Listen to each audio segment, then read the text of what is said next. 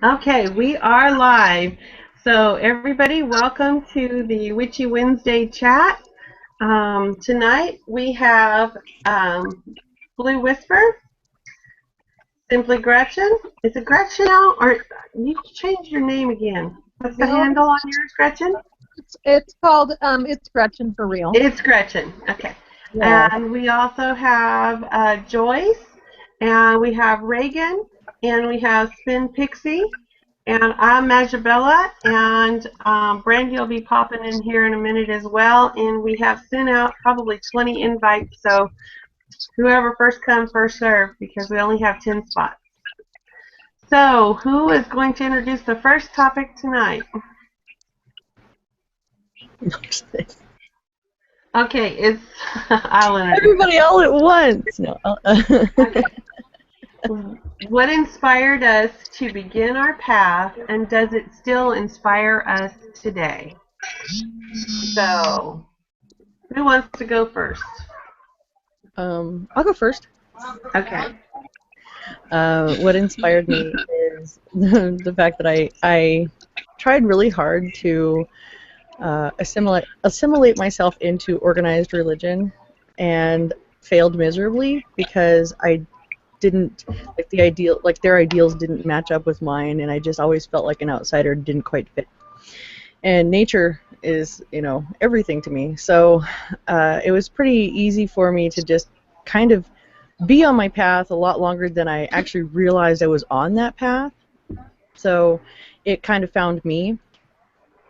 And, there was no like specific book or, like some people, I mean, you've got the TV shows or movies or documentaries or a book or another person or whatever. It was just kind of the fact that I was an only child. I was always an outsider and kind of an outcast, and I decided to own that, and that was how I stumbled into my faith. And a lot of that still rings true now. I mean, I have a lot of friends, I have a lot of acquaintances, I interact with a lot of people, but I'm a hermit. I spend a lot of time alone, and where I'm happiest is alone in nature. And so the same ideals that got me to where I'm at are the same things that keep me there now. That's one. Okay, I'm sorry. I'm going blue screen over here, and I'm trying to figure out why. She's not helping. I'm like, I'm blue screen every time I talk or whatever, and I've got a blue box around all of y'all's pictures, so I have no clue where the blue came from. It's your mouse. Move your mouse and click off of something. There you go. Right, it's a right. I told her it was like a right click, so like just click the top up here. You're highlighting it somehow. That's what's happening. Oh, there you Well, go. they're technically. So what are we talking about? How we got started? Yeah. I could tell my story if no one's next. Go for it. I had a best friend. Her name was Terry. Sorry. Normal volume. Normal volume. No yelling. Okay, I'm sorry. Evidently, I got excited. Anyways. Sure. Huh? Get in there. I can't see you, Brandy. I'm kind of in here.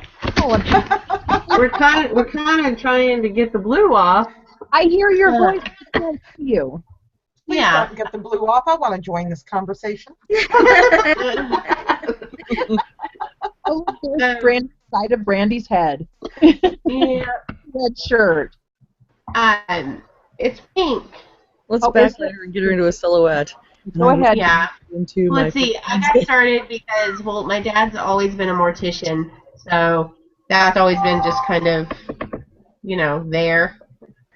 But my best friend, she was into witchcraft. And she was rebellious, so I kind of just hung out with that idea, and it got to a point where I didn't know if it was her decision or my decision, like my path or her path. So I just kind of stopped for a little while to evaluate, whose path it might be. Life got busy, but I've always had some kind of connection to, like, spirit. Like, I always used to joke, my dad, he would have someone in the mortuary, and he'd say, "Hey, go get my cigarettes or go get my my drink," and I would always change what was on TV depending on what person was on the table. So if it was,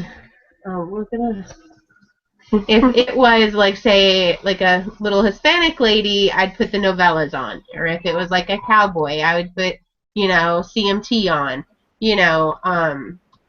So I was always like just respectful. I guess wow, you fixed it. I did. She fixed the blue. The blue's gone now. So I guess I've always been.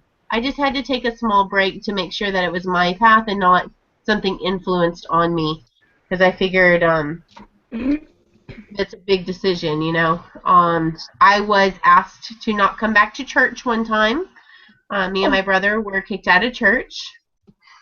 Let's see, that pretty much did it right there. That sealed it pretty good.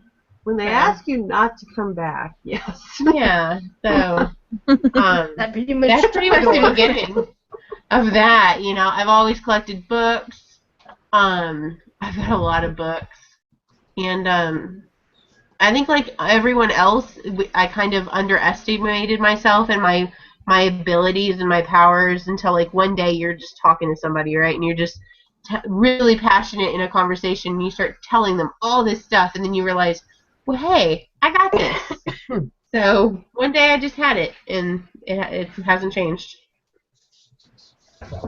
Okay. Gretchen, you want to go? With me, it was just kind of not kind of. I'm trying to put my computer down. I'm on my cell phone.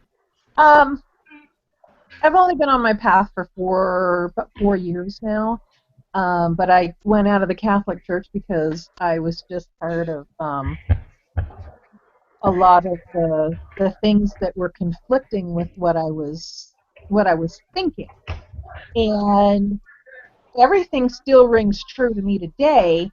It started out with books and stuff, and actually not books. It was finding out about what was it called? Energy profiling from a gal, and then it went into EFT, and then chakra healing, and then it just kind of escalated from there on. What is this? What does all this mean? And I'm still enjoying all the learning that I'm doing, but I haven't missed anything. I mean, I only missed the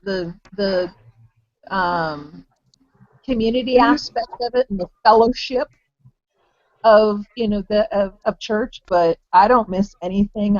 I never got kicked out of anything, but well, you're not hardcore enough. You ain't been kicked out. You ain't real enough. I'm just like, well, a friend of mine, she said when I left the Catholic, or when I so I actually left the Catholic Church many years ago and went to an evangelical free church, and she says, well, then Catholicism didn't take with you.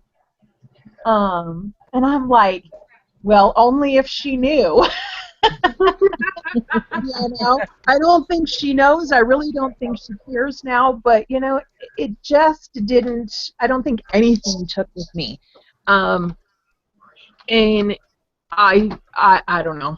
But it was just kind of funny the way that she says it. Well, yeah, I don't think Catholicism took with you. Well, yeah.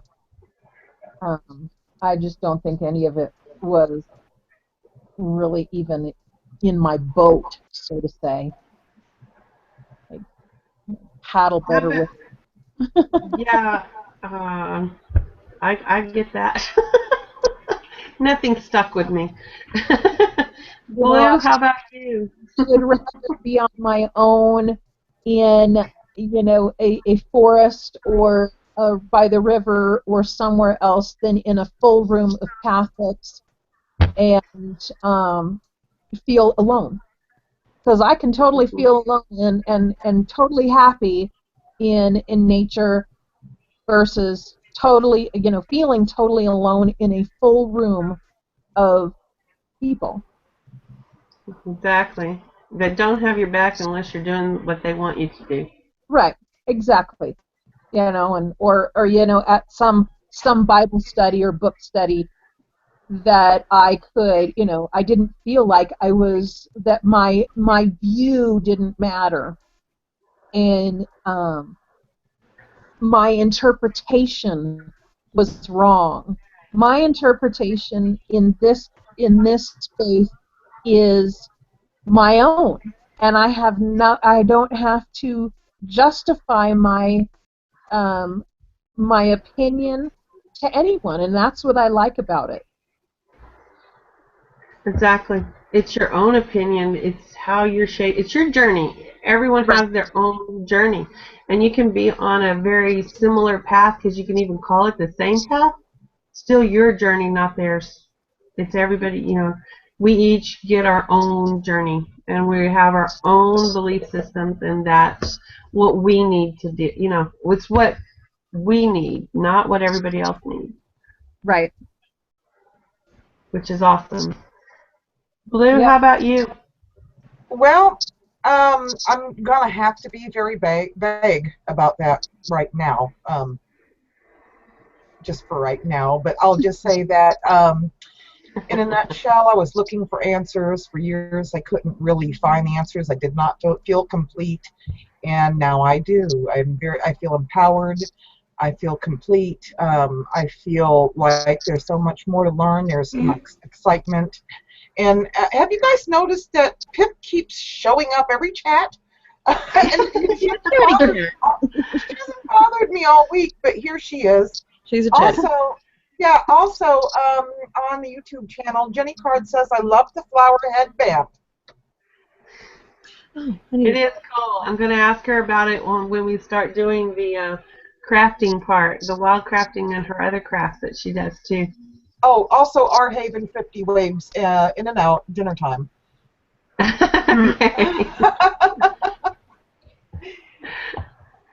Okay, Spin, your turn. Well, it's just kind of always been with me that I was little. I don't know where it came from. It just, but I thought that witches were fake. It was kind of drilled into my head that they were fake. Once, a friend of mine, I met this girl at camp one year, and she told me that she was a witch and that she'd been studying Wicca.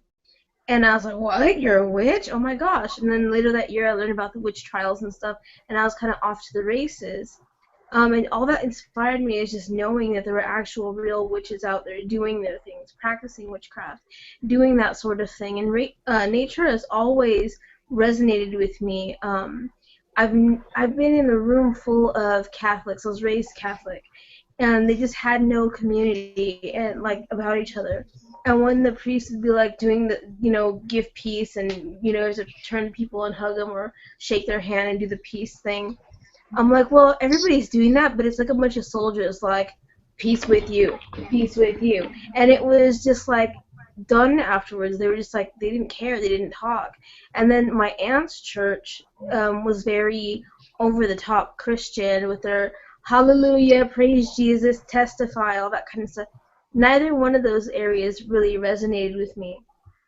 But after my aunt had me saved, and I knew where I wasn't, I knew where my path was not. And then finding out that there were other witches, I was just kind of off to the races. And I think what inspires me to keep going, and it's still the same today, is learning.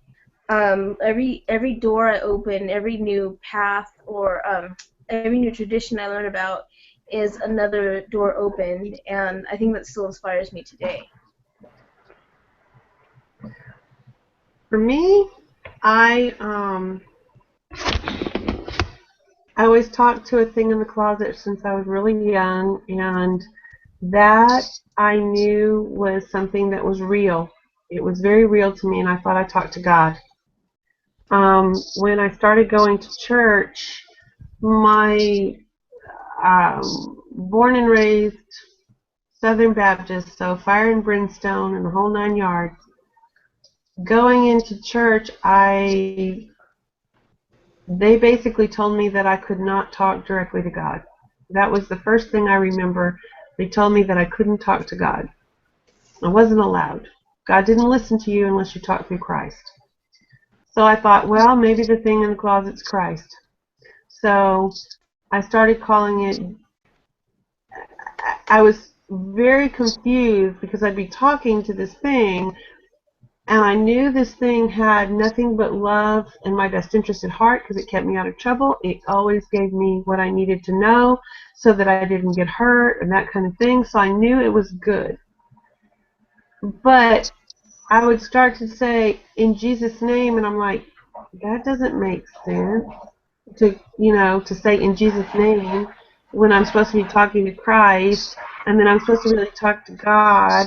And I was like, oh, these people are whacked, and that was a child's mind. But then it got worse, and they started being very political and telling me how Russians didn't love their children, that they were going to blow us up. This was on a Sunday, Easter Sunday, when they did all this political crap, because this is the middle of the Cold War, and we were very much into a nuclear push the button, they push the button, we're going to push the button, blah, blah, blah. And Russians don't love their children, and they know that they're going to push the button first, kill all of us Americans, but it's okay because we're going to push the button, and they're going to die too.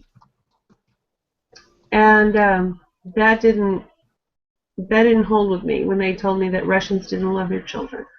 And I stood up in that Easter Sunday and told that Sunday school teacher, got in all kinds of trouble, stomped my foot and said, I don't believe you that they don't love their children. I don't believe you. And from that day on, and that was like I was 6, I was always searching for something. Now, I didn't have any control over that, so I looked for it in religions, in churches and stuff like that, until I was around 12 years old.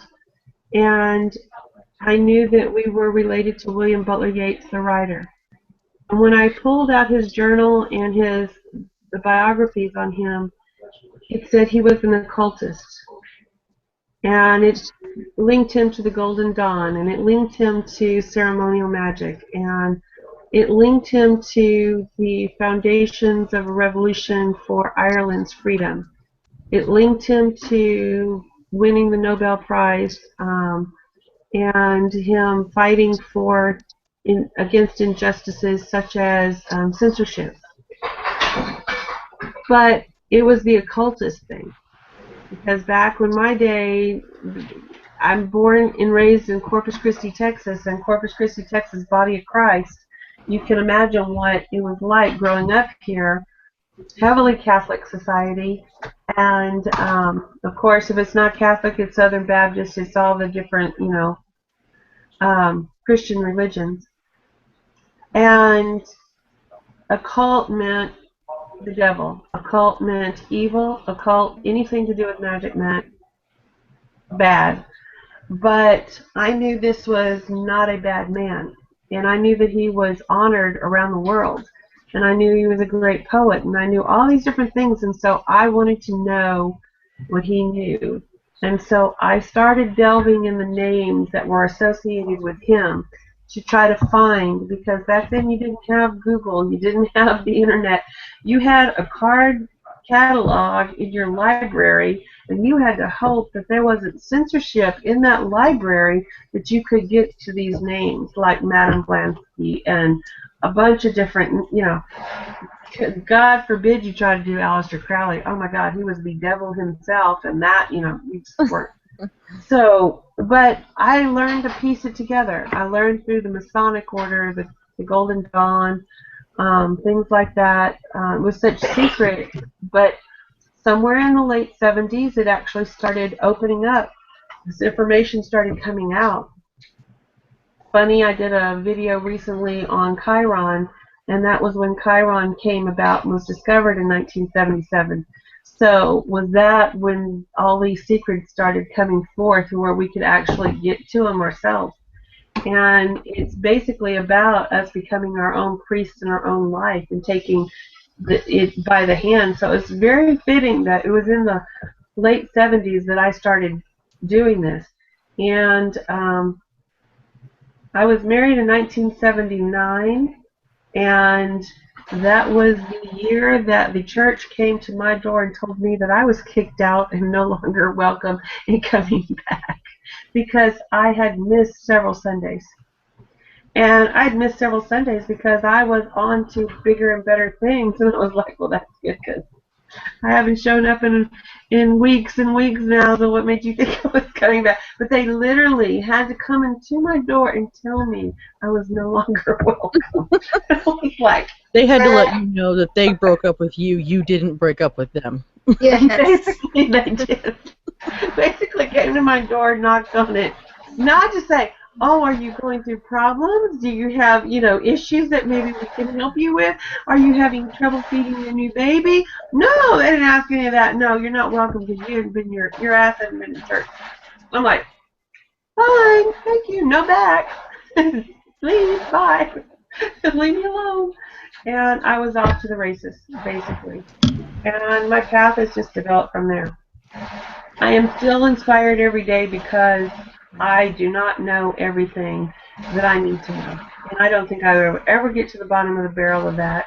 And it's my own investigation and my own path, like Gretchen said. And yes, I am still inspired daily.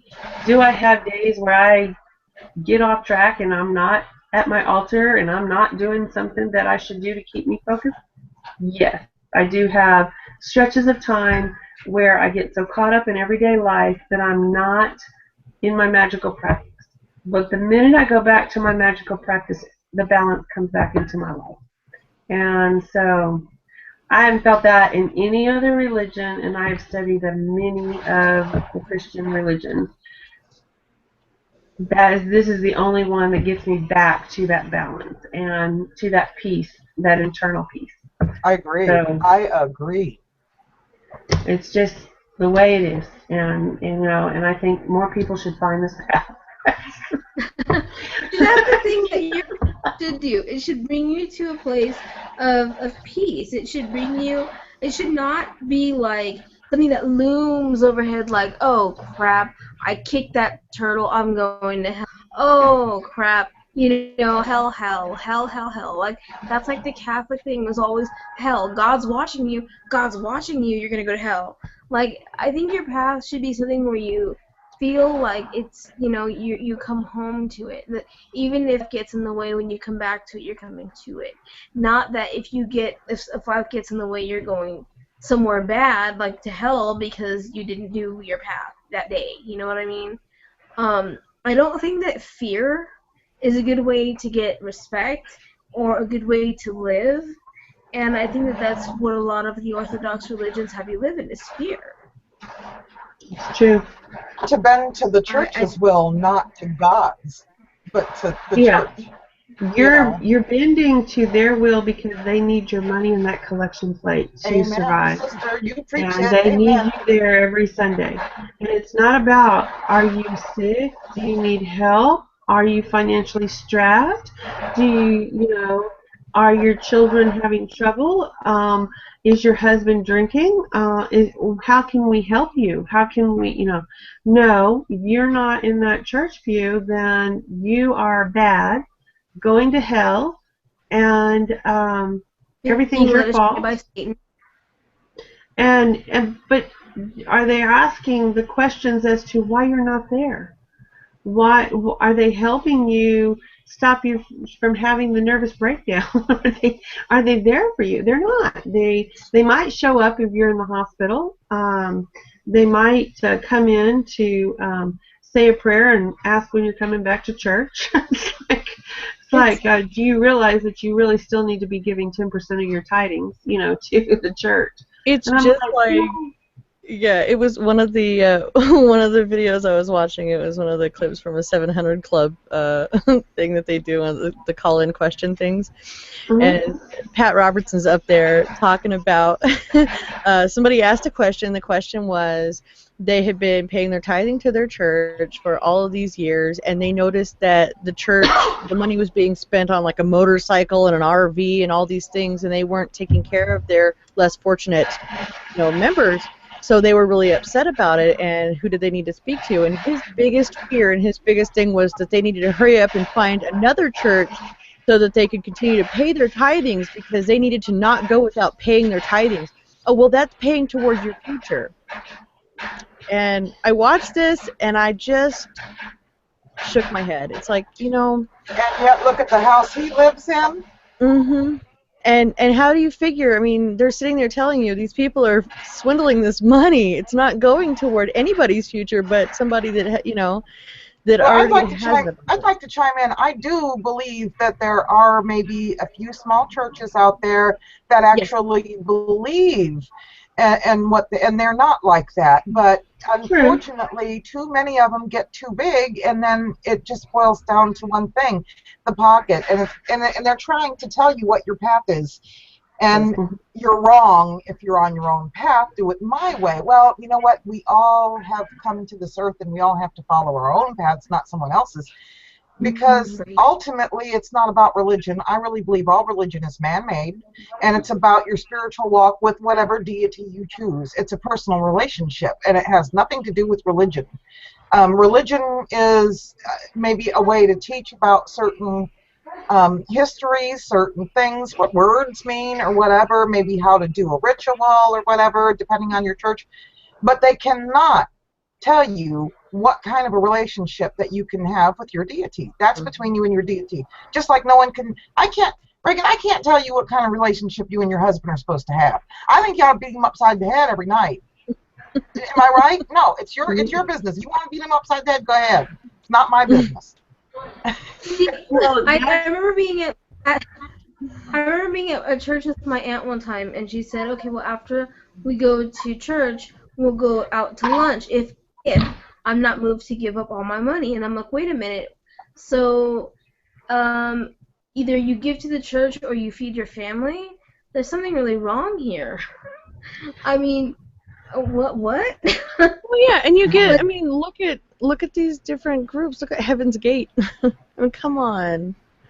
They needed a UFO to get there.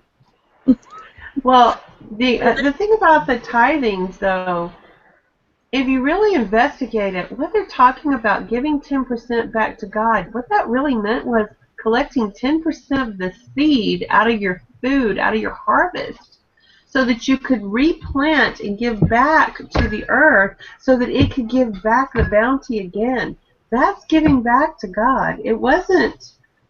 I think they misconstrued everything. Well, even in the New Testament, Jesus said, whose face is on the coin? Give to Caesar what is Caesar. Give to God what God. Caesar, I mean, he doesn't have his mark on that money. That was his. And just like you're saying, exactly, what belongs to God belongs to God, universe, source, or whatever you want to call it. And that's what, and these churches like, oh, no, that's wrong. That is so wrong. It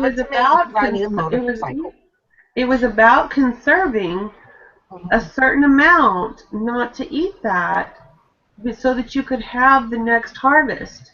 And if you did, then you would eat all your resources in an area, and then you would have to uproot and find new resources. That doesn't do anybody any good. It doesn't do the earth any good, and it doesn't do the people any good. And it doesn't do the animals any good. We can go further and further. The whole ecosystem suffers if you do that. Well, it was about taking what you need, giving back, holding back a certain amount, and that you held until you gave it back to Mother Earth. And so they just totally whacked out that premise, and that was now money to the church. Yeah, and a lot of the smaller congregations, I mean, just like here in Vegas, we have a lot of churches that do soup kitchens, and they do food pantries so people can go in that need the help and get food. And they get that between donations and the tithings. They actually put that money into, they have where people get clothes, and they open these things to the public. It's not just members of their church. They're actually giving back to the community, and that's fantastic. And when they're doing that, it's great. But when you see, a food pantry is an excellent way of converting our non-agricultural system of, yes, we go to work now and we get a paycheck instead of harvest X amount of crops. Okay, but now that money should be going back to feeding people who can't feed themselves. That is an excellent way to give back. I help churches that do that. Yeah. Am I part of their church? No, but I will support feeding. I never complain. They go, well, welfare this and welfare that. Well, you know what? You're never going to hear me complain about tax money going to feeding a starving child. Hmm. I say every time, Thank feed you. the child. Yeah, I do too. You know, Mhm. feed that elderly person who's worked all their life Yep. and now can't make it because their Social Security isn't enough, or their retirement isn't enough, or maybe the corporate bigwig stole it all and they don't put them in prison, and these elderly people are without anything. They did work. They're not deadbeats. They worked all their life. Yeah. Feed them. Take care of them. That's what we're supposed to do. Take care of Well, one another. I yeah. don't ever have a problem with that. Well, and it's just like with me, I've been on and off assistance. I've had to reach out for help when I needed it. I've been widowed. I have 4 children. I've got 3 children I homeschool. If I go back to work right now, the amount of money I pay in daycare because my oldest son has autism and needs extra special care. I can't just put him with anybody. I can't leave him by Yes. himself. Right. Even at 15, he still needs someone to keep an eye on him. By the time I pay for daycare and all these other costs, I'm not getting ahead. If I stay Right. home and work for myself, the money isn't steady enough. So when things drop off, I do have to reach out for assistance. At the same time, when I was making good money, I constantly put back in, I mean, I Yeah. paid my taxes and all that. Plus, I still donate to reputable charities. I used to go help out in the soup kitchens. When I used to live down in Needles, every Thanksgiving, we would cook like this army of turkeys and all this food, and I would go around town and deliver to all the like weeklies and motels and stuff, and to like the homeless people that didn't go into like the soup kitchens, because that's what you do. Like, you help other people, and then when you need help, you're not taking, you're just, even, you know what I'm saying? I mean, you're just getting back Yeah. what you've put in. I don't go out of my way and ask for more than I ever need, and I always give just a little bit more than, because that's what you do. You help people out. You don't just take the money and run, or, oh, we need a bigger church. For what do you need a bigger church? For Yeah. what do you need a motorcycle? For what do you need an RV? For what do you Exactly. need that, $200,000 car? Like, what? Rather than No, you living don't.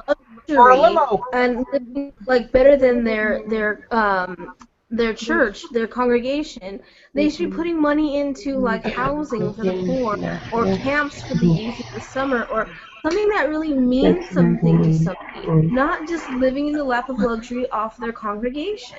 I think it's absolutely disgusting when people are giving so much money and getting back nothing. Assistance for their parish members that happen, like, for like if there's a death in the family or an illness, or if there's somebody's laid off and they need like rental assistance or mortgage help, or that kind of thing. Gas vouchers for people that are looking for work. I mean, there's so many things, especially You with know our what? economy the way it is now, to just take 10% of somebody's money and just be like, whatever. But you know what? Not only does that happen, but if you do get a church that does give out food or does do these certain things like food or turkey vouchers in the holidays and whatnot, it always comes with a price. Like, you cannot get a box of food from our church unless you sit through our congregation. You need a box every week? We'll give you a box every week. We better see you in church. We don't see you in church, you're not getting that money. You're not getting that box of food. You're not getting that sustenance that you need to survive. Yeah, Well, not if you don't sit in our church. there are some, not many, but there are some churches that will give regardless of your faith or denomination. They will help you out. They will. They're Yeah. they're well, here in Vegas, they're quite abundant actually, because we have such a high volume of transients and homeless people, and everybody just kind of pitches in because of the fact that we have a high volume of that, and it's not as bad. But in smaller towns, yeah, you get a lot of sometimes you get a lot of those. Well, yeah, sure, we'll help you out, but you have to pray with us, or you have to do this or do that within the church and show your faith, and I don't think that's fair. I don't think that's fair at all. Please, As long as sir, you're can not I have some taking, more? yeah, as long as you're not taking excessively from that church, I don't see where it's. where it's fair to expect you to have to conform in order for a little bit of assistance. You know, we're all human beings. Right. There are some, however, that do take advantage of these churches and of the system. Yeah. And that's unfortunate too, because then what we have is this cycle, and both of Yeah. them, you know, uh, it's sad. It's just sad. Yeah, it's the distrust because of people taking advantage of it or whatever, and that's why a lot of them try to get people to Right. come in and join their congregation and stuff in order to take from them. And I mean, I get it. I would never tell somebody, well, I can't help you unless you convert to paganism, because, you know. It's their path. You know, it's their path. I couldn't You like. know us damn pagans and what we do. Damn it. Yeah. You're going to corrupt your children. Everybody has their own path to follow, and some people it's faith, some people it's Christian, some people it's you know, I don't know. I think my path is I'm clear on my path, but I can't really say because I believe it all. You know? All hail the Oh. mighty toaster, the bringer of warm bread. Okay, I'm sorry. Exactly. You know, I mean, it's like I don't want to. I'm at this a point in my walk that I just don't want to deny myself any opportunity or any. I don't want to shut out any one particular thing where I might gain some knowledge. You My know, biggest, and the fact that maybe it's my failure, my lack of need for that, like, commitment to, you know, I don't like to right? have to define my faith. I Yeah, don't that's like to exactly it. feel like it's work. You know, I mean, I don't like to have to put everything in a box. You know, Right. there's still mysteries out there. There will always be mysteries out there. And yes, we have made, you know, leaps and bounds scientifically speaking. I mean, the amount of information that's available to us now is just so overly abundant, and we will continue to learn and change our views, and things will change. And, you know, just in the past 20 years, I look at stuff that I learned in high school. Well, I dropped out my freshman year, but that's not the point. I look at stuff I learned in high school versus what I learned, you know, when I went back to college versus what I've learned now. And things that were set in stone have changed. Well, my religion is going to evolve the same way that my experiences and my understanding of the world around me do. I'm not going to base my beliefs strictly on some archaic system made by man that's, you know, that doesn't line up with modern times and modern situations. So You got that right. I totally agree. Totally. So, what is our next topic? Wild crafting. Wow, wild crafting. Do you have a project in mind when you go wild crafting, or do you just let it come to you based upon what you find when you are wild gathering? Anybody want to Yes go and first? yes. Yes and yes. Okay. I have to elaborate, don't I? yeah. Yes. Yes, and yes. All right. Well, I don't know if y'all seen the video I did on my first. Hard ass blue. Yeah, on my first. You know, the first, and I did the tag. So if you watched it, you're tagged. If you didn't, I'm tagging your ass anyway. You know, wild. So anyway, I think I had gone out with the intent of finding something that would be a wand. And, of course, you know, you look for specific things that will one day become a staff. So, yeah, you always have something in mind when you're thinking about that things.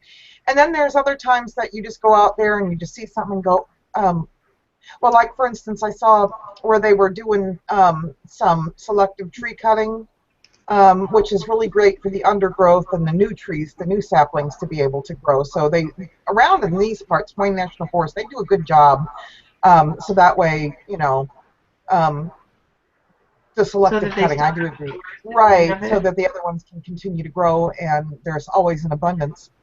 And there was some pieces of tree where they had sawed it, and I saw it and I didn't know what I wanted it for at first, but it came to me as I looked for it, and I made just a little bookshelf thing, and it stands up like this, and I put a little circle around it and a leaf in it, and it just kind of stands for the, our circle. You know how we do our circles. And the leaf in there was, part of the earth, and then I put a clear coat of stuff, the shine, yeah, that crap, to make it stand out. And to me, the shininess kind of reminded me of the water, and of course, the leaf also had something to do with the earth, or yeah, with the air, because falling. It was last fall I made it, and then of course, never forget there's always wild flowers and wild berries and all kinds of stuff in the wild that I'm going to throw in that dehydrator, because that sucker's going 24/7.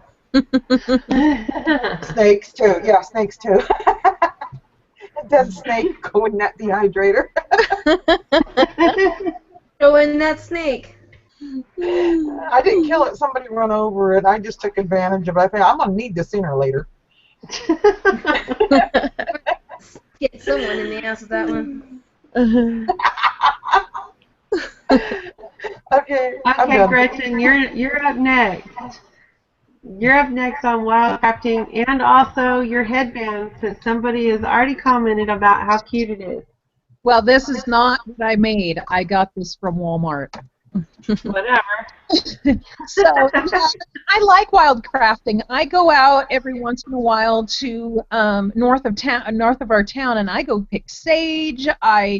I'll just go get anything and everything that is out there because it is so cool. But I do mostly sage harvesting. As far as that. Mm-hmm. My daughter, on the other hand, even though she's not in the craft, she's 15 and a half. She goes out and she looks for sticks and branches to make staffs and wands, and she decorates them all. I'm just like, I'm not that crafty when it comes to looking at branches and stuff, but she's really good. She loves all that stuff, but she paints up things. She uses that. Gypsy soul.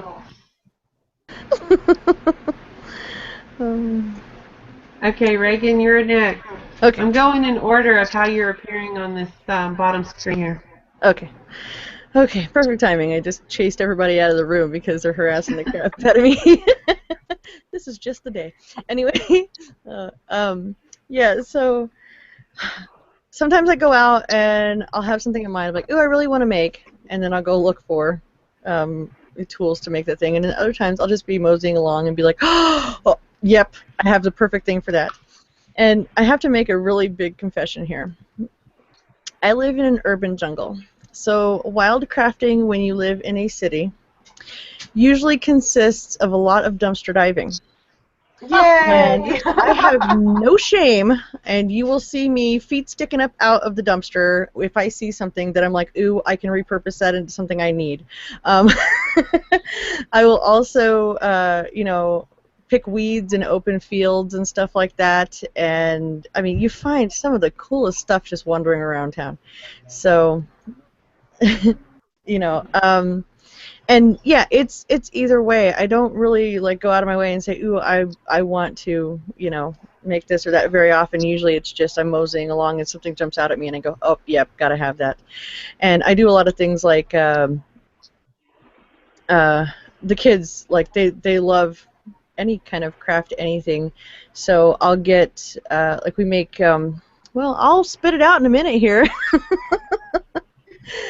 We used to go downtown when I was living downtown, and one of the clubs down there has rosemary planted all the way around the whole building. And when Awesome. when their guys would be out there, their lawn care guys would be out there doing everything, the landscapers, we would harass them and get all their trimmings and dry them and everything. And then there's a place down the street from me that has white sage, and it's just in a field. And, same thing, we go down there and gather that. And when I used to live in my house, oh, my God. Where I was at, our fence worked as a crap trap.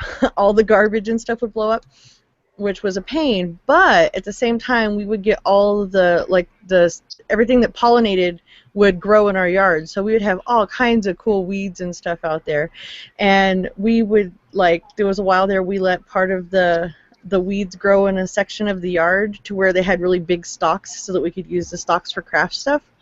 And then a lot of times we'll go out to the desert here and like out on the dry lake bed, you'll find random pieces of like driftwood and stuff, and you can just see, like you see it and you're like, oh, I can see something in that. I'm going to make something out of that. But it's a little bit different in the desert. When I've lived in, wetter climates, it was a lot different. It's a lot more foliage and a lot more things to collect or whatever.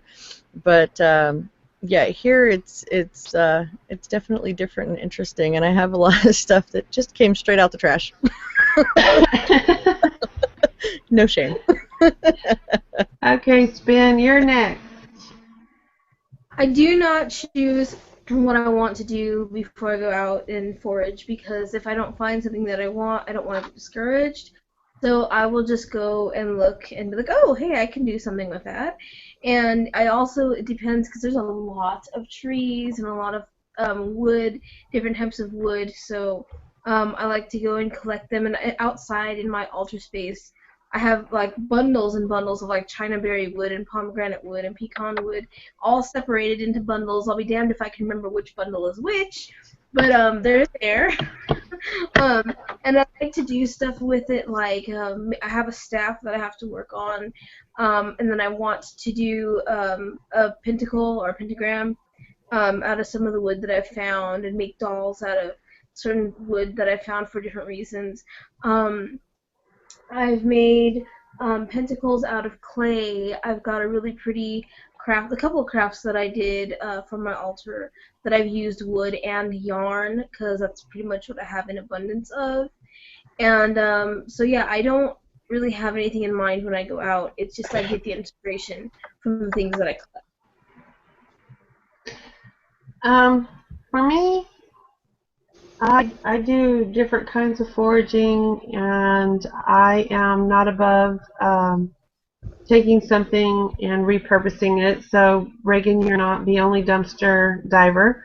If I see something, I'm going to get it. I remember I worked on a house one time that was a foreclosure, and my husband at the time, he bid on this job, and what we were doing was we were going to scrape the house, and it was me scraping. He was going to have the painters come back and paint it, but I was scraping it because me and my mother-in-law wanted extra money, and we worked together.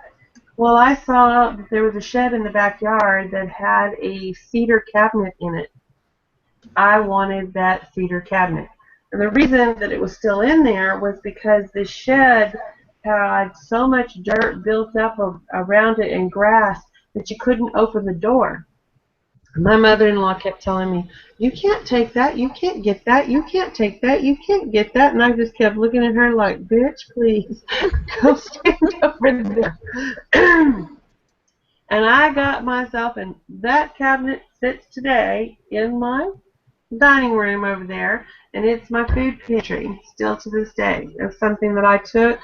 I've used it to be, my herbs and, different stuff. Right now, I don't have the cabinet space, so now it's a pantry. I do that kind of thing on a regular basis. But when it comes to foraging, my dad lives on 40 acres. And it was a Native American site that, because he's got a very high hill on that site. And the Native Americans used to get on top of that hill, and they would overlook the entire valley. And that was a lookout point for them to be able to warn the tribe, for protection and stuff. So there's a spot where they sat, and you can see still to this day all the little chipped rocks and stuff where they would sit there, and they would make arrowheads and different kinds of tools for themselves while they were doing lookout duty. Well, at the top of that hill is this little scrawny mesquite tree, and one of my favorite finds was at the base of that mesquite tree, and it looked like a little golden rock, and it was stuck in caliche, and it's hard as a rock, and that's why the mesquite tree's been there forever, but it doesn't get very tall or big because it's so hard even for the mesquite to grow in the hard rock that this hill is made out of. And I popped that up, and what it turned out to be was a piece of amber from that mesquite tree. Now, most people know that amber is soft and pliable, that you can heat it up and you can mold it into jewelry and all this stuff. And that's the amber that most people know as jewelry amber. But when I took my amber to a rock shop, and mind you, when you looked up into the light, you could see two mayflies. The lake there has these mayflies that come in, and they're white. They have beautiful little white wings and stuff, and they're called mayflies. And a lot of people who have fly fishing in their area would know what these mayflies look like as well too. And there were two mayflies wrapped around in this amber.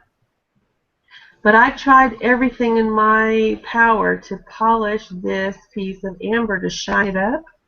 It cannot be shined. Mesquite is a tough tree.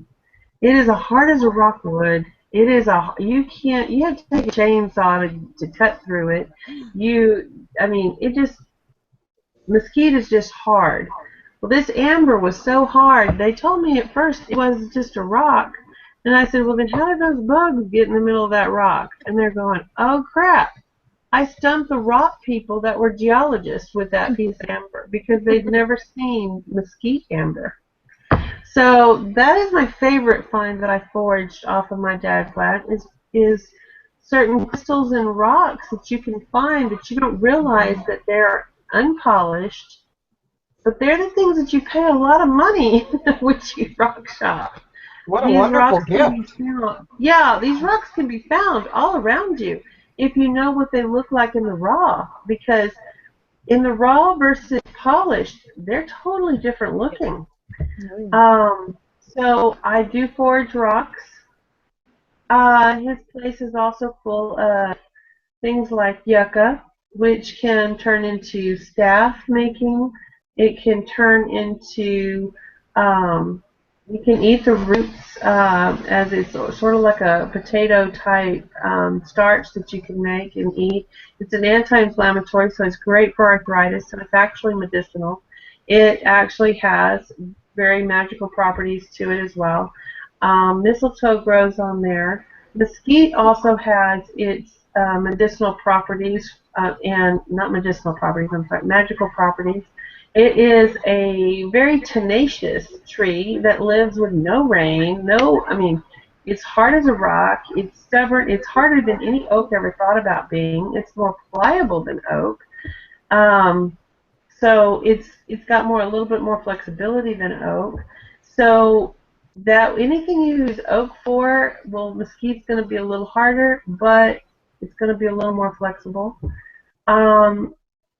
We have sage, and then we have a different kind of sage.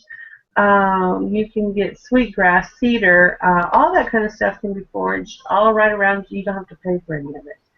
I also happen to live by I also get fossils up there too because it used to be part of a seabed. So you get ancient seabed stuff there as well. But then you can go back to the ocean because I'm living by the Gulf of Mexico. So there's sand, cattails, sea oats, all kinds of things that you can forage. And then you can forage in people's yard. You talk to your neighbors. If you walk around, they usually will give you clippings of things if you ask for it. I mean, it's not, you're not trying to take all their stuff, but if they have something growing, people who are gardeners love to share. Yeah. They love to talk about what they grow. They love to, it's an honor to them even if you stop and admire what they have growing. Go ahead, Gretchen. Hey guys, I need to go. I didn't want to totally, just interrupt her and everything, but I have to, and I just wanted to say thank you for inviting me. I had a great time, but you're very welcome. Do invite me next week, and I go. I will. Okay. Great Good talking to you. Long time, so I'm glad. Thank you. You have a wonderful evening, Gretchen. So yeah, there's so many different things you do. But as far as crafting, I don't think about what I'm going to do. I might go out there with the intention I need to find me some mistletoe Hmm. or something like that, but I don't go out ahead of time. If I run across like one of those wood mushrooms, that's something that you can carve into and do all kinds of stuff with. But I do craft most everything. My wand is homemade. My pentacles are homemade. Um, I craft a lot of my own magical tools, forage for them everywhere, thrift stores, anything, Yeah. even family stuff. You know what I do? I also, 'cause I help a lot of people. I help do like cleanups. I help people move a lot. I've actually, um, my landlady used to work like in home supportive service or whatever, and a lot of times she would have people that she worked for that didn't have any like next of kin or anything or anyone that, and they would pass away because she worked with elderly people, and we would be responsible for disposing of their stuff, basically packing it up and donating it to a charity or doing whatever. And so I would just be able to, I'd be like, hey, you know what, take first pick. If you see something you really want, have at it. And I've got some random things I got from some random places. I got these cute, I have 3 of these, little mortar and pestle, and a friend of mine that was moving out of state was going to throw them away. And they're absolutely adorable because they're tiny. I mean, I have my big one that was a gift, but those were cool, and they were just going to get thrown away. My Athame, this thing, one of my Athamays, the guy down the street from me, I think I mentioned this, I don't know, I was so tired when I was recording videos last night, I shouldn't have been. But we used to do yard sales together when I lived in my house, and I hate yard sales. I can't stand sitting out there in the heat and having people, just haggle with me over, it's like, it's 10 cents, either take it or leave it. Their hands all over your stuff, not buy it. But he had this beautiful Athame, but the only problem with it is some idiot took a Dremel to the edge. But I don't care what it looks like, and it's absolutely beautiful. It's got all these, the Egyptian markings in the handle and stuff. It's beautiful, and for me, I don't care if it's a little scratched up, I mean, it's not gonna hurt me any. And that's also where I got my little dinky little cauldron was from him. Oh. It was stuff that one of his roommates, who, there's no telling, they probably either dumpster dived it or found it somewhere, had left the stuff there for like 6 months, and then it was like, I'm just going to sell it off. So I got it for free. I mean, most of the stuff that I actually use on a regular basis, I got for free. I love free stuff. And I love to go out and find things, but most stuff just gets dropped on my head, brought right to me. We used to go out to my friend Sage's place when she was still living here in town. Her mom had, it was a little over an acre right in the middle of town, and she had this rock, and it was like this big, and it has 3 spirals carved into it, and it was always like present during our rituals, and I was like, man, I love that rock. And then I just like forgot about the rock, and then when she was moving, she's like, I know you want the rock. I was like, of course I do. So it's sitting right outside now. Awesome. But I helped, like, we helped them put their stuff in storage and helped them load their U-Haul or whatever, and in exchange for that, anything that I wanted, she's like, just take it. She's like, you're doing me a favor because I don't have to put the stuff in a dumpster. I don't have to call a charity to pick it up, so it worked out for both of us. And I didn't charge her anything to help her move because she gave me so much stuff. I wouldn't have dreamed of taking money from her. I trade for a lot of things like that because, stuff. That's my favorite way of getting things. I don't know. Some of the tools that I have, I acquired. I don't even know where I acquired them. I just know that they came out of junk boxes and stuff like that. And they were my bell that I have a cat on it. And yes, Blue Whisper, I have started your VR. Last night, I ran out of disk space, and it stopped as I was starting to. I have so much stuff that I'm collecting those relates porno videos. I can't. I was like, oh my god, I can't take everything off the wall and get it in front of the camera and all this stuff. So as I was starting to take my camera to the different things that are on my walls and stuff, I was like, you know, that's when it said insufficient disk space, and I was like, crap. Like, I'm going to bed. I'm like, I'm done. Okay. But I do have part of it done, but I have to get the other disc in there so that I can finish it, so that I can splice it together. So I haven't forgotten about the VR. I have got most of it made, and but I've got, what is that? Let me get my one.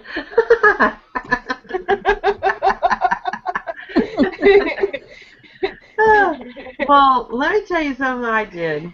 I foraged. I went to any place I go, I'm going to forage. Okay? No matter where I travel, no matter how close or far it is, I'm going to bring back something generally.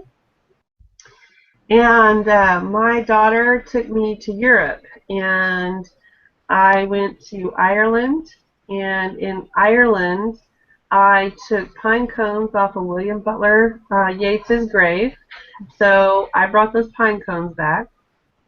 In Paris, I got horse chestnuts that were on the trees there. They have a bunch of chestnut trees, and I got those in Paris. And they have the little needles and stuff coming out of the little balls, you know. They're it's like, and then let's see, and then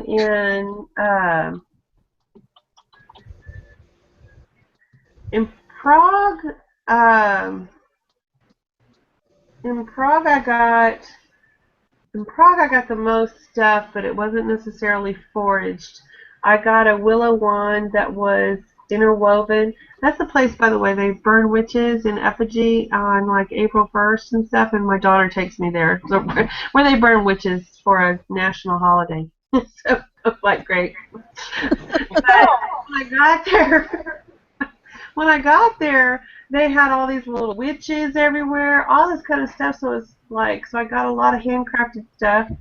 Um, but then when I went to Vienna, I got a real a regular chestnut. And now, mind you, you're not supposed to bring plant material back. Not supposed to. Not supposed to. Well, Yeah, tell that to I any witch. had it all stuffed in my bags, and they were just going through my bags, and I got through every bit of it. I was just like, oh, please don't stab your finger on that thing. You'd be kidding me, because they were sticking their hands. I was like, ooh, they got close. So You're like, warmer, nope, cold, I brought it all cold. back. I was like, I'm a witch, damn it. I'm going to bring back some plant material. I don't give a shit. In Vienna, they go, have you been... October sends her love to everybody, but she can't make chat. That's what she Okay. I said, they made us go stand in a special line and swear that we had not been tracing around when there were animals and stuff, because it could bring back some hoof and mouth disease or some shit. Well, I was all around the zoo, but I didn't go in the zoo. I was just all around. I was doing everything bad. I did everything bad when I was in Europe. And then right on a plane back to the United States. So there they go. They're going to get me now. Is this your So confession? yes, I brought back pine trees, horse chestnuts, and I walked all around the zoo. Didn't care. But I'm going to forage wherever I go. I don't care. I'm, you know. I need to get out and find some buckeyes. Yes. You know, the different stuff I use is, I have a mountain laurel tree in my yard. I have a Brazilian rainforest tree that's called, what's it called? Placa de vaca, something like that. Anyway, so it's hoof of the cow, foot of the cow, and I love that tree. My place now is full of those trees, and I found out that it is a good thing to, you drink a tea out of the leaves, and it's for blood sugar control, and it's for urinary health. So it's a kidney tonic and a blood sugar tonic. What kind of Have tree is not this? drank a tea yet. Vato de vaca. Plata de vaca, it is a Brazilian rainforest tree. It's a beautiful tree. And you got one of those? I got a bunch of them. Because you know I'm going to get rid of this sugar thing I've got. Yeah, I need to look that up. I don't know how to spell it. So later on, if you think about it, maybe you can put it in the chat. Okay. And let me know, Maybe or you guys post it or something so that I can find You it. can send her some of those, and she can send you dandelions. I think Blue's got dandelions she wants to get rid of. Or Buckeyes. I'm gonna go out and try to find some Buckeyes this weekend. Buckeyes are a big thing. They're supposed to bring in all kinds of luck and money and everything. We even have a recipe for chocolate Buckeyes. I mean, Ohio is like Buckeye nuts. I mean, the people are Buckeye nuts. Even football, the Ohio State football team, the Buckeyes. Everybody dresses up and decorates with Ohio State. These people are eat up with it. The Buckeyes, yep. Football territory. Oh. Yeah, they like their Buckeyes. I tell you, I will fight a squirrel over a Buckeye. If you guys want a Buckeye, I will fight a squirrel.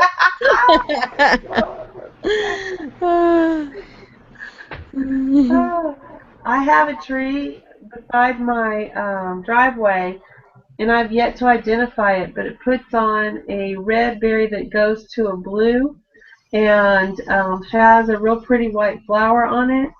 I do not know what kind of tree it is, but I know that I just feel it in my bones that those berries and that flowers are good for something, and I haven't identified it yet, so I don't want to harvest it. Yeah. I mean, but I have a feeling that it's something that you can also drink and eat. But like I said, having a hard time identifying it. So, I detect more wine. Yeah, if it's something that you can eat or drink, you can always make a wine out of it. Well, that's what I'm thinking. I don't think it's an elder tree, and an elder makes. The Germans used to make linden syrup with the elderberry syrup. It's an elderberry syrup, really. A linden tea. That's just the German name for it. But there was elderberry syrup and stuff like that. Well, if it's an elderberry, and I'm not sure that it is, then that's a antiviral, all kinds of stuff. It's an excellent thing. But you can drink it as a tea, and you can also use it as a medicinal, like cough syrup and flu serum. So I know my herbs. I just don't know necessarily what they look like growing. I don't think we can possibly know everything because there are still there's so many different things out there that man hasn't even discovered yet in the look at how many different types of plants and animals both go extinct and how many we discover new. I know. I mean, so yeah. Well, did y'all read that purslane that I put on? I shared it today on Facebook about purslane. And I was like, that's a tenacious thing that grows in the moist, fertile places, in the driest, arid, desert-type places and stuff. And they say that it's all kinds of good to, like, you should be putting it in your salads and stuff. And it's called purslane. It's purslane. Purslane. Yeah, Purslane.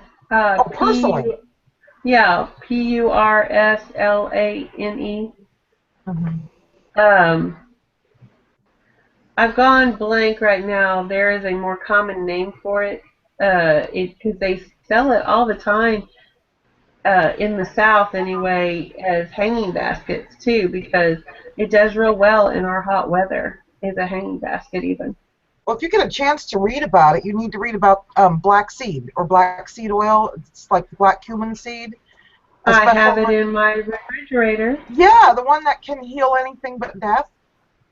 Yes, that would be the Arab taught me that. My Arab Ahmed, he told me, boy, you only need this. I'm sorry, Gonna get rid of everything. you said Because Achman, and right away I got a picture of the pop. I kill you. I kill I you. tell you, yes, Ahmed the dead terrorist. Yes, Yep. yes, Ahmed the dead terrorist. Yes. Well, Ahmed told me. He goes, Toy, all you need to do is to secure this. Is all you need is black seed oil. Cures everything. Muhammad said cures everything except death. I was like, well, Well, when I was reading about it, I mean, there's like several doctors that said they in Africa they're even curing HIV and AIDS, full-blown AIDS, with this black seed oil. And I thought, wait a minute, there's not supposed to be any cure for that, and it's actually working. And the one guy who apparently had it. Now, see, this could all. I want to believe it's true. I really do, because I mean, I'm a witch, and we love our herbs, and we gotta believe, right? right. And maybe it's a combination of the actual seed and the intent. And who knows? Maybe he's a witch doctor. Well, if you have faith, that's you can heal part of anything. the Right. process. But yes, it was Muhammad's directive that was the thing that cured everything except death. And yes, I've got some in my have some cupboard in too. I have some in my refrigerator. How do you prepare Where it? did you Oh, you acquire got the this oil at? or the seeds? I have the oil, and I can tell you, no matter what you put it in, it's going to make it taste like turpentine. Yeah, now see, I've got the actual black seeds, and I mixed it with apple cider vinegar and let it soak for a full moon cycle, but 28, well, actually longer than 28 days. And then I strained it off, and I actually put the black seeds in soap for skin problems, and then the apple cider vinegar that has it infused, I mixed it with beet juice, which is really thick, and it looks like blood, and you've seen the pictures. So, you've seen me drinking it. Now that's And, some potent shit, is all I can tell when I first strained off those seeds, it smelled like dirty motor oil. I'm telling you, it is some It stout stinks. shit. I take it by itself, and it's like, Where do you Anything that nasty has to cure something else. If you're brave enough to eat it, drink it, you are one tough Well, lady. actually, I mean, the smell is worse than the taste of it. And once I mixed it with the beet juice, it wasn't a problem at all. But the smell, it doesn't even smell anymore. But the smell was worse than the taste. Now, where do you acquire this at? I got it off of Amazon. Yeah, you can get it online, and it's a specific black seed. You might want to Google the black seed heal anything. I'll be right back. I'll be right back. I'll go get my bottle. Hey, I'll go get my seeds. A friend of mine actually sent these to me. I'll be right back too. Talk amongst yourself for a minute. So, hi. Hi. We've been abandoned. They're on mission. It seems like we're a bit more tame tonight. What's wrong with us? I know. We were just very boring tonight. I'm sorry, ladies and gentlemen, and probably just ladies. We're rather tame tonight. I don't know what's wrong with us. Give it time. Give it time. It's still early. Sun's still up. My black seed oil comes from the, it's called Amazing Herbs, and it's 100% pure cold pressed black cumin seed. And here it is. And here's mine, and it says it's cumin. It says something in another language. I can't read it. Yeah. But it does say in American right here. I say American because it's kind of another version of English. And here in the South we leave out the verb of being. We say I need healed instead of I need to be healed. So we leave out that. This says Black Seeds, India. And something pack, something 2000 something, I don't know. Merjirja something spices. But this was This was a gift from a friend of mine, but yeah, I looked it up and you can get it. It's not really that expensive for the whole seeds. The oil Is would it be expensive. The oil, I think I paid like $12. Um, but it tells you on here that this is okay. This is always good when it starts out telling you this. It's solvent free. They don't put solvents in it because it tastes like It it's don't solvents in smell like it. it, does it? It's solvent free, alcohol free, 100% pure guaranteed, minimum 0.95% thymoquinone. Quinone. In an abbreviation, it says that stands for TQ is its thing. So that's the active ingredient in it. So this is actually done by the amount of active ingredient inside of it. Now you might want to check Walmart too if you want to get some in a hurry because they do have some at some of the Walmarts. When I was looking it up, and Probably it's where like there's $20. heavily of this. Oh yeah, no, go on Amazon. Lot Yeah, it's a lot. cheaper. The Lot cheaper. Walmart, it's a small one, and the seeds, though, I believe on Amazon. I think they even have them on what's that one? Mountain something. Help me out. Mountain Rose Herbs. Yeah. I think they have them on there too, and they're not really that expensive per. And you really don't need that many to make a tincture. Or an infusion. Yeah, I'm reading on here too. I just Googled it because Google, and on kitchendoctor.com it says it's actually good. It says black cumin seeds mixed with honey and garlic are excellent tonics for people with asthma or coughs. I've got some with honey. Yeah. Oh yeah, that would be the perfect thing for you, My Arab said it cured his acne. His cured acne is another thing. They use I it for want all kinds of breathing element. They blood sugar. Like I said, it cures everything except death. So the only to. thing And it's Jenny gonna do Card, is Jenny not Card gonna is stop on you from our dying. chat. Jenny Card is on our chat. She wants to know what is a good herb book to study. My personal answer would be Google, but does anybody want to chime in here? Depends on whether you want magical or medicinal. What was the question? Magical is going to be Scott Cunningham's magical herb book, the green one. It's excellent. Herb Encyclopedia? But you got to watch out for Google and herbs because there will be people who are selling certain herbs that also put fantastic claims with it. As an example, when ginkgo biloba started becoming very popular, not that it is a new thing, it's a tree that's grown there forever in America and a bunch of other places. They came out with, it even cures cancer. That is a very dangerous statement because cancer needs several things to happen in the body to grow. It needs to stay in an acidic environment. It needs to be quick growing. It grows twice as fast as or even more fast than the regular healthy cells. And so it needs a ample food supply feeding it. So carbohydrates and sugar and all that kind of stuff feed cancer to just explode with the energy because it needs energy to grow. But it also, especially if it's a tumor, it needs a blood supply. Ginkgo is a blood thinner and it can increase blood supply to a tumor and make it grow exponentially. So again, on the internet, all over the place, it was saying it was going to cure cancer. And it can actually devastate a cancer patient with the quick growing, and it also creates small blood vessels. That's also something that tumors and cancer need, is it grows an incessant amount of small blood vessels to feed it the blood, and it needs that blood because it's wanting all that blood sugar and stuff, and that's why cancer patients get so tired.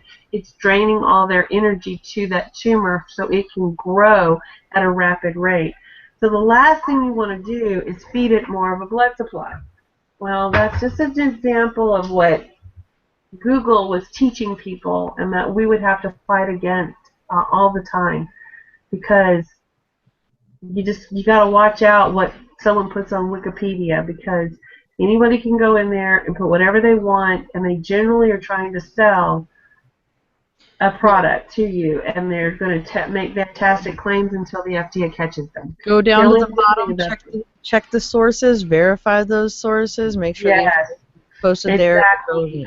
That would be the only thing I would caution about the internet in certain herbal things, making sure that you're getting the information from reputable herbalists.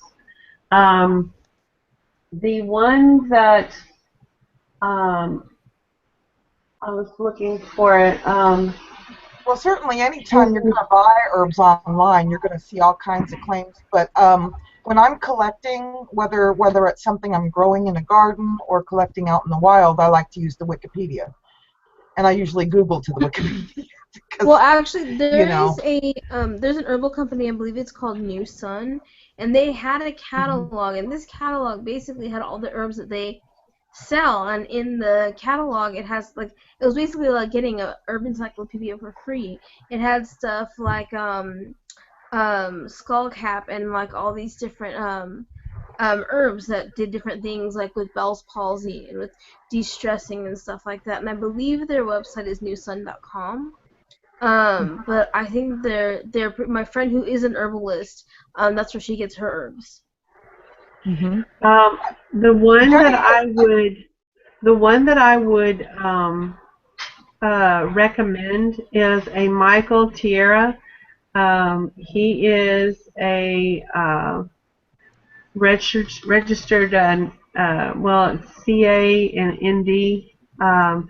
He wrote a book called The Way of the Herbs, and he's got a lot of good information that is.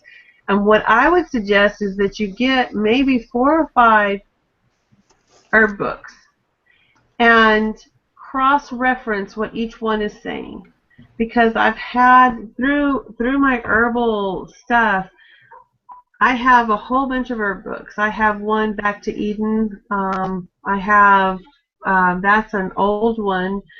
But because it was old, some of the stuff, we've learned about certain herbs are different than what they knew in the late 1800s, early 1900s.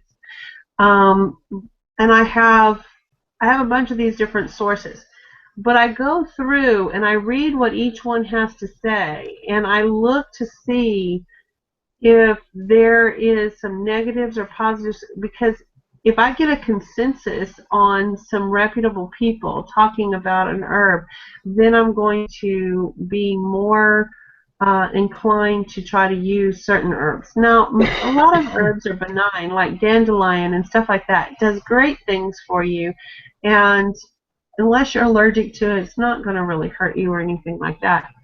But to do something like ginkgo, which is a blood thinner, that can hurt a lot of people, especially when people say, "Oh, I'm taking it for my memory." Like, well, if you don't have a blood flow problem, it's not going to help your memory. It's for better blood flow. She also says she loves to read books. Oh, she's a personal friend of mine, by the way. She has the Herbal Pharmacy by Jerry Baker, and 2 on the way. Okay. So yeah, I don't know. My suggestion is you grab a bunch of all the ones that you can get, or whatever you have, and then you just keep cross-referencing the books until you get a consensus on what and then you're going to start finding out who is more correct. You're gonna get a better feel for which authors are actually, because I had one herbal book that I got at Sun Harvest years ago. Probably back in 1982 or something, and it even had the recipe to use baby fat in a recipe, Wait a minute, baby fat? Yeah, baby fat. Boy, it had some I keep it as a novelty book.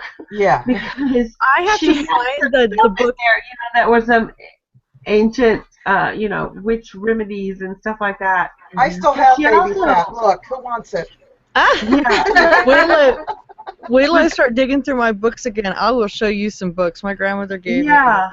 Yeah, the little fat Yeah. book of witchcraft, or yeah, it's the big fat.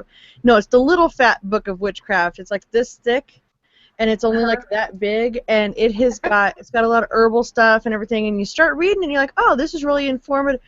Wait a minute. Yeah. Like you'll start reading, and it'll start going off about like, slicing your cousin's neck in their sleep or something like. That's because it was written by a Christian, probably. Exactly. I got the book, and then, okay, I'm reading it, and then I get to the L's, and there's LSD is listed as an herb.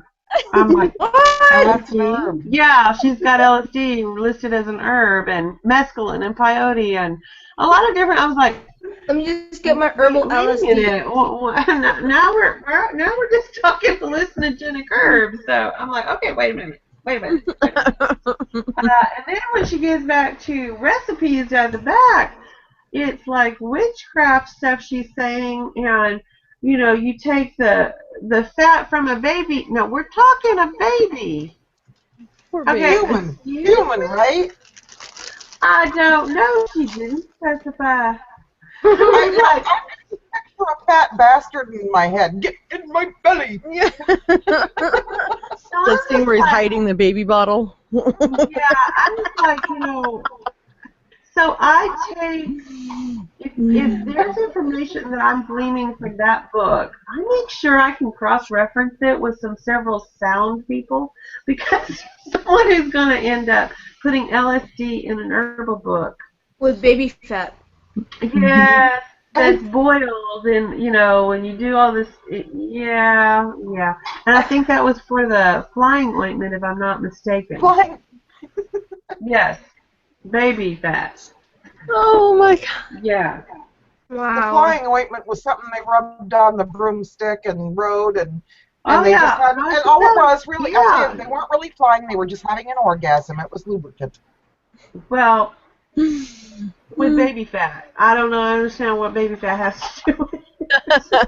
And I don't think it was Kimura that they were referring to in the baby fat. I don't think it was the stylish baby fat. I think it was something. My baby back, baby back, baby back.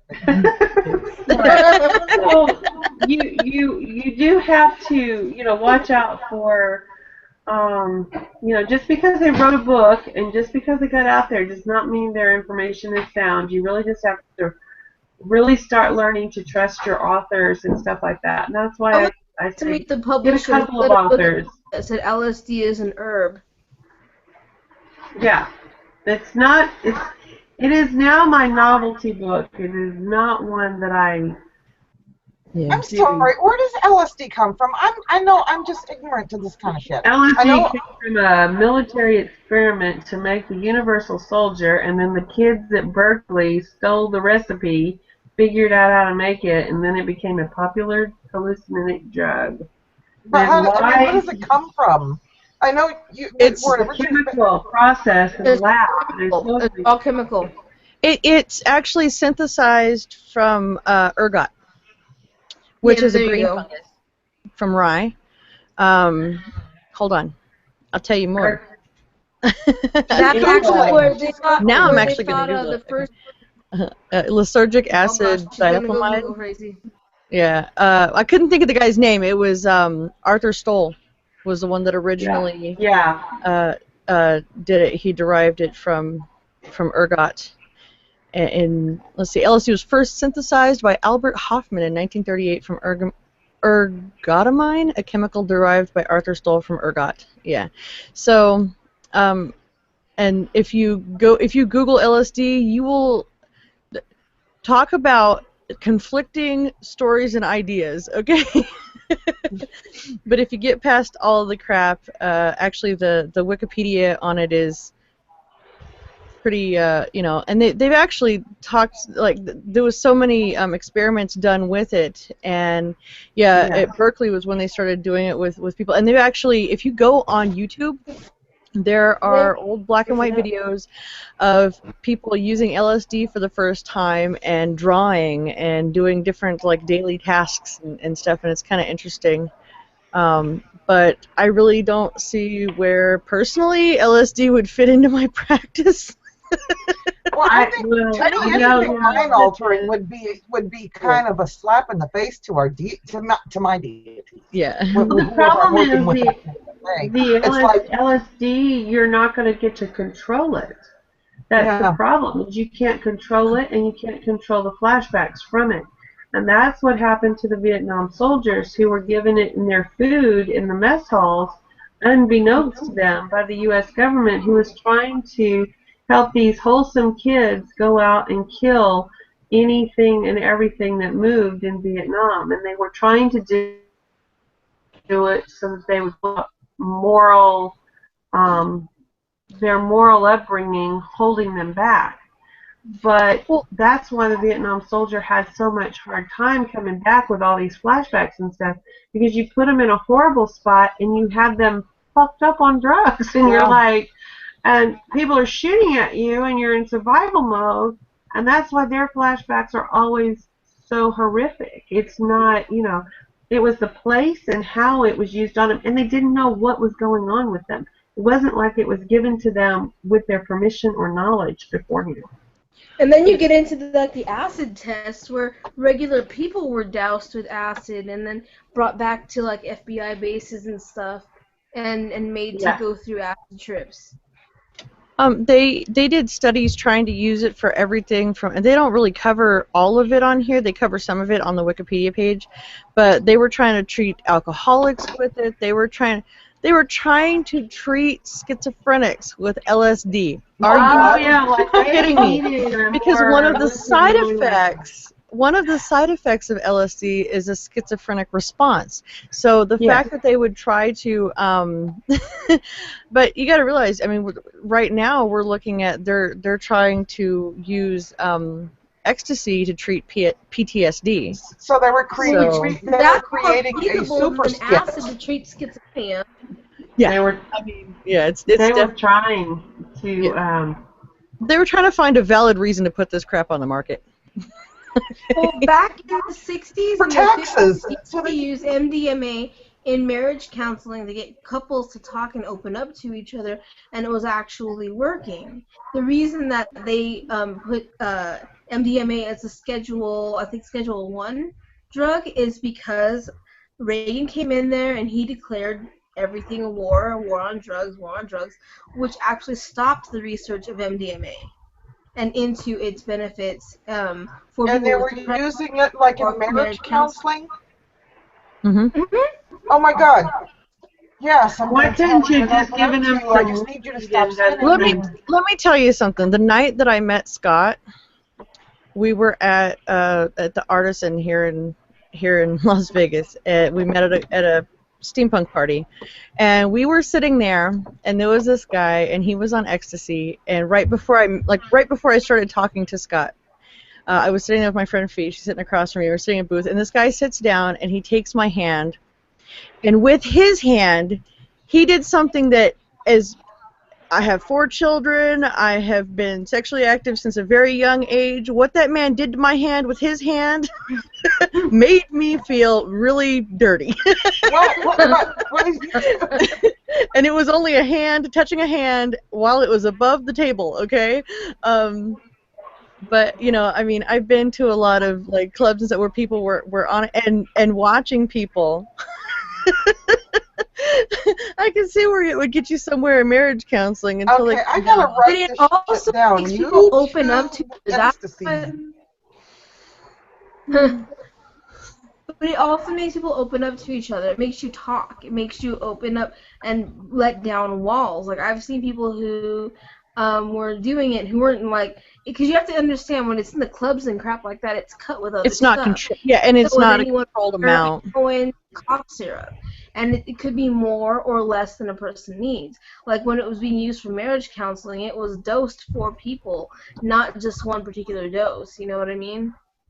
Well, and that's why they're looking into doing the experiments for people with PTSD, is because it's such a small dose that it's just bringing it down. And they're saying that it has a lot less side effects and stuff than like Xanax and a lot of the stuff that's already on the market for that. And I was on Prozac for off and on a few times, and they gave me Xanax for a while. Xanax, I took it and it made me completely belligerent and violent because I had no inhibitions and I just wanted to beat people up. You just didn't give a shit. So after I threw my fruit smoothie and hit the side of a black Escalade because they cut off some lady that was crossing the crosswalk with a stroller, I realized maybe I shouldn't take that no more. The road rage is a side effect of that. I was on foot chasing this Escalade down the street. Oh my god. Because they weren't being polite. Yeah. So, needless to say, I quit taking Xanax. I'll never touch Xanax again. But, you know, my doctor prescribed it to me, and I'm like, I don't know. But, yeah, I mean, in that aspect, I can see where ecstasy would be a lot less likely to make people violent. I used to take care of my grandparents, like, full on, nonstop. I was a 24-hour caregiver. And I didn't get to go out. I didn't get to do anything. And I was very depressed. Like, I was extremely depressed. And I know myself. Like, it was just getting worse and worse and worse. So a friend of mine gave me 2 pills. I used to take one a year. And for one of those pills, I was even out. It just, like, the rest of the year, the rest of the time, it just allowed me to just even out.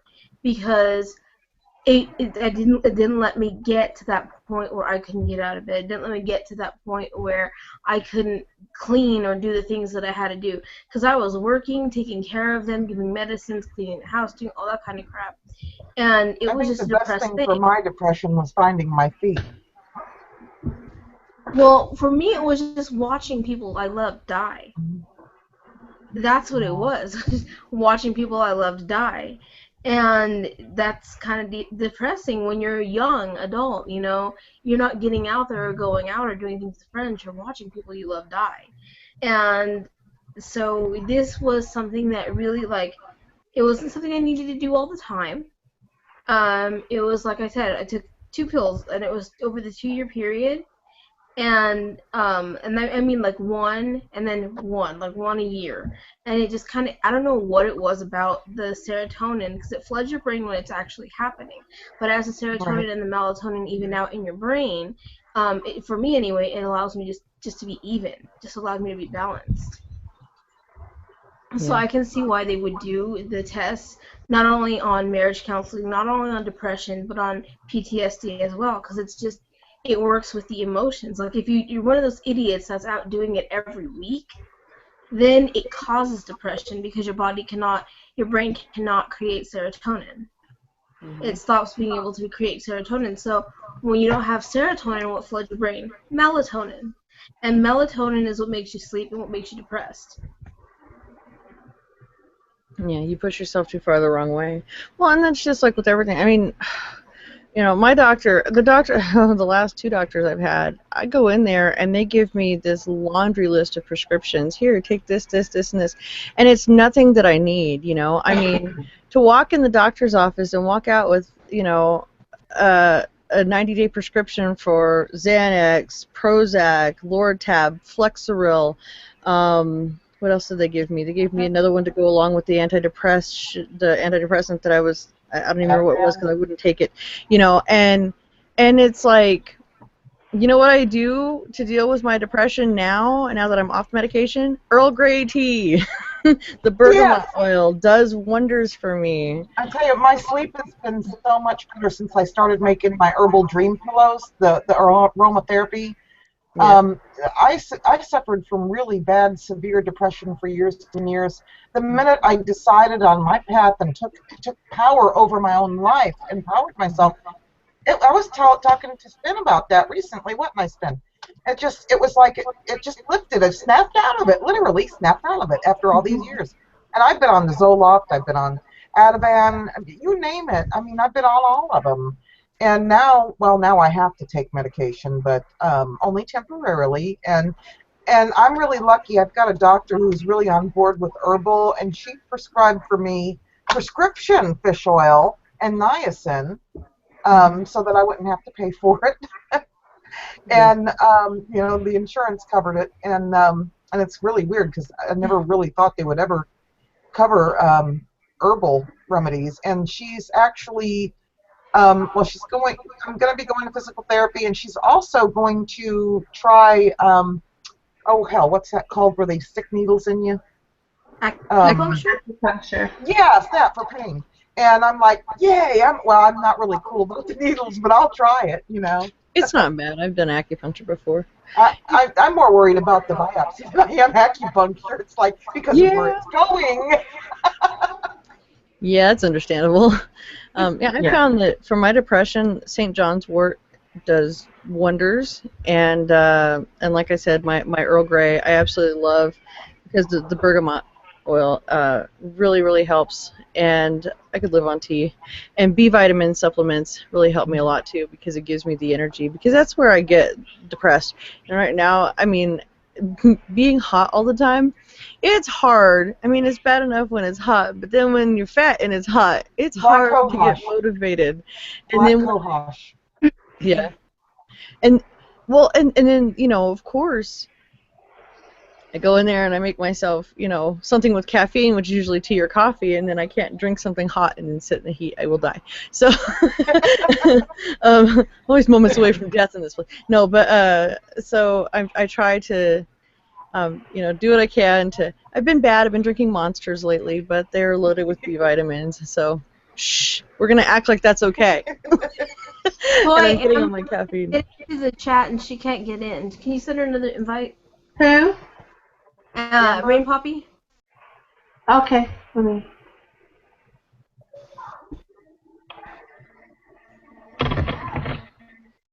But Okay. Jenny Card said give her a hug, and I have no idea who she wants me to hug or who she wants who to hug.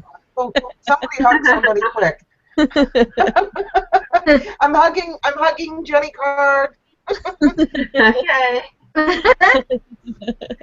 There's a delay, so she'll see this in a little while. yeah. Hmm. Well, okay. Yeah, I had a hard. I wonder if there's other people I need to re-invite because they're having problems. Maybe. Uh, Do we Yeah, lose somebody else? huh? There's 4 of us. Did we lose somebody Yeah, I thought there else? were No, that was just because Gretchen left. Who else was here? In the beginning, it was somebody named Joyce. Yeah. Oh, we lost Oh, Joyce. that's right, Joyce. She said that she was, yeah. Okay. That Her she wasn't going internet to be connection sticking is around for wonky. long. Yeah. But, yeah, no, I struggled off and on with depression my whole entire life. I've always had, and the anxiety's been, I had bleeding ulcers when I was in, like, kindergarten, like, because of stress. I've always had a problem.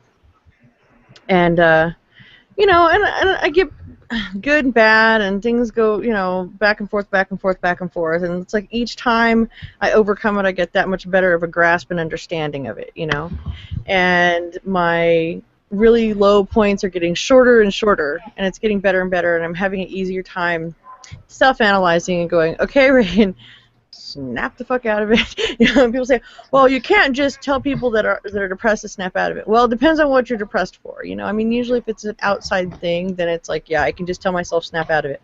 When I say snap out of it and nothing's happening and I find myself getting worse and worse, it's like, okay, this isn't anything related to my environment. This is purely internal. What do I need to do? And then I start pulling out the supplements and I start doing all the things that I normally do to work from the inside out instead of working from the outside in. And none of it's ever easy. And people go, well, how do you get to that point where you don't have to worry about it ever again? It doesn't happen. It doesn't work that way. It's just like any other thing. You have to completely change your lifestyle, not just one thing. It's just like when people talk about, it's like being an alcoholic. Once an alcoholic, well, yeah, because you can easily slip off. I just got a missed call from Amber. I think she's trying to get in. I just sent her another invite. Okay. But, yeah, I mean, it's the same thing. You're always just that, right there, right on the edge of falling right back into that same thing, and it's just like with my food and with with my weight and everything. It's the same thing. I couldn't imagine being an alcoholic because I got enough problems as it is without having any bad habits other than food and dealing with my depression. The best thing that ever happened to me is getting a doctor who refused to listen to me and give me antidepressants. Because even though I've been depressed, and it's a lot of it is a thyroid thing, but uh, the best thing in the world was a doctor who would not give me antidepressants because I learned how to deal with it on my own. I learned how to realize that the pendulum swings the other way, and how that even though it's a sad time right now or a bad time right now, it'll pass. And I don't want to take any extra medicines anyway. I think the antidepressant market is big business, kind of, because everyone is on something, and it's just a matter Yeah. of me anyway. I can speak for me. It's just a matter of learning to cope with what's going on, understanding where it's coming from, and knowing that it'll pass. Yeah. Well, and I Well, think, I like in feel my situation, it was partially spiritual more than physical. I'm guessing the fact that I wasn't sleeping well, my situations, and um, when I started practicing really hard and everything, and finding my feet, finding my way, and finding my path, I felt empowered, and I felt like it just was lifting because now it wasn't, you know, I did have control over my situation, and all the medications did was make me not give a shit. And by not giving a shit, I'm not getting myself out of any situations that I don't need to be in. If That's I was like keeping people on my Facebook that were mean to me, and I didn't have to do that. And here I'm thinking, well, you know, I deserve it. I guess so, whatever. As somebody else be, and then to me, that's my path empowered me, and that made me happy. And then listening about the law of attraction and getting that vibration up and doing things that are happy, that sound happy, that bring up the vibration around you, you have no choice but to follow. yeah. And to me, that was a big help for me. And it's maybe not for everybody, but for me, yes, I did snap out of it. because, and I'm not going to say it's not going to come back because I'm trying to banish it. I don't want it to come back. But, you know, Well, yeah, and that's the thing is, I mean, that's when you know like how far your problem is and whether it is something that's easily. And there are people out there that do get to that point. I've been to that point where there was no snapping it. It didn't matter. I could have spiritual worked myself to death and it wouldn't have changed. And it's because I do have a hormone imbalance that triggers that in me. And that was when I ended up going to the doctor in the first place and said, I need medication because I have tried everything else. Nothing is working. I have changed my whole entire existence, and I'm still feeling this just hole. And I made the mistake of telling a friend of mine that who told me that hole needed to be filled with Jesus, and I said, that's awkward. Jesus to fill your hole. Let Christ fill your hole. So, oh, but then I we are bounced bad. back and forth with the Prozac because the problem happens that I take it for a certain amount of time, it builds up in my system, things get better, I start feeling better, everything's good, and then I reach this point where Yes. it's like watching snow on the television. Like there's just I'm watching the television. I can't look away, but there's nothing to watch. Everything feels so empty and useless and yeah, whatever. And I mean, the reason why I quit the last time that I got off my Prozac was because of the fact that I wanted to kill myself, and not in a I'm so depressed I don't want to be here anymore. In a okay, I've been standing in this line for hours and hours and hours. I'm ready to get out of it and go home. You Yeah. know, and very dismissive, not an emotional thing, not a oh let me cry about nothing. And I was just like, did I really just sit here and think of my life as standing in line at DMV and I just want to get out of it? Oh no, this is not working. And I stopped taking the medication, and that it was like, okay, there's got to be other alternatives that aren't this harsh and that aren't doing this to me, because that was taking the smallest dose that they will prescribe of Prozac once a day. It was doing that to me. So that's when I really got into the herbal remedies and stuff, because then I have an exact, I can control how much I'm taking and not taking and everything, and not have to deal with being basically overdosed with the amount that they were giving me, because it was still too much. Right. But You have to be careful when they start giving you chemicals that change the chemical makeup of your brain. hmm Because when you do that, these chemicals are harsher, first of all. Second of all, um, the brain can't heal itself. So with these chemicals inundated it, 9 times out of 10 there is a nutritional uh, problem going on also that's underlying the depression to start with. Um, and they're just putting a band-aid on a symptom instead of trying to find the cause of the issue. yeah. Keep in Well, mind that the brain needs four main things to function. It needs blood sugar. All of us get plenty of blood sugar. Children get plenty of blood sugar. This is the very same thing for ADHD and ADD children too. It I needs was blood sugar. Second thing it needs is it needs the essential fatty acid DHA that comes from fish oil. DHA is 50% of the gray matter of your brain. The other part of the gray matter of your brain is choline, and that is making up most of the gray matter of your brain.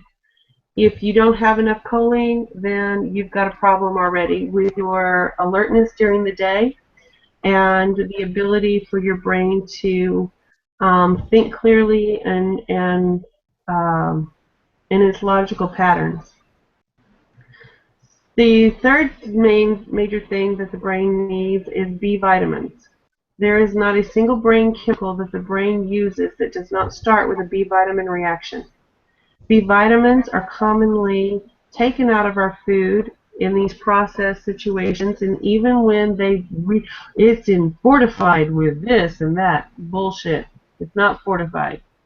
hmm Problem with B vitamins also is that they are only found in your complex carbohydrates, which most people are not eating enough of. Second is that it's a stress vitamin, which means that the body depletes it if you go under any kind of stress.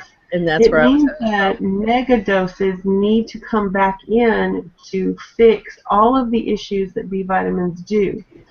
B vitamins work on every brain chemical, but they also control your central nervous system. That is why anxiety and shaking and nervousness comes along with all of this kind of stuff as well. Panic attacks. It keeps your heart beating. B6, B12, and folic acid create a lock. It's called a triangle to keep homocysteine from building up in your system, and it turns that homocysteine that causes heart attacks into a harmless amino acid. hmm Um, it controls pain in the body. It controls your adrenal glands. When your adrenal glands have been on a state of fight or flight constantly through chronic and severe stress, post-traumatic stress, any kind of stress, doesn't matter what kind of stress, because over a period of time, even just chronic stress can be just as severe as a major trauma that puts you into post-traumatic stress syndrome. hmm Your body can have an intestinal problem because the vitamins absorb through the small intestine. Probiotics make part of your B vitamin supply. When you have a problem with your intestinal tract, IBS, um, celiac disease, Crohn's disease, or just the fact that you are having issues due to stress, that is also going to make you compromised in your B complex. The complex cannot be said enough is your happy pill. Yes. It is what does it. Can B When complex be you taken in part with diabetic medication and B complex needs to be taken before anything else. Everything else is substitutes is after that. You can actually. Yes, I used to get B vitamin shots from my doctor, yes, and they did wonders. They did absolute wonders. I And should yes. ask when her you about get the this. shot, how often do you have to get them? um, I They didn't get won't give mine them to very you very often. often. No. That's the problem is they won't give them to you very often, and Every generally it's only B12. yeah. B12 B12 is the rarest of all the vitamins in our food supply. B12 is the hardest for your body to absorb. The liver has a hard time picking it up. You will have by the time you hit your first deficiency symptom of B12, you will have been deficient for at least 6 years. Wow. What B12 is linked to is heart attacks, carpal tunnel, sciatic nerve, also dementia, and Alzheimer's. Alzheimer's patients all have low levels of B12 in their brain because they're not absorbing and getting it in. Now, isn't B12 So, something you can only get by shots? No. no, B12 can be taken, but over the counter, but it needs to be sublingual method because it needs to go up under the tongue because it goes directly in the bloodstream that way. Now, I The do B have some B vitamin complex. B complex, B complex, B complex. B Well, complex takes care of your digestive enzymes even on well, how I you're need going to that. break down food. And that's when yeah. And that's, like I said, that's the only reason why I still drink Monster once in a while. Because it's Well, what do you recommend on the B complex? I mean, how many milligrams or whatever per day do you suggest? B complex needs to go along according to your stress levels for the day. So, Oh, what let I me go would do, take a whole bottle. yes, well, if it takes a whole bottle at first, that's fine. Once you Okay. get to a certain level, it's generally 100 milligrams of B complex in the morning, 100 milligrams of B complex at night. And you do that, and then if your children, like my children, would call me and they would say they were carrying a 16-year-old across the state line to take her to her dad to save her from a life of polygamy, I would pop a couple B complex and sit down with a chocolate cake. That was how I handled it. So if you're having a stressful day, you take more. If you're having a milder day, you can take less. Yep. B vitamins also are your fluid balance in your body. So if you have fluid retention on your body, the likelihood is that you are low in B vitamins. B vitamins create the lack of B vitamins in the body creates nerve pain throughout the body. So if you are having high levels of nerve pain, regardless of where it is in the body, that's a symptom that you are low on B complex. What do you If you are suggest for B? having panic attacks or anxiety attacks of any kind, again, B vitamins. What do you If you are suggest for having asthma attacks, well, if you have asthma attacks, according to that can't be explained, they can be stress-induced asthma attacks. Asthma attacks are cured with B complex, magnesium, and fish oil. well, Fish and oil for the inflammation, magnesium to relax the lung, and the B complex also as well for the stress. another And it will stop stress-induced asthma attacks. another thing that I've been having to deal with, and I really have to really watch because of the fact that I'm out here in the heat, 24 hours a day, 7 days Which a means week. you lose more B complex because you I lose am it in your sweat. everything. I have to watch my potassium levels. I have to watch my Yes. salt level. I have had to actually, and I don't care for salty food. I have been craving salt. I Yeah. could live on a straight diet of nothing but salt and bananas right now and be totally just at ease. And Yes. that's another thing with the monsters. Like I said, I used to give Ty so much shit. You have no idea how much. But he's from back east, and he moved out here, and this heat was something completely new to him. And he would drink like 3-4 monsters a day, and I'm like, how do you do that? And then I moved into the shed without any air conditioning, and I went, oh, that's how you do that. Okay, Because well, now I'm going to burst your bubble on that. there's That monster drink is full of caffeine. it's full of And caffeine. that caffeine is dehydrating you, and that dehydration is making you lose more B vitamins. So that Here's B vitamin that you think you're getting because you're drinking Monster is not really happening. You're here's getting the the caffeine. Here's the difference, though, is the amount of coffee and Dr. Pepper that I normally drink instead of drinking a Monster is more per day. Plus, I'm taking a You should So, you and should more be drinking sodium. more water, not So more I Dr. drink. Pepper. I drink. Let me show you something. Okay, I'm gonna show you something. You This would is be better off if you went to from today. a supplement store I and don't think got you can you a see this light. drink that had the electrolytes and stuff that a runner would take. And that will not have the caffeine, and it will have all the good nutrients that you're losing in that heat. This is one day. That's full of water bottles. Okay. Yes. I drink. We Yes, get. and see, the thing is that We the water can actually start stripping more of your That's minerals and stuff. yeah. So Well, you that's have to have that electrolyte drink.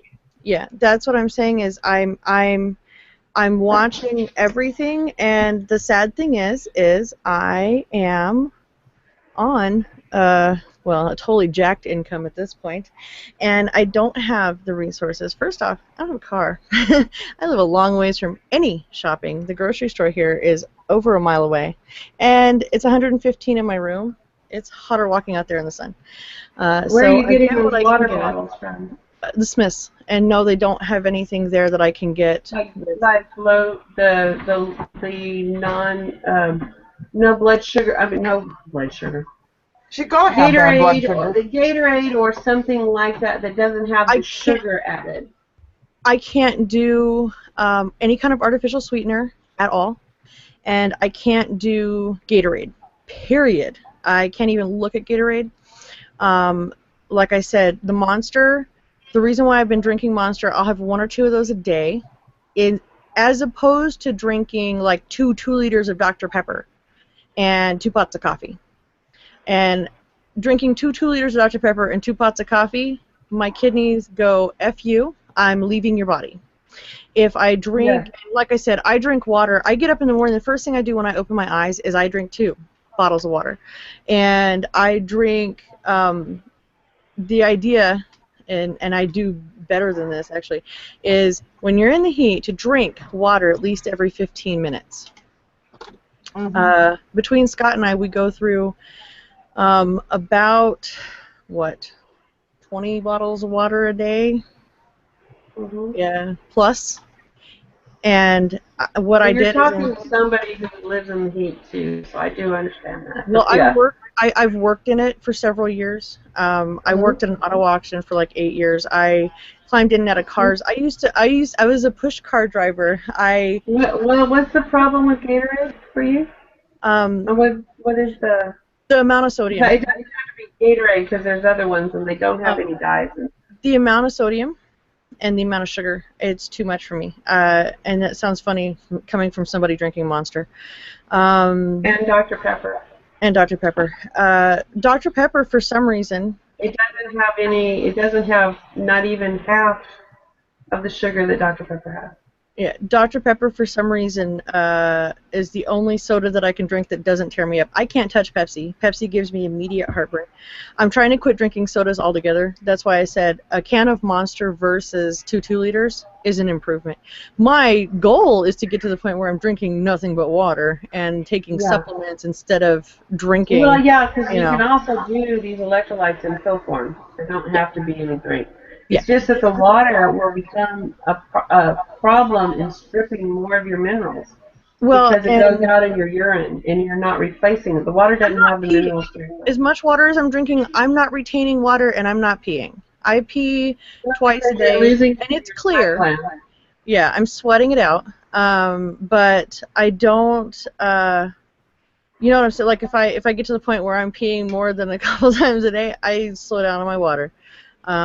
And I'm not swelling. I'm not retaining water. I keep a very close eye. Strangely enough, I mean, even though my eating habits are insane, and I do occasionally, overly gluttonize on some glazed donuts. Even if I'm doing unhealthy things, I am keeping track. I mean, well, believe me, I'm not doing everything healthy. Don't get me wrong. I can tell you all day long what you're supposed to do, though, because that's my job. But you know, and everybody's different, and everybody's body handles these things different. It's just like with Scott. Scott can't drink the Monsters. He made that mistake. He was keeping up with me, and he had 2 Monsters yesterday. And I looked at him, and he was as white as a sheet and sweating balls. And I said, "Okay, you're cut off. You can never have another Monster again." Caffeine can cause See, caffeine and nicotine is not a good mix. It's yeah, not. see, I have such a high It's a heart tolerance. attack waiting to happen, is what it is. Well, I have such a high tolerance to caffeine that it doesn't even faze me. I can drink a Monster and go to sleep. Yeah, but And you I think don't. that it's not fixing you. That going to sleep means that the caffeine in your body is reacting differently.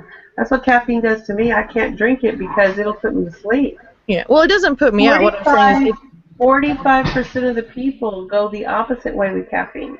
it But doesn't. that still doesn't mean that the blood vessels are not being restricted to nothing. Yeah. And you're causing a dehydration no matter how much water you're drinking because the blood vessels are not pushing it through. This is how I gauge how dehydrated I am. Is right here. When I look like somebody took a Sharpie and I'm playing football, then I know I'm dehydrated. I look in the mirror all day. You know, I have on my and I check under my eyes, because when that turns black, it doesn't matter how much water I'm drinking. It doesn't matter what I'm drinking. I know that I'm not getting enough water, and that's when I start pumping in the potassium and start eating salt. Because that's what you really are needing. Yeah.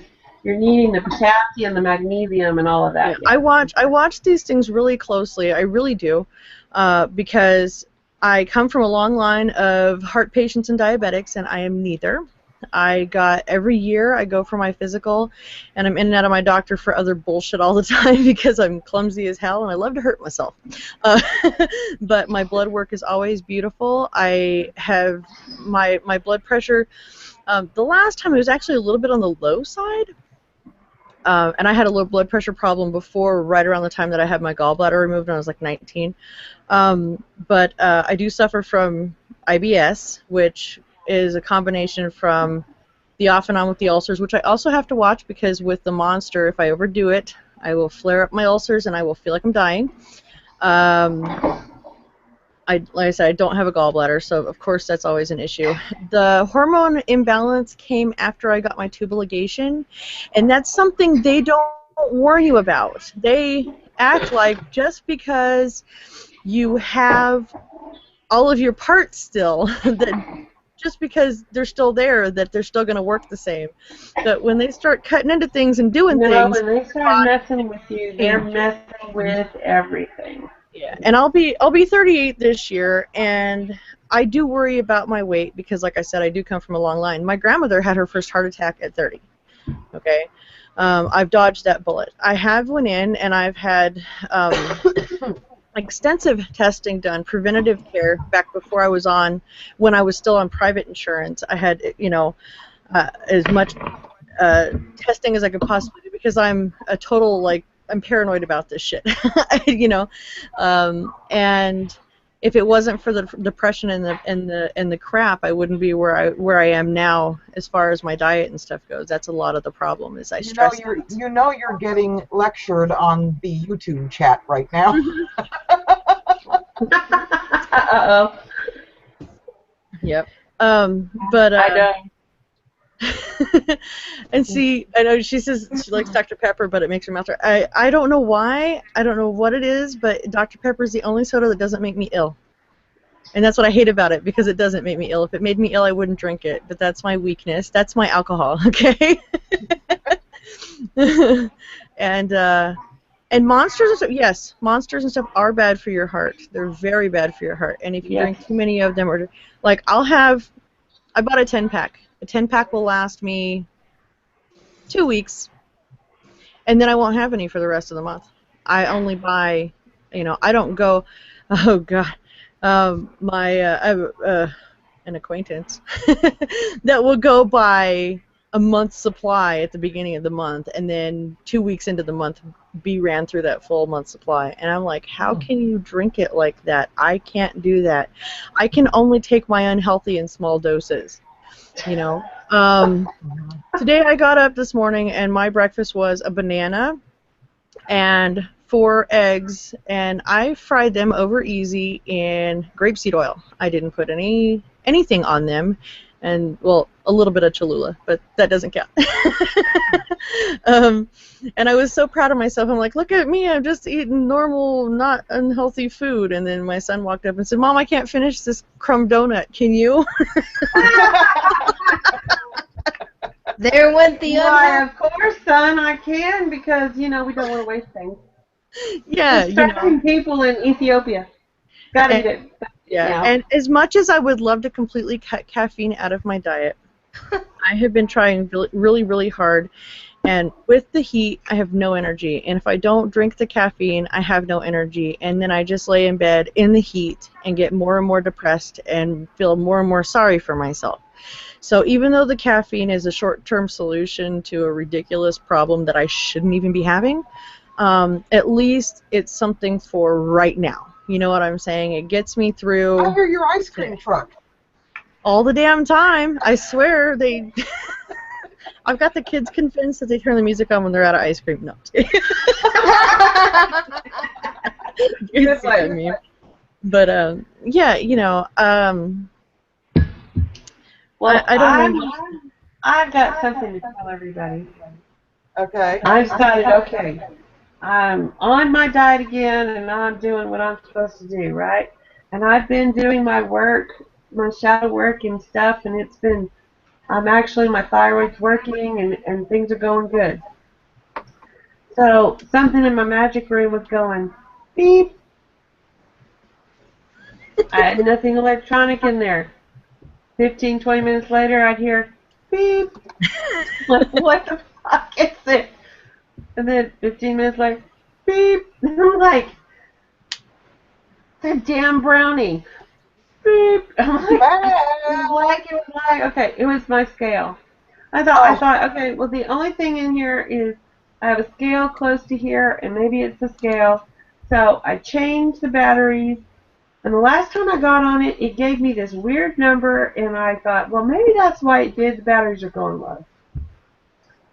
And so I put fresh batteries in it, I put it on the ground, and I get on it, and it said 17138. I'm looking at that scale going, now I'm not delusional and I'm not one to fool myself. I'm looking at that going, I would love to be 171 pounds, but yeah, I know that's not it. Oh, I thought you were saying 11,000. No, that's not it. I was like, Didn't there for me? I didn't hear it. And I I'm was thinking like, 11,000 pounds. is it weighing me in kilos? Oh my God, I got to times that by 2.2. Oh my God, I know I'm not. My legal weight is 125. It says so on my driver's license. It's always said that. It's never changed. That's my legal weight. Okay, well, I said, well, there is no friggin' way, because I am not self-deprecating either. I am not 400 pounds. Damn it.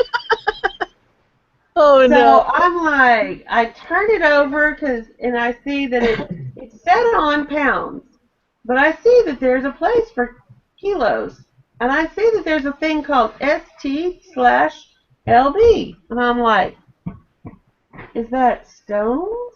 Somewhere in the back of my mind, I heard some women on YouTube about 6 months ago saying, I reached 15 stones and I just got to do something about this. And I'm like, yeah, that's like in England, isn't it? Like in Europe? Yes, England, apparently it is an archaic weight in England or Ireland. So apparently my scale has become Irish and it's weighing me in stones. So I am 17 stones, okay? Once I Googled stones, and it gave me my weight, and it was 239, and I said, okay, yeah, that's pretty on target. Okay, stones. So I decided, 17 stones sounds better. So I found out that I need to lose 4 stones. So my first goal is to lose 1 stone, which is 14 pounds. That's doable. Very doable. So now I have become an official UK citizen, and I am doing myself Well, stones either because I'm sorry, 17 sounds a whole lot better than 239 pounds. either way, I still got you by 3 stones because I'm at 20. Okay.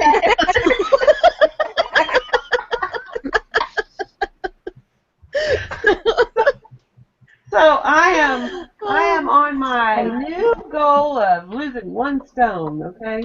I like the idea of that. Yes. Yes, we're gonna start The only making. other stones I've ever experienced, they cut out of me. I have decided 17 sounds a whole fucking lot better than that other number. Yeah, it So I'm does. good with it. So I think these UK women have it right. They know what they're talking about I when like they say that. I like a double digit as a reference to my weight as opposed to a triple one. Yes. Yes. Yeah, Agree. I Of have course, there's a lot of room for decided. growth there. That's scary. No, I'm just kidding. Oh my God. No, so now I am chiseling away. It's also an image that I can use Yes. in my brain to take this big stone and chip away and bust it up into 14 pieces and carry it off. I wish it I were. figure I could use that as a meditative thing to get rid of these stones. I just I found am out in that I'm mood 14 stones. Yeah, I have to do that 4 times. Well, I'm 20 stones. I'm a nice round number, like my butt.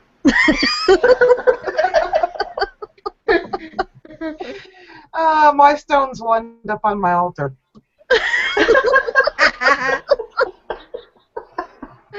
Yeah, so y'all can join me in losing some stones, okay? We're gonna drop some I can do stones. it real quick. Go pick them up and throw them out because I'm talking about my weight, not today. It's too humiliating. That's okay. It's I going am away. done with carrying these extra stones around. Hey, I'm still tired. I'm still doing good. I think it's because of the dry sauna that I live in. But because I got up to this is so funny, my highest weight, and I was cracking up because I'm like, just 1 more pound. I might as well just go for that extra pound. I got up to 299. And now I'm down to 280. So I'm getting there. I'm doing okay, but not a full 20 pounds I've lost. 19 pounds I've lost because I never fully officially made it to 300 pounds. I heard this woman one time tell me, she said that she had lost like 180 pounds almost immediately. And I said, how'd you do it? Gastric bypass? She said, no, a divorce. Yeah, let me I tell lost you, 325. that was the first one. I lost 12 stones there. I lost the first 12 already.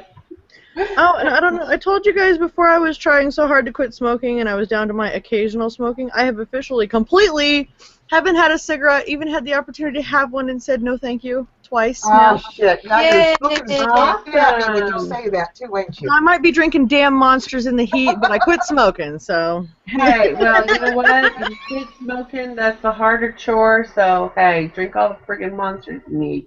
I quit Mountain Dew years ago. Oh my god! If You I could look straight at me. It looks like you're looking straight at me when you're like, I quit smoking, and I'm sitting here going, oh.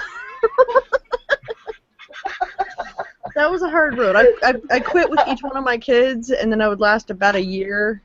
And as soon as they were old enough to where like I wasn't basically holding them all the time, I was able to sit them in like their little, and walk to the door and have a cigarette outside. Yeah, that was about the time I started smoking again each time.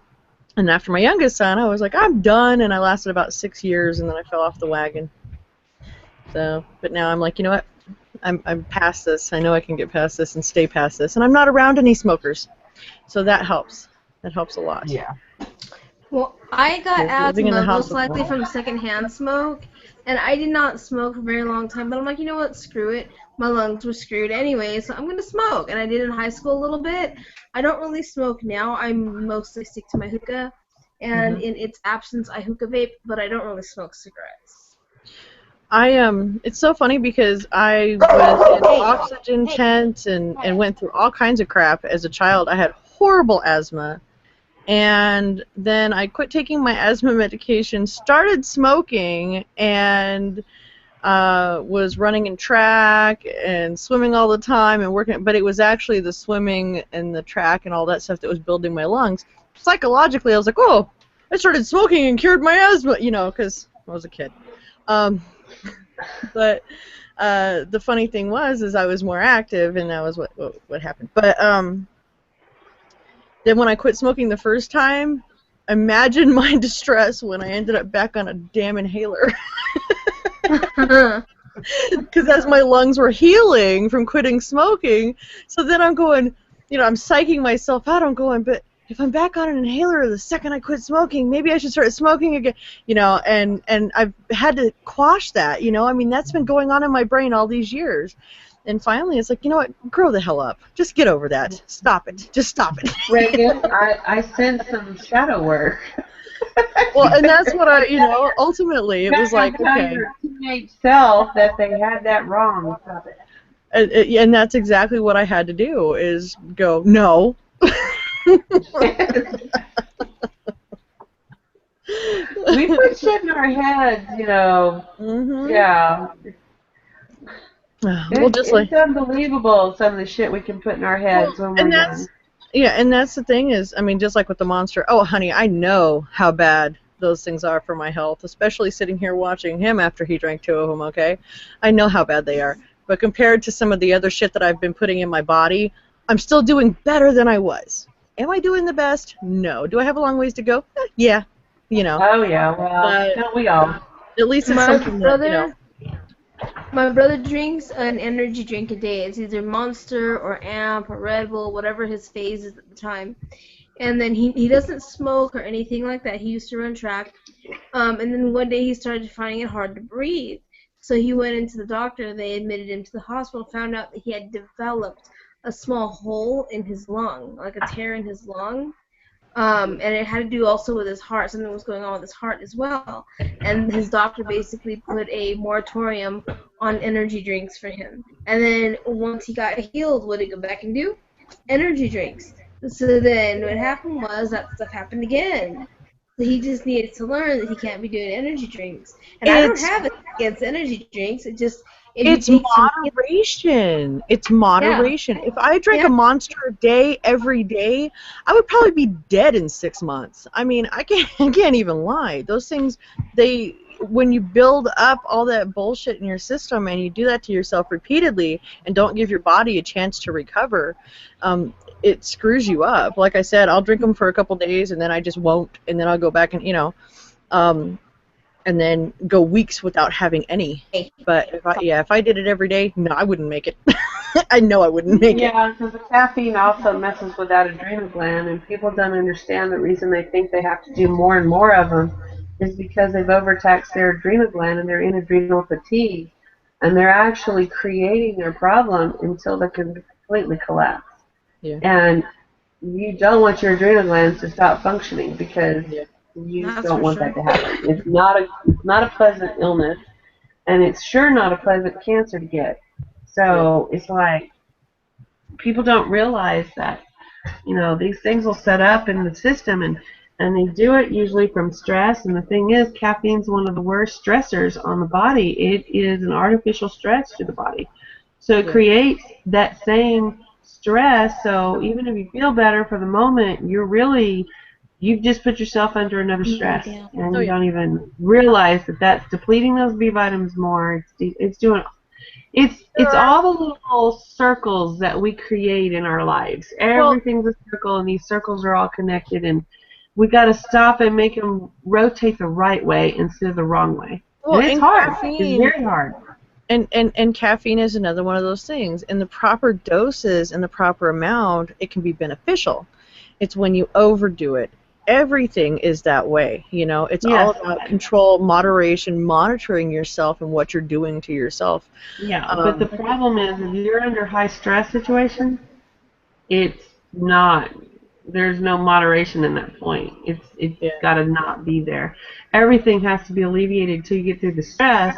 And when you heal that, then it's okay to do the caffeine again. But it's not while you're under high stress, because it's just another stress.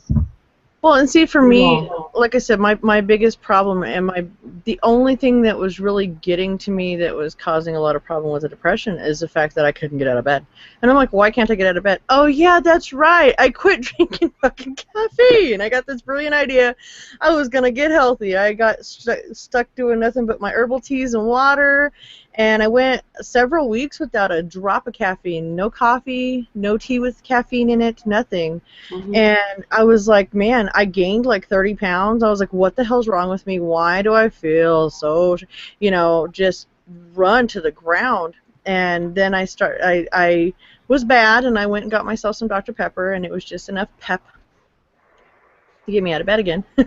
But then I went too far the other way, and I was drinking 2 liters a day. I was like, oh, no, that's not going to work. And so that's why this month, when I went grocery shopping, instead of buying myself, cases and cases of 2 liters, I bought myself some monsters, just enough to spread out to where it's like, okay, all right, I'll let myself go for a few days. I don't want to get to the point where when I stop drinking them, I get the severe headaches, because I went through that full-on caffeine withdrawal. I never let myself get to that point anymore. That's my cutoff point, is before I get to the point where I'm You finally made it! Hey! dealing with that. So, yeah. Yay, you made it in! Finally. Oh, it's Amber. Hi, Amber. I came across something here I was thinking about. Frequently asked questions that people ask witches, and there was a couple of them I was looking at here. Can I run them by you guys? Sure. Sure. Okay, one of the frequently asked questions, of course, we all know the answer to this, is do you worship Satan? Yes, I do. Every day. Oh, He's over Satan. I think you here. said Satin. I love Satin. Wait a minute, it's Santa. They spelt it wrong. And the one that I liked is, do you do blood sacrifices? Chocolate bunny Ooh. sacrifices? Yes. No blood sacrifice. Well, that depends Never on felt the need to Huh. do a blood sacrifice. Thank you. But, however, any animal that I see that has been hit by a car or whatever, I throw a prayer up for its quick release with the least amount of pain as possible, and I ask for something as I'm helping send that soul back off. Wait, did you say blood sacrifice or big sack of fries? I'm hungry. No, Reagan, no. No sacrifice. no fries. That's a good No one. I like McDonald's. that. I want some fries. Lots of carbs there. I can't eat that. And what was one of these other ones here? Do you have ritual orgies? Yes, all the time in my backyard. I'm We too throw late. up a tent and That's too much work. everyone's invited. Right? If I doesn't keep it count my as orgies. two I keep watching my Netflix orgies and my together? rituals separated. Yeah. I don't mix business with pleasure. Oh, we got somebody else trying to get in or something. Oh, Amber got out. Now she's trying to get back in. There you go. Oh, she's here. Oh, it came up twice. Yeah, there we go. Oh, okay. Let Yeah. me see what else was on here, because some of these are just kind of funny. Let's see. I'm trying to avoid the really completely stupid questions here, Oh, it's but okay. Just go for it. okay. Oh, please. Well, it says here, aren't all witches women? No, we already know that. Why do all witches and Wiccans wear black? Because it makes us look good. Yes, it's spinning, but I'm not wearing black. Because we're witches and we wear black on Wednesdays. Don't you watch On American Wednesday? Horror Story, people? Because it's easy to match when you're getting dressed in the dark. It's easier also to stay cloaked when you're trying to stay hidden from people who want to burn you at the stake and shit like that.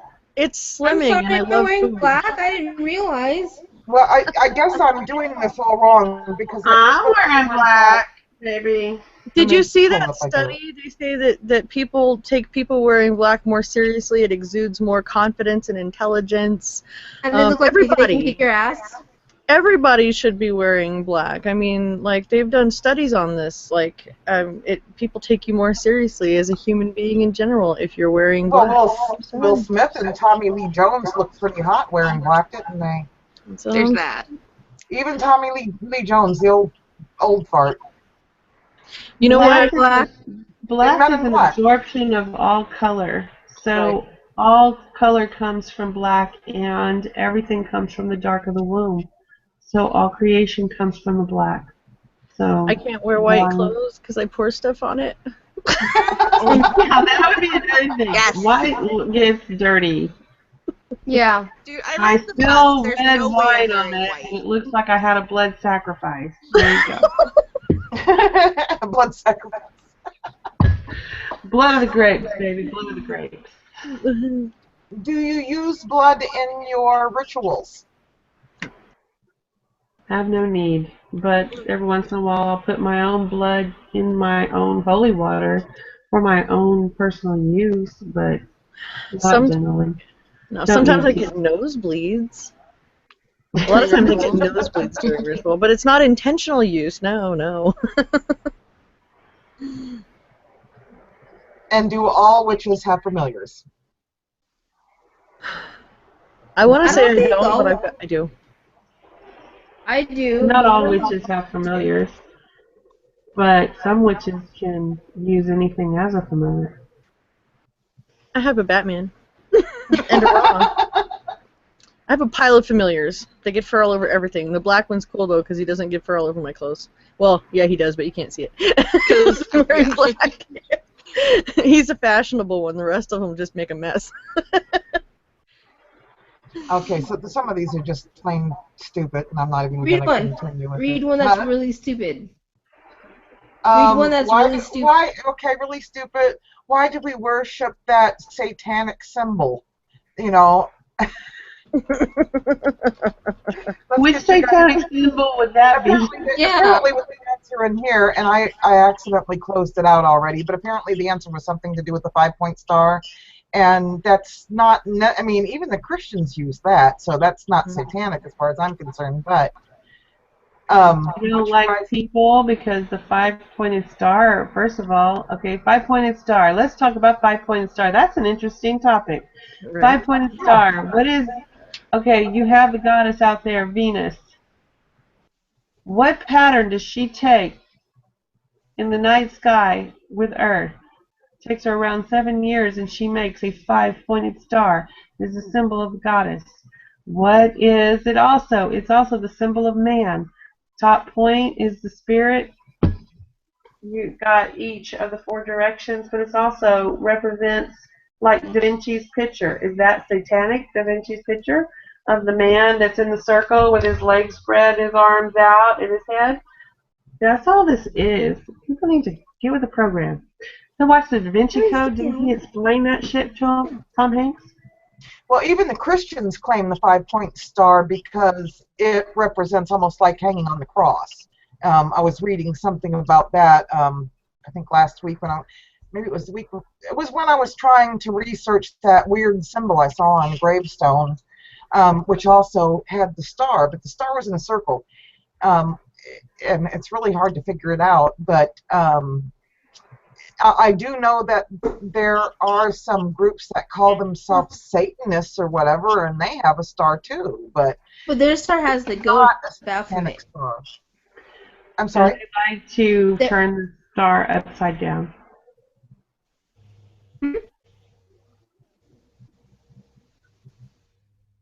Uh-oh, everybody went quiet? Hello? I don't turn my star upside down. I don't think the star upside down is satanic to me. Somebody who was, I think, Luciferian told us once that where he was, what they practiced is that when the star is pointed up, it's something that they want to bring to them or to push away, and then when the star is the other way, it's something they want to bring to them. And then some people use it as if the star is pointed up, it's a rebirth or rejuvenation. That's what And I then- heard. Yeah, if it's down, it's just, regular, like I am. One is I will be, and the other is I am. Well, the horned one is when the star's upside down, Pan. Mm-hmm. Well, actually, for satanic use, it's Baphomet or Baphomet. Oh, okay. The goat's head of Baphomet as their symbol for the Satanic Church. Oh, real quick, I just want to answer. Jenny said, "Did you ever find out what that symbol thing was, Blue?" I found out what parts of the symbol meant, different parts of it, but altogether, I don't know what it meant. I mean, to me, it's like some group that the person might have been in, or something. I don't know. To me, it still feels like it was a witch's grave. What was it? I didn't see it. It's on my page on Facebook. It was a gravestone I came across at Dutchridge Graveyard, and it looked like a vase or an urn, or it was the shape of maybe a seal or something, and inside it was a star in a circle, and it was turned a little bit, so it really wasn't completely upside down, but it wasn't completely right side up either. It was just the star was turned a little bit, and then above it was the symbol of the help me out, the Egyptian Ankh. Ankh. Yeah, but it was more of a rounded circle on the top of that cross, not tear shaped.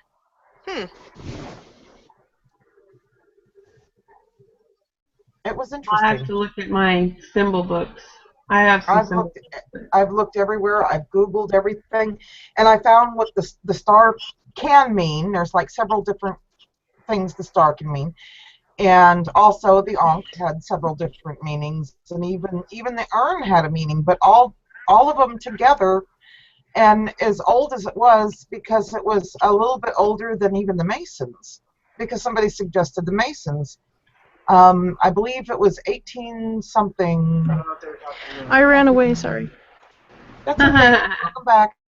But it was in the 1800s. And then this last graveyard I went to, there was all the graves were in the 1800s. Well, the Masons have been around since a long time. Well, not in this area. You wouldn't have known. It was a secret society. This is true, and that's what I'm thinking. It was a secret society. You wouldn't have known that because the founding fathers were, a lot of them were, how they even planned out a lot of our government and everything else was very Masonic. And the other thing about the grave, too, is it had a willow tree that was kind of going around the top. Got it. Yeah, so to me, it just felt like a witch's grave, like it was a witch. Or a ceremonial magician. Yeah, and it was hard to read the gravestone. It really was. Calm So down. I couldn't tell you if it was a man or a woman. Yeah, it could have been ceremonial magic. Yeah. Because they would mix an Egyptian symbol in there too. Mm-hmm.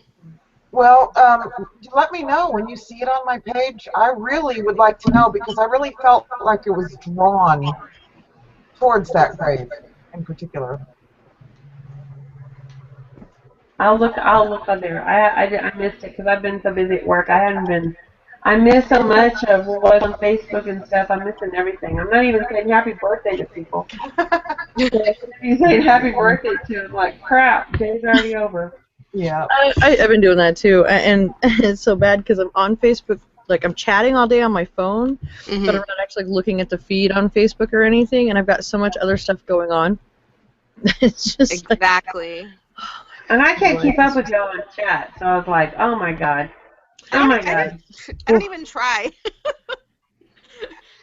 I'm going to be busy I was these like, next couple. Catherine, Well, tomorrow, no, I'm oil okay. will also dissolve glues and stickiness. I was like, she's like, what are you talking about? She turned me on to being able to like voice record off of my phone, like voice messages on there instead of having to type. So now I'm sitting here, I'm like knee deep in video editing for other people and doing all these other things because I'm actually kind of working. And I'm working my buns off, and here I am the whole time with my phone up, leaving messages after messages after messages. Why are you But doing it's this so to me? easy and so like it takes it adds fun because you don't have to type. You're like type. Because by the time you type, like Lou said, like 50 things have gone by. You're like, screw it, man. What the I'm hell? trying to keep up with you guys, and then I have to go back, and I'm like, okay, I'm just gonna listen. Wow. Well, Yeah. I found. Oh, go ahead. Oh no, I was gonna say sometimes like when I'm at work, it's just easier to type because I'm in a super quiet office and there's just no way. Yeah. Yeah, Some when things you you don't guys want to to break say. out with, just get the Gooby Gone or whatever it is. Look on Pinterest. I keep forgetting to pick that shit up, and I ran out of peanut butter. I usually use peanut butter. I've used Goo is everything. my friend. Hmm. It's probably really bad. I don't even want to know how bad it is for the environment because I'm not ready to give it up. Right. Tell me if it's toxic, if it's whatever, if it's done by Monsanto. I don't want to know. Just don't tell me. I don't want to. Don't tell me. La la la la. I can't hear La, la, la, you. la, you're not taking my Goo Gone. I use Simple Green. Don't mess with my Goo Gone. No. Use coconut oil. You can use coconut oil for everything. Oh my Yeah, god. you can't Oil. put coconut oil on the floor to dissolve gum. But coconut oil is so Goo expensive. How do I Gone. keep that Hey. clean? It lasts a long time because you could dilute it in a bunch of things for your floor, for your teeth, for your hair, for your skin, for your food. Coconut oil is like We need to awesome. buy it by the vat For your and take teeth? some in it. For your My teeth? mom found out about coconut oil for her hair, and she went in the kitchen, and I always keep it on hand, and I had a big old thing of Luann in the cabinet, and she went in the kitchen, and she was using it, putting it in her hair in the bathroom, and then she walked out and didn't check to see the fact that she had flung it all over the floor, so I go in there to use the bathroom. Coconut oil on the floor is a bad thing. That's what I Yeah. got on the It's slips and almost got a as bad tea. as butter on the floor. Oh my god, butter on the floor. Don't even start, Amber. The other thing I use a lot is grapeseed oil. I use that to cook with instead of like olive oil because it's a lot healthier. And I like coconut oil, but I don't like the fat content of coconut oil. So the grapeseed's a little, I don't know, it's a little, for some reason I don't puff up as much as I do when I use coconut oil to cook. So I use the grapeseed. I also use the grapeseed for everything else. I use it when I clean my ears, like I mean, for everything. Well, And and doesn't coconut oil it'll burn at a really low temperature when you're cooking with it anyway, I think. yeah, and grapeseed doesn't. Grapeseed burns at a higher temperature than olive oil does. So you can deep fry. I used to fry chicken in it. Oh my god, it's so good. Sounds good. That does sound good. Yeah, it doesn't smoke. I mean, you can crank it up and it doesn't smoke and stuff like a lot of the other oils. That would be amazing in my Get it all. Uh-oh, Spin. What? You need to reposition. You're cutting out. I think she froze up. Okay. Frozen, Froze. drinking water. Because her picture is of her doing this, Sounds like a robot. and it looks like None of my she's business. partying in her picture. So pass that this way, Spin. She looks like Kermit with the teacup. But that's none of my business. Oh, that's too funny. That's none of my business.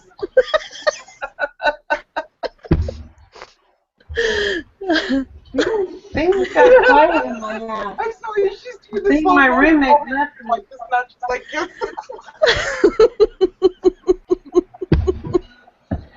I'm Oh, gonna start no. drinking this by the bottle.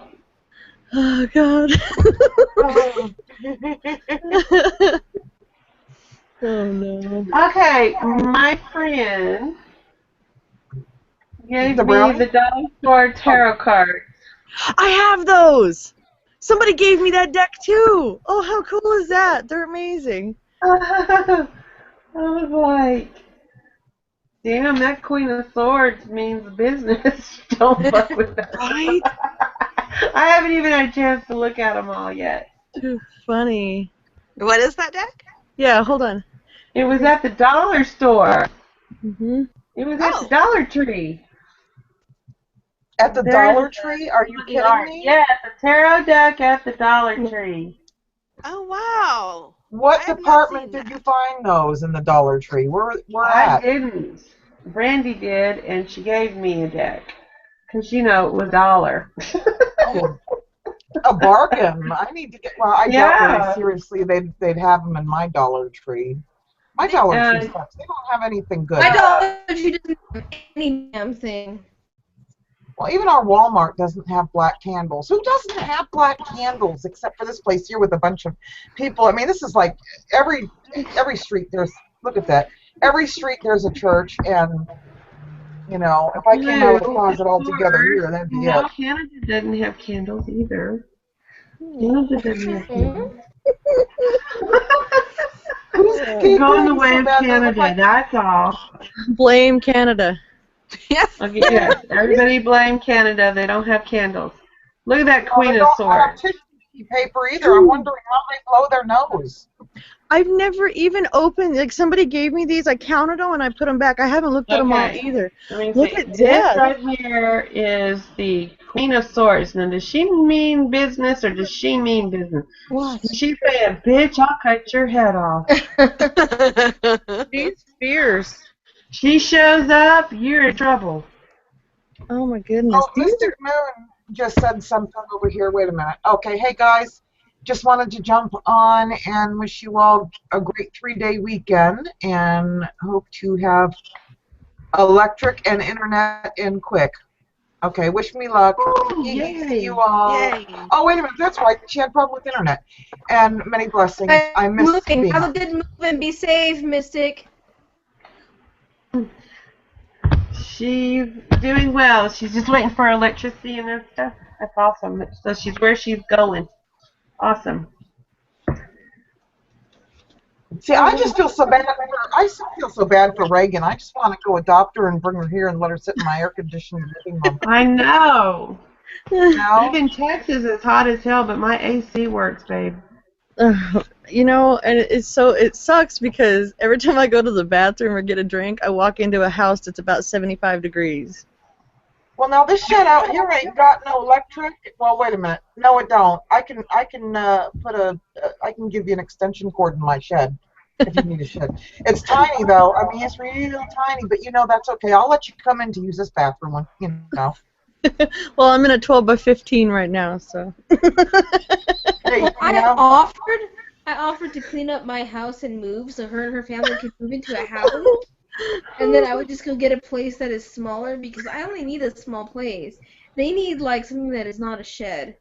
Yeah. Yes. Well, the kids got it good. Like, they're in the house. But the problem is I'm like their next door neighbor that uses the bathroom over there. It's so awkward. I'm not used to being this far away from my kids. And they have the gatekeeper between us. So Which your is really whole awkward. family's right in that area, so you can't really. Well, my kids, like I said, as far as like leaving Vegas goes, oh no, we don't have anything that keeps us here. It's just the 5 of us. I have family here, but they're not even people that I see more than once every 3 or 4 years. I might as well visit them on vacation. So, Yeah. I don't have anything that keeps me in Vegas, per se.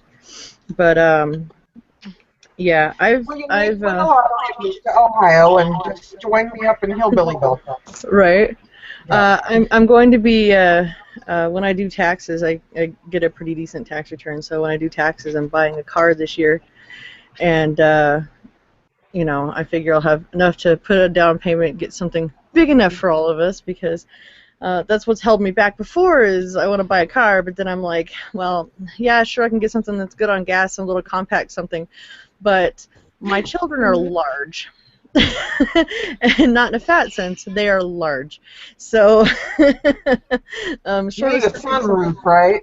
yeah, I need you know, one of those big full-size tour bus size RVs just to put everybody in, just to go down to the corner store. I mean, like, we might only be 5 people, but we seat like 20.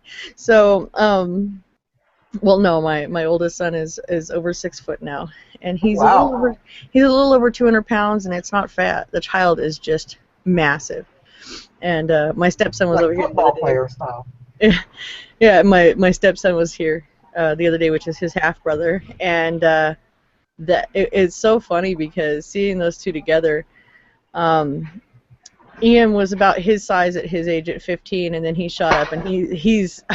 I look at my son, and I'm like, wow, he's so tall. And then Ian walks through, and I'm like, whoa, he's so tall. That's what I have to look forward to. Oh my goodness, where am I gonna buy him shoes? Oh, gee. So, but no, I'm hoping to get like something we can do some traveling in. Get like a van or something, you know. Or Winnebago or something.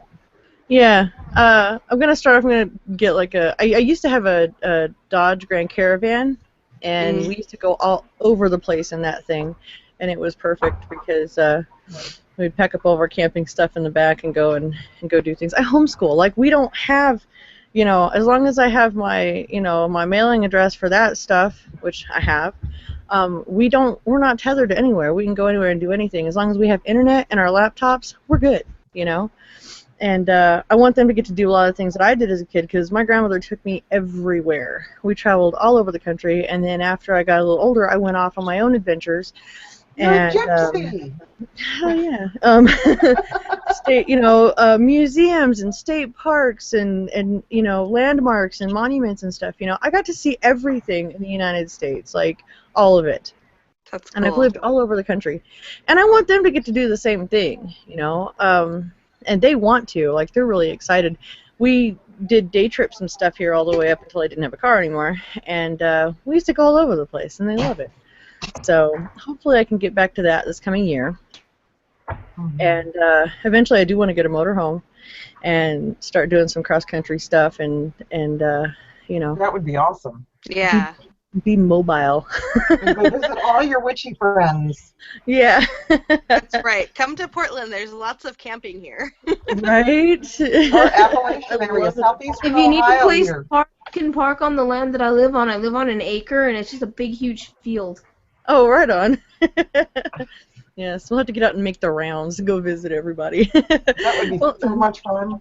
yeah, I know Cheryl is doing it, man. I was like, Yeah, I I wouldn't, know. I wouldn't be able to go home after that, though. I would just want to stay on the road. So Yeah. it looks fun. I told her to come out and visit me, so she said she's going to come visit me, so I hope I get to meet her. Yeah, she said depending on time-wise whether or not she's going to try to come through Vegas, too. I hope to get to meet her. She's so awesome. Cool. I love her when she does her bathtub vlogs. I love her bathtub vlogs, her bathtub Oh. confessions. I saw that. I like that bedroom that's coming together on her too. It's nice. I like yeah. that couch that sits at the end of that bed with that trunk. I love that. Yeah. Okay, I'm gonna turn my camera off and stuff my face. I'm still here though. She doesn't want us to see. Damn her. I eat a cookie on camera. I don't got no shame. Well, I'm eating a red hot beef burrito and I have dentures. Okay, need I say more? Some things I just don't want to show people. I'm not real bad about things like that, but you guys don't need to see me flicking my teeth around trying to keep from burning my gums.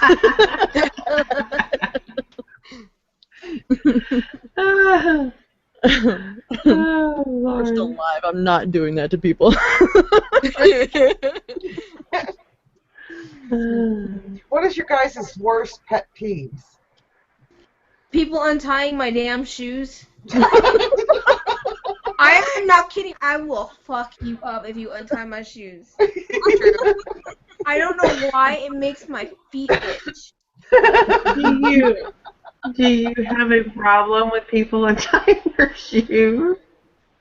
I would just kick them in the face. I Right. do. Oh, I do. My biggest pet peeve is 5 words, but it's a dry heat.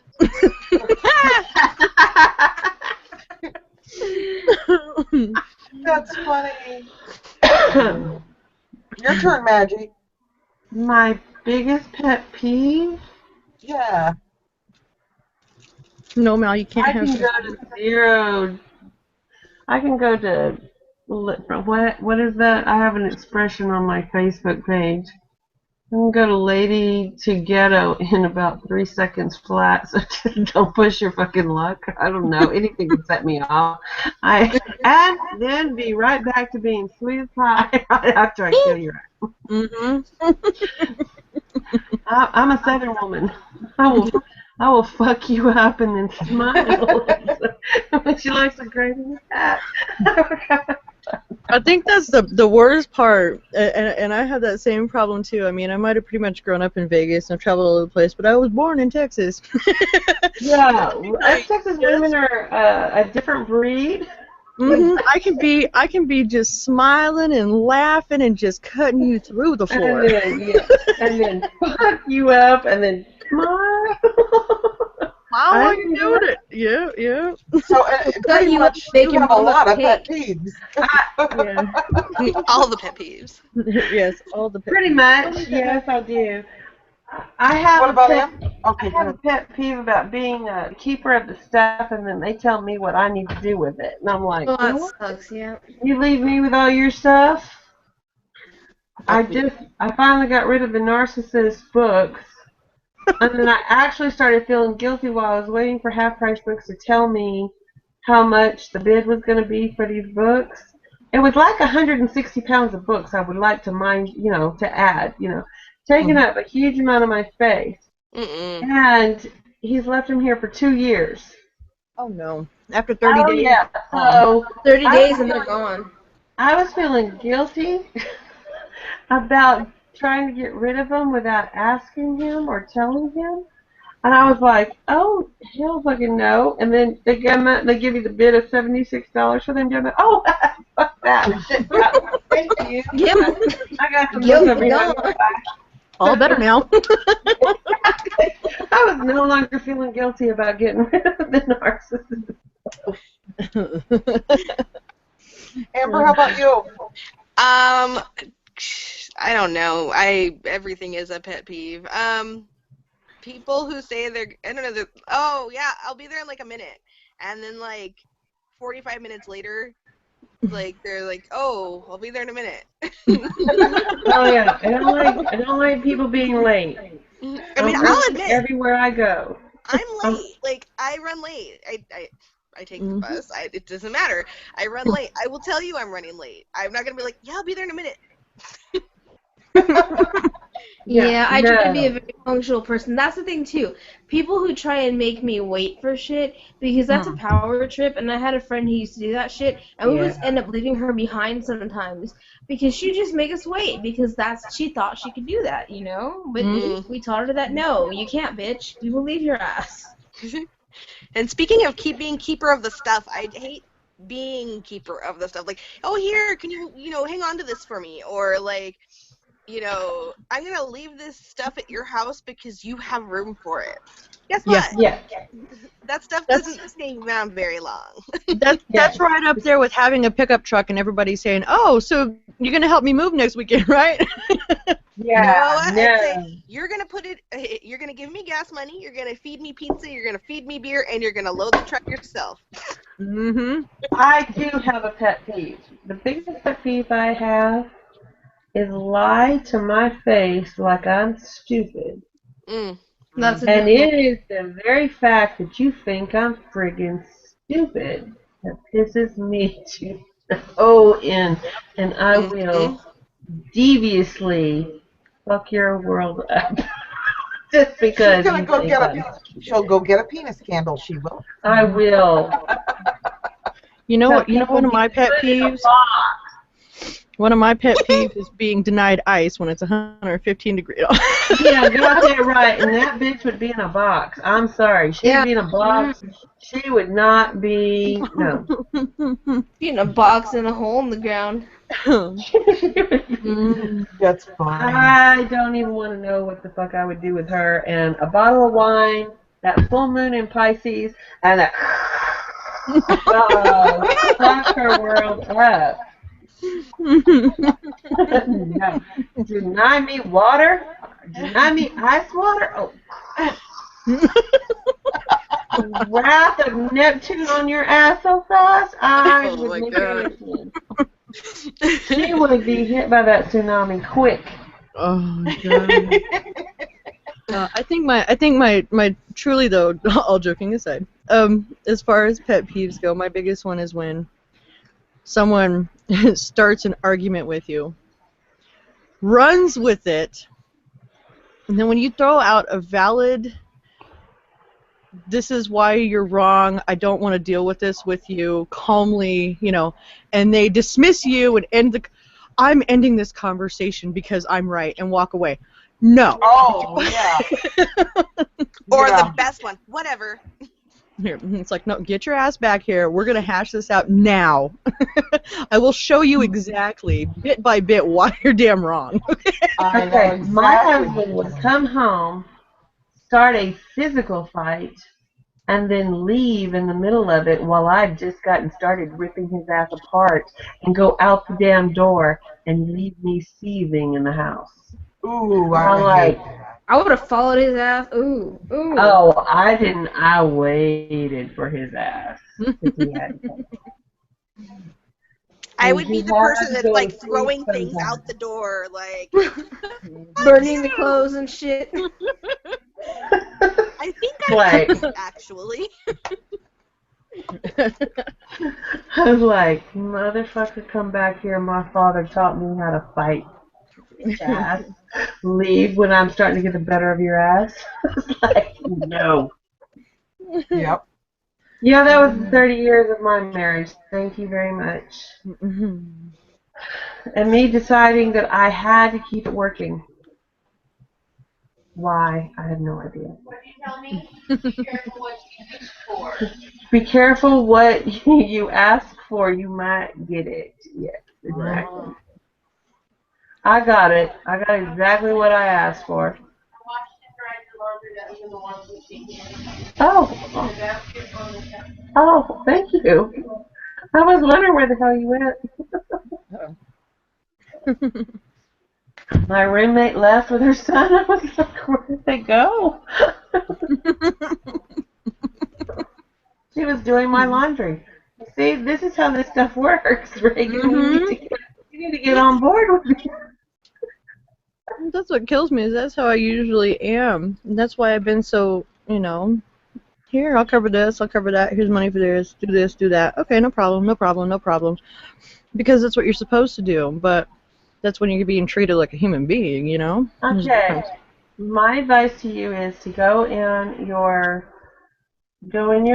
shed somewhere in there, because I know you have one, and pull out that ritual claw hammer. And then you put her hands on the ground there, and you start breaking her fingers one at a time. Say, how many times are you going to deny me eyes? We're going to perform one of those satanic rituals, and we're going to have a blood sacrifice Yes, big bloody and sacrifice. some broken bones. Don't What forget was the baby Blue's fat. pet peeve? Did you say sacrifice? You can have the sacrifice after the sacrifice. Okay. Gotta sacrifice for the sacrifice. I'd have to say my pet peeve is if I'm prescribed a particular medication for whatever, having people ask me for them. Oh my god. Oh my That's my god. pet Holy peeve. Oh, crap. yeah. Yeah. I had somebody one time when I lived downtown. I was living downtown. That kind of explains it. Yeah. I went down to the 99-cent store, and I was coming out. And at the time, I was in a wheelchair because I have a lot of problems with my back, off and on, and my knees. And so I was in an electric wheelchair because I live like two miles from the store, so I'd take the chair. Mhm. And I'm rolling out, and then someone comes up to me and she goes, "Hey, got $1?" I said, "No, I don't have $1." Got 50 cents? Sorry, man, I have no change. I'm all plastic, and I don't have anything to spare. I'm poor. Then did Well, she pull out a square? You're in that chair, so I almost guarantee you've got some pain pills, right? Ah! Motherfucking bitch, I'll run you over with this damn wheelchair. You better get to running now. Motherfucker, you better hope this battery. I was like, you're gonna Chair from need some in hell. a minute. You need to walk the fuck away, you know. Yeah. And I love it because I used to take that chair all over the place, and I had that happen a couple times, you know. Mm-hmm. I had this guy one time at Albertsons. They assume because you're in the chair that you're, you know, completely unable to walk. And I had this guy one time, and he came up and he grabbed the chair and was trying to like hold me there because he was just, you know, he asked me for money. I said no, and he said, "Wait, hold on," and tried to grab the chair and get me to stay there. I jumped up out of the chair so fast and scared him so bad. I was about a half a foot taller than him. Oh my god. Now, see, Well, what touch I would have me. done with the Don't touch first my one is I would have said, "No, bitch, you got $1? Because I need some money. You see I'm in a fucking wheelchair. Give me some money, bitch." Oh my god. Oh, and then the same lady, she saw me walking. I walked up, you know, because I had to get myself back to being able to walk. Like I would come and go with it, and I was in so much pain. It was a horrible time of life, you know. And so I got myself back where I was walking to the store, and I was doing good. Everything was going great, you know. And I ran into her again. I knew you were a faker, you know. And I'm like, are you serious? Like, are you just? I knew you were a bitch. I'm like, I said, "Bitch, get off my territory. This is my territory. Only I can ask for money here. You need to get on down the fucking road before I beat your ass and hit you with my wheelchair." I hate these people that I used to work in a place that was pretty residential, had a lot of business area, had a lot of businesses. And when I went to lunch one day, there was a little girl and what I assumed is her mother standing out in front of CVS. And as I'm walking up with my friend, I hear the little girl go, "Push her, mommy, push her." And then the mom goes up to me, "Do you have $1? Can I borrow, do you have $1? I'm trying to feed my daughter. Do you have any money? I'm trying to feed my daughter." And I'm like, "No, I don't have any money for you." and she's bothering me, like harassing me, following me down the street. "I know you have to have $1. You're going to lunch, right? I saw you come out of that nice office. You gotta have money, blah, blah, blah." I'm like, "Look, bitch, you're here with your daughter, harassing people for money, using her as bait. That is disgusting." And she goes, "How do you know what I'm doing, blah, blah, blah." And I'm like, your daughter is dumb enough to stand there and say, "Push her, mommy, she'll have money, push her, push her." I'm like, you might want to shut her up if you want to make some money. But I'm like, there's a name for people like you who pimp little girls and get money for it, you know? Like, it's called a pimp, it's called a pervert, it's called a sick, disgusting bitch. Mm-hmm. I was just at McDonald's in the line, and this guy waited until I was at the little call window thing so that my window was down. And then he snuck up on me trying to sell me like a rose cross I don't know what it was. But like, dude, you really gonna sneak up on someone with their window down? And he just looked at me and was like, "Dude, no." And In the dark. in the dark. And we're not exactly in the greatest. See, I live on the west side, and I'm everybody sorry. gives I me would've, shit like, about living on the west side. I would have cut a motherfucker. I'm sorry. Like, I I would have cut a bitch. No. People were Sliced, diced, like, pureed, and seasoned. Are you kidding me? No. Allie was in the car. Like, I really believe men should not approach women. And I believe if a woman or a man is with a child, you shouldn't approach them either. No. There's just like a You shouldn't line. sneak up on people in cars and But drive he was trying to We sell. assume they have morals because they're selling crosses. He's selling a cross. He's That reminds a me- keeper. That reminds me of the time when Ty used to walk my kids back and forth because I had two of them going to public school. They went public school one year. And he was walking the kids to and from school, and they have to go to like Fremont and Bruce, which is like the armpit of downtown. It's like the worst part of town, but it's an inner city school. So he's walking the kids down. On his way walking the kids down, there's a guy asking him for money. He's like, "I don't have any money." All right. So then he dropped the kids off and he's walking back. And as he's walking back, headed back toward home, this guy is out there again and he's harassing him, whatever. And And then he just kind of wandered off. So he goes down to pick up the kids. As he's walking down to pick up the kids, here's this guy again across the street from the school, and he starts in on him, and he's like, hey, you know, my brother's in jail, and I need money, and I know you got something, da da da, you know, and he's just like really on him, you know. And so he went in the office of the school and told them that this guy was out there, because this is right there, you know, at the school, and he's worried about picking up my kids and trying to walk home with my kids with this guy harassing him, you know. So he calls me and he tells me about it. I said, oh, don't worry, I'll be down. So, because I don't know how many of you guys have seen Ty. I know some of you have, but he's like 140 pounds soaking wet and like 6'2". So, and he looks like he's 9. He's like 23. So, I walk down, I meet him, we get the kids, we're walking back. This guy doesn't realize that me and him are together. And we're walking across the street, and this guy walks up, he goes, oh, so you thought, he goes, I saw you called the cops on me, but you notice I hid from them. And I walked up to this guy, and I was like, excuse me, can I help you? And he's like, who? And Ty's standing there, and he's so embarrassed because I'm fighting his battle for him, but he was so relieved that I was fighting his battle for him. And I pulled out my phone and I started recording, and I chased this guy all the way down the street. What the hell is your problem? Hey, what's your name? Where are you from? Hey, do you have any money? Can I get some money from you?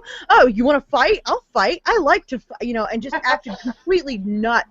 And I That recorded would the be whole me. thing. That's the best reaction right there. And he was just like, and I was like really heavy on my antidepressants at the time, so of course, you know, I didn't care. This That's guy what could you have, say. you Make know. it good a That's what you bitch. say. I'll kill your ass, and I'll just go to the psych ward for a couple weeks. I'll be fine.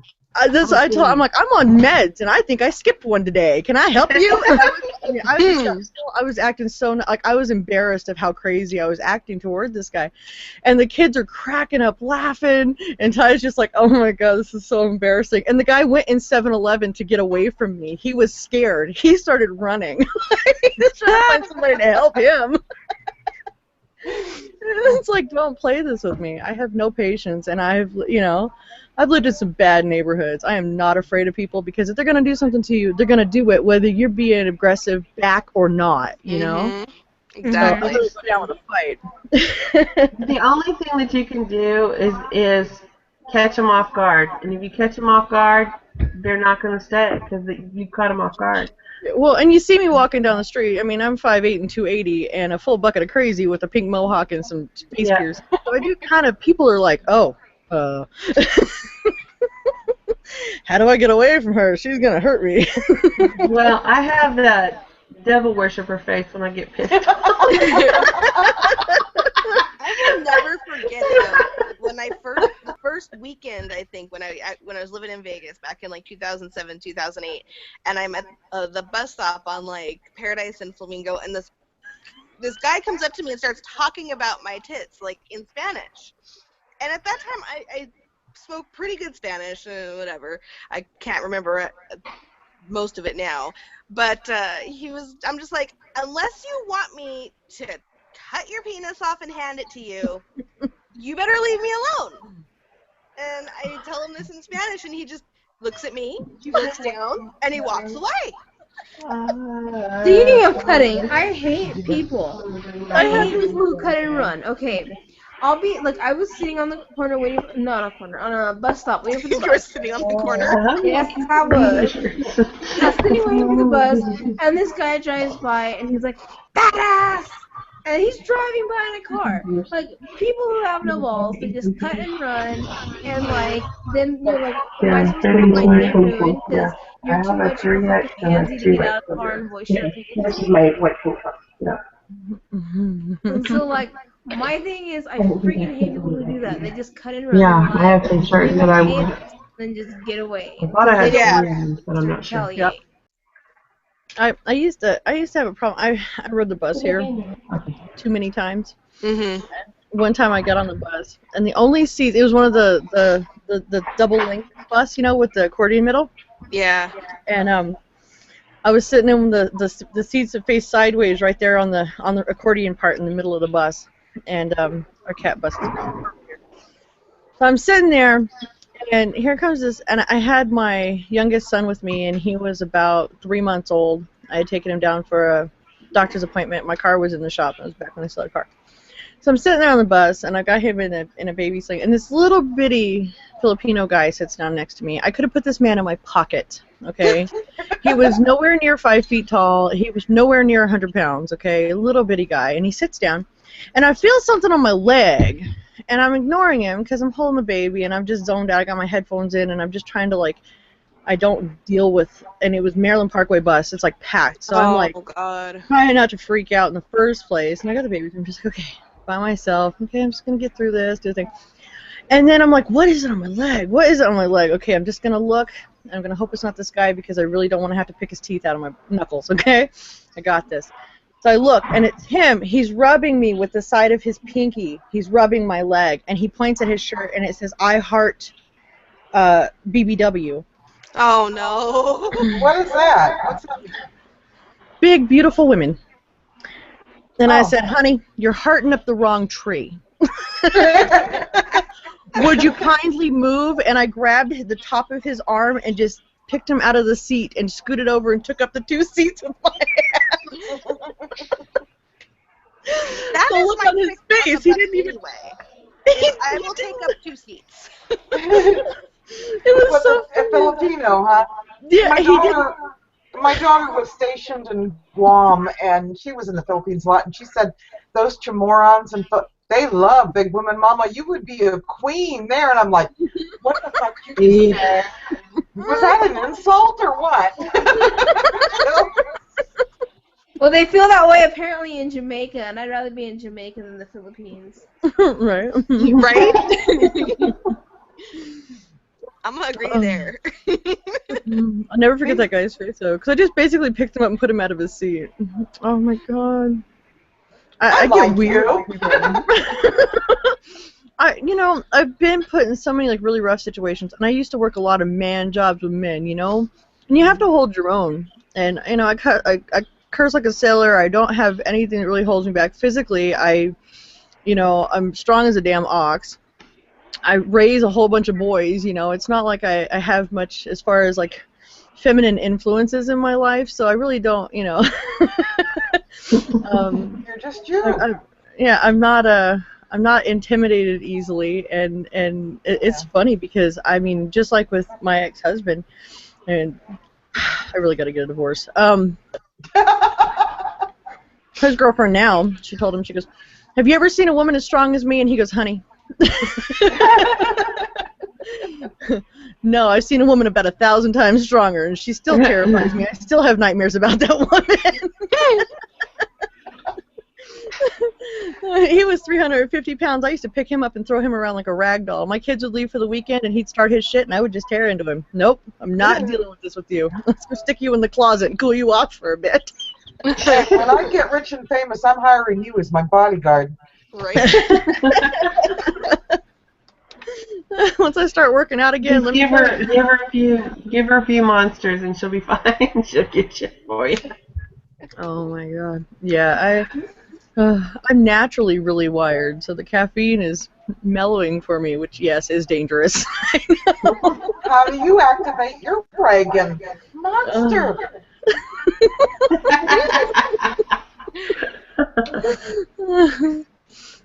Well, shit, y'all. I'm about to get out of here. I've got to go pack.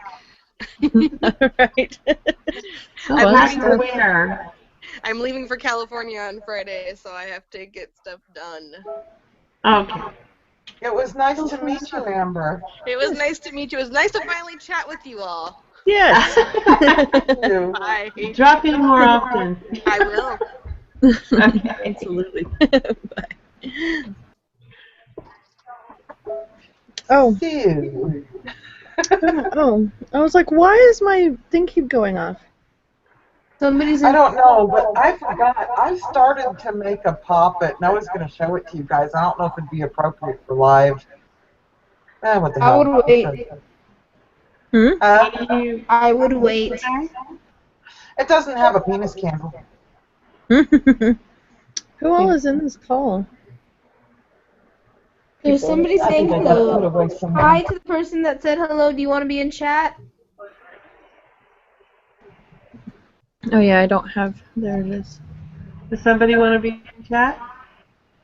I think it was Paula the Witch that said hello. Oh, does she want to be in chat? I did send her an invitation. Well, I think she's in the hangout chat, but she's I don't know if she knows how to get in. Hang on.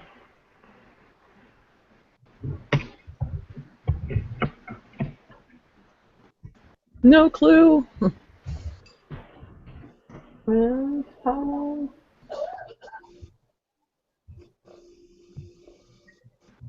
She's from Texas too. Fellow Texas witch. Hi. Miss Paula the Witch and me, I just sent you an invitation if you want to get in. Oh, you guys, stop it. Stop it. I hear a meow. My children are being unruly over here. Then my landlady has a dog staying at her house, and my dog and her dog have yet to meet, but they keep barking at each other and growling at each other. Oh I told her no. just let the dog, they'll be fine, but no, she doesn't want the dogs.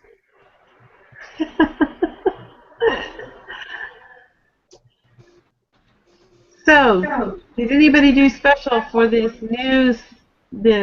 full moon in Pisces, super moon? I took pictures. That's it. Are y'all ready for the well, we're in Mercury shadow right now. Yes, we are. Anybody journaling? I did pre retrograde work because I don't want this retrograde to be like last retrograde, so I'm being prepared. Another retrograde. Yes, all through the House of Libra. Started at 0 degrees Libra for shadow. We'll go up to about 2.5 weeks, and then it'll go retrograde. Back through where it came back through, and then back again. I need to figure out a way to make retrograde work for me. You can. It's a time to reassess, redo, anything that starts with a re. It's a reassessment. Relocate. Relocate. That's a good one. That's a real good. Yeah. It's a chance to anything that you've done, anything that you've made a decision on, is a chance for you to go back over it to make sure that's really what you want to do. It's really the direction you want to go. But in the House of Libra, it's going to be about reestablishing balance, reassessing balance in your life, justice. There's a theme to go for Libra, justice. Balancing out the me with the them kind of thing, you know. So it's that kind of situation. But it also depends on where Libra is in your natal chart too, because that also will denote the house issues that you're going through as well too. Oh yeah, I'm a Libra. Well, one of these days I'm going to have you give me a reading. I can do that. Yeah. So, what is Finn doing for Mercury retrograde? You said you were doing something, right? I said we need to kick this up a notch. We're all very tame tonight. Boy, drink more wine. Reagan, I don't know. Finish my monster. I was going to show my puppet, but it's not ever going to be a finished one for a long, long time. It's just a general one I sewed, and it wasn't the style I sewed it. I left the bottoms of the feet and the openings at the hands so that I can stuff it with whatever separately, like the legs separately or the body or the head separately. Yeah. And just there, I just thought what a cool way to do it for when I need it, so that way if I need something special on a leg or, you know. So what did you say that you wanted to show us, but you didn't know it was appropriate? Oh, I think I've got it shoved in the drawer over there, and I'd have to dig through a lot of crap. I was gonna say it's always appropriate, babe. Always appropriate. Right. It's late in the evening. But I am looking for a mold because, you know. Oh, she was fashioning something. Ah, I get it. I know what she was fashioning. My Libra is in right? It doesn't have black There's candles, also but you can make a black health. puppet.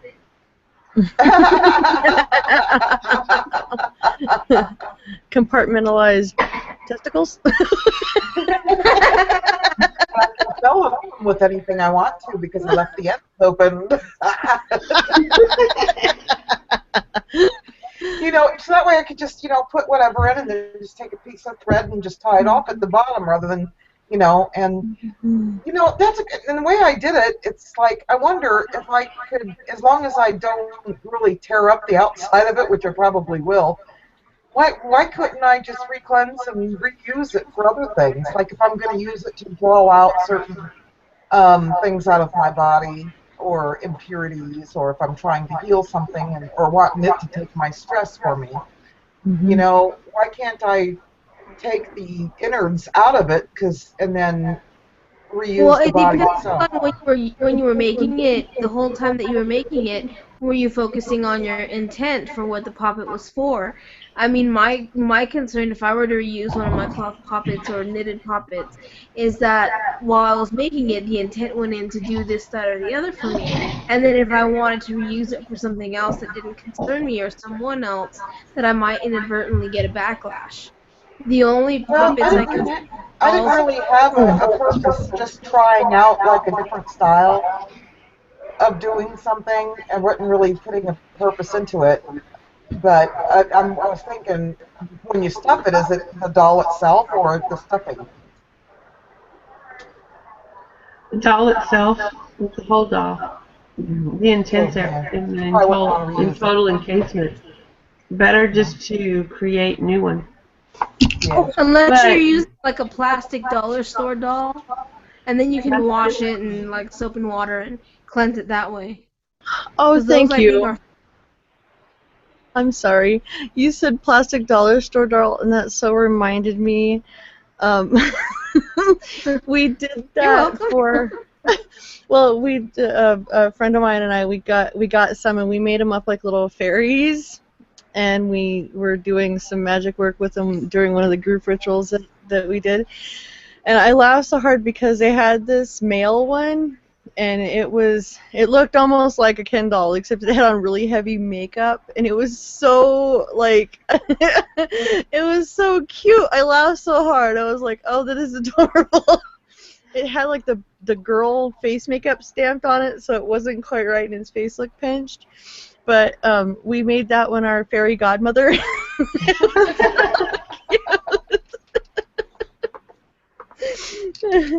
And a lot of those have hollow like body parts, so they're easy to like put like herbs and stuff in. Yeah. I never thought of that. That would make, especially, when you don't have time to sew something or whatever. Mm-hmm. Well, It you pops the should head off watch and- you should watch Oceana December. She has a whole class on it that's on her YouTube channel, and it's really effective when it comes to poppets and stuff. Oh, okay. Oh, how's it spelled?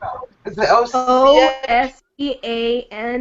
O and then SEAANA December. I think I've seen her before. Yeah. I might even be subscribed. I don't. I loved her when she got down to that puppet to say, you are John, and John, you will ever be, blah, blah, blah. When I tell you to walk, you will walk. When I tell you to shut up, you will shut up. When I tell you to talk, you can talk, blah, blah, blah. And Jesus Christ, amen.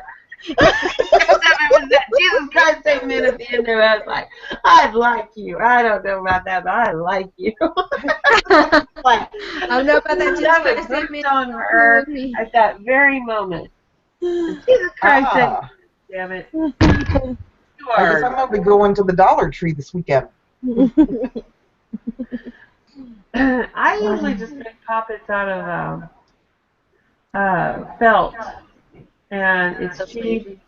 It's color coordinated because I can get the color I want as well, and I can stitch them up fairly quickly. And I use like a gingerbread man shape to do them very quickly, and I can sew anything I want in it. I do a blanket stitch all the way around, putting my intent in the whole thing as I'm stitching it up. I can put anything else on the body itself also, like if it's a heart or whatever symbols I need, I can put on the body itself as well too. And it's I don't mind if I destroy it as well.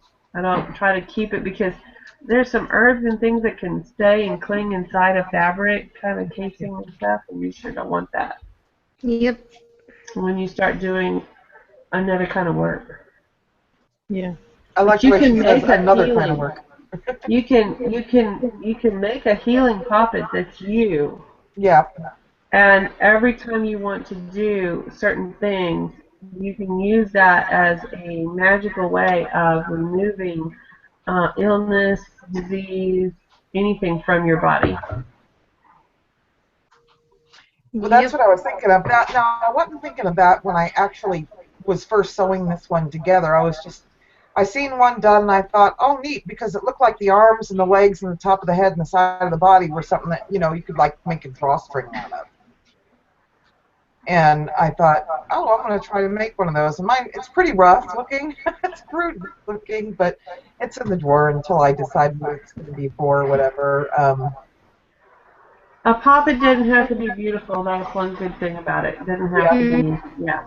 Yeah, but still, you don't want to show off your terrible sewing skills. It's just like, look at what I did.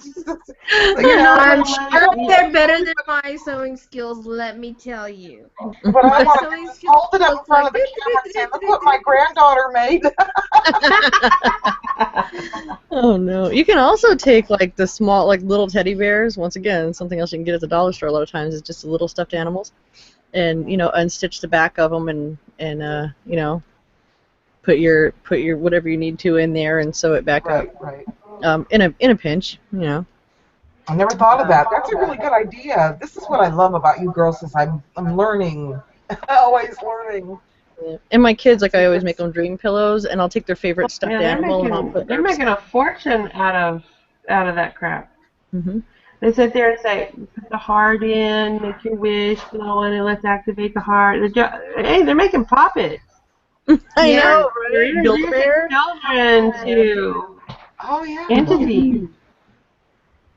Yep. You can. Wow.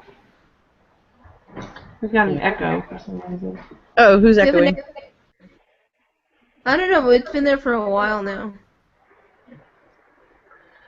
And that's why I always wear the headset because I don't want. Well, not only that, but I'd be disturbing somebody if I'm disturbed. I'm disturbed enough. Yeah. I don't think I'm echoing. Talk? Oh, Am I not echoing? echo. The echo is think left now. I think the echo.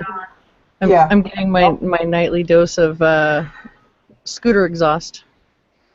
Oh, nice. Oh, okay. See, that's another person who would have been on my hit list. Yeah. Man, that motherfucker would have already been down. I know. Oh. His motorcycle would not. It wouldn't even be operable right now. He would already be dead. Yeah, but then if that happens, then I have to deal with him being here all the time and being up under my ass. So at least if it's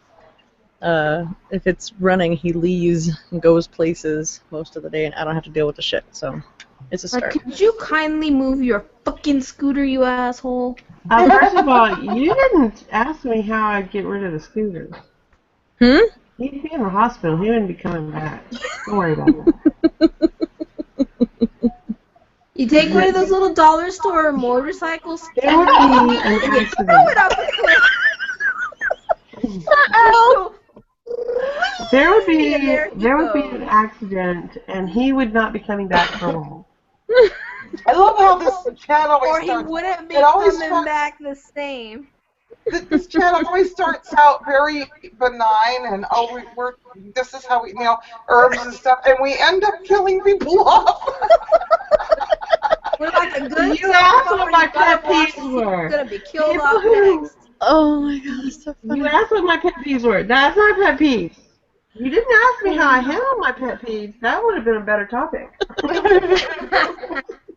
I kick him in the face. I do nothing of the kind. I go to my altar. I can't help it if the freak weather storm takes him out on his motorcycle, because I'm sure in Las Vegas they don't know how to drive in the rain. And he fats on the ground. You shouldn't have pissed me off. That's all I'd have to say. I know. He drew first blood. Every time that damn scooter leaves, and it's not even a motorcycle. This is a 62-year-old Oh my man. God! Are you telling me he's got one of those little moped things? This is a 62-year-old man on a moped looking like a fucking circus bear, and then running all the exhaust in my room every day when he comes home because we use too much of his ice. By the way, it was his ice that we were using because those are his ice trays. Yeah. Oh, you're kidding! This So- person lives on the same property as you? Yeah. Oh, hell So- no! Guess what would be in those ice cubes that he's So- putting in so his drink? Every single time that thing leaves the driveway, I'm going, please don't come back. Please don't come. Oh, let me tell you, I got some shit for that. It's called put it in the ice cubes. That motherfucker lives in your house. Oh, hell no. You could get his hair. You could get all kinds of DNA. Mm-hmm. Oh, my God. That man wouldn't. Oh. He's 62. I would make him a nightmare pillow at the very least. He would die of natural causes, honey. Natural causes. See, what I would do, I would be diabolical about the shit. I'd make him a nightmare pillow so he couldn't sleep at night. And so then he'd go so many days without sleeping when he's on that goddamn moped. He'll think he sees a green light. It's really a red light because flat. Puts a monster in his pocket. I would be having a field day with that because while he was gone, I would be visiting his bedroom. Mm-hmm. That's what I was saying. And it would be some heavy psychological warfare. I don't want to discuss there's too much something while to we're still explain live. So There's something that you, like, okay, I'm not somebody who's just gonna run out and, like, hex, curse, and kill everybody who pisses me off, but there are just certain things, like denying somebody basic human rights that just really piss me off. Like, and in that particular case, then it causes me to want to do something. Because, to be honest, who needs people on Earth, more people on Earth, who are just going to deny people their basic human rights? You see this fucking place? water. mm-hmm. You know what? See Give the him. flag? Here you go, Reagan. Give him itchy balls. We know how to do that. You see this plate? You see what this is? Mm-hmm. Chicken feet. Mm-hmm. Oh, I thought that was one of those funnel cakes. Hold that up again, please.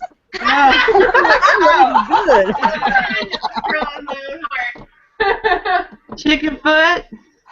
Okay. Get some of that red beet juice from. I'll send you a chicken foot. She'll send you that beet juice with the black seed oil and crap in it. You dip it in there and you put it all over his pillow with a big satanic symbol. He's got to do satanic stuff. And you say leave it sweet there. dreams, motherfucker. Fuck me some more, bitch ass. That's what I was going. Fuck with me some more. He be coming to you with everything he's got, including all that ice out of that ice tray. Here, you have it all.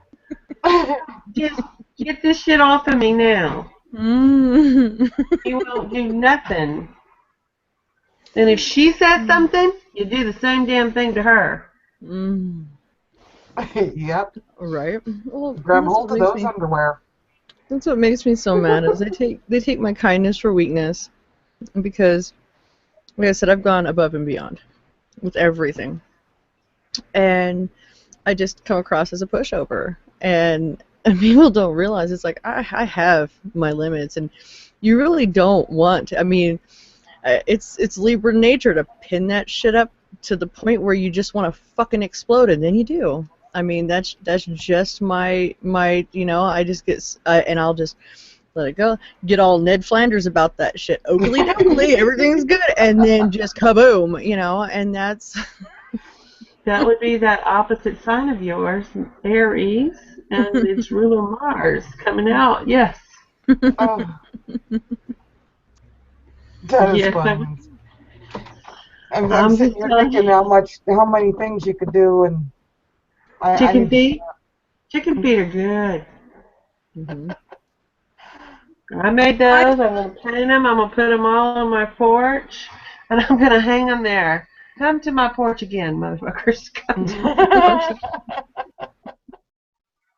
porch. Yep. And there's another monster. Same one. I'm being good. It's the same one. Yeah, but I mean, you put a little bit of that in his poppet. Oh, Something God. pisses you off, just drop it in a poppet. Drop it in the poppet. There you go. I like that. I'm going to use that. Want to get better? Just drop it in a poppet.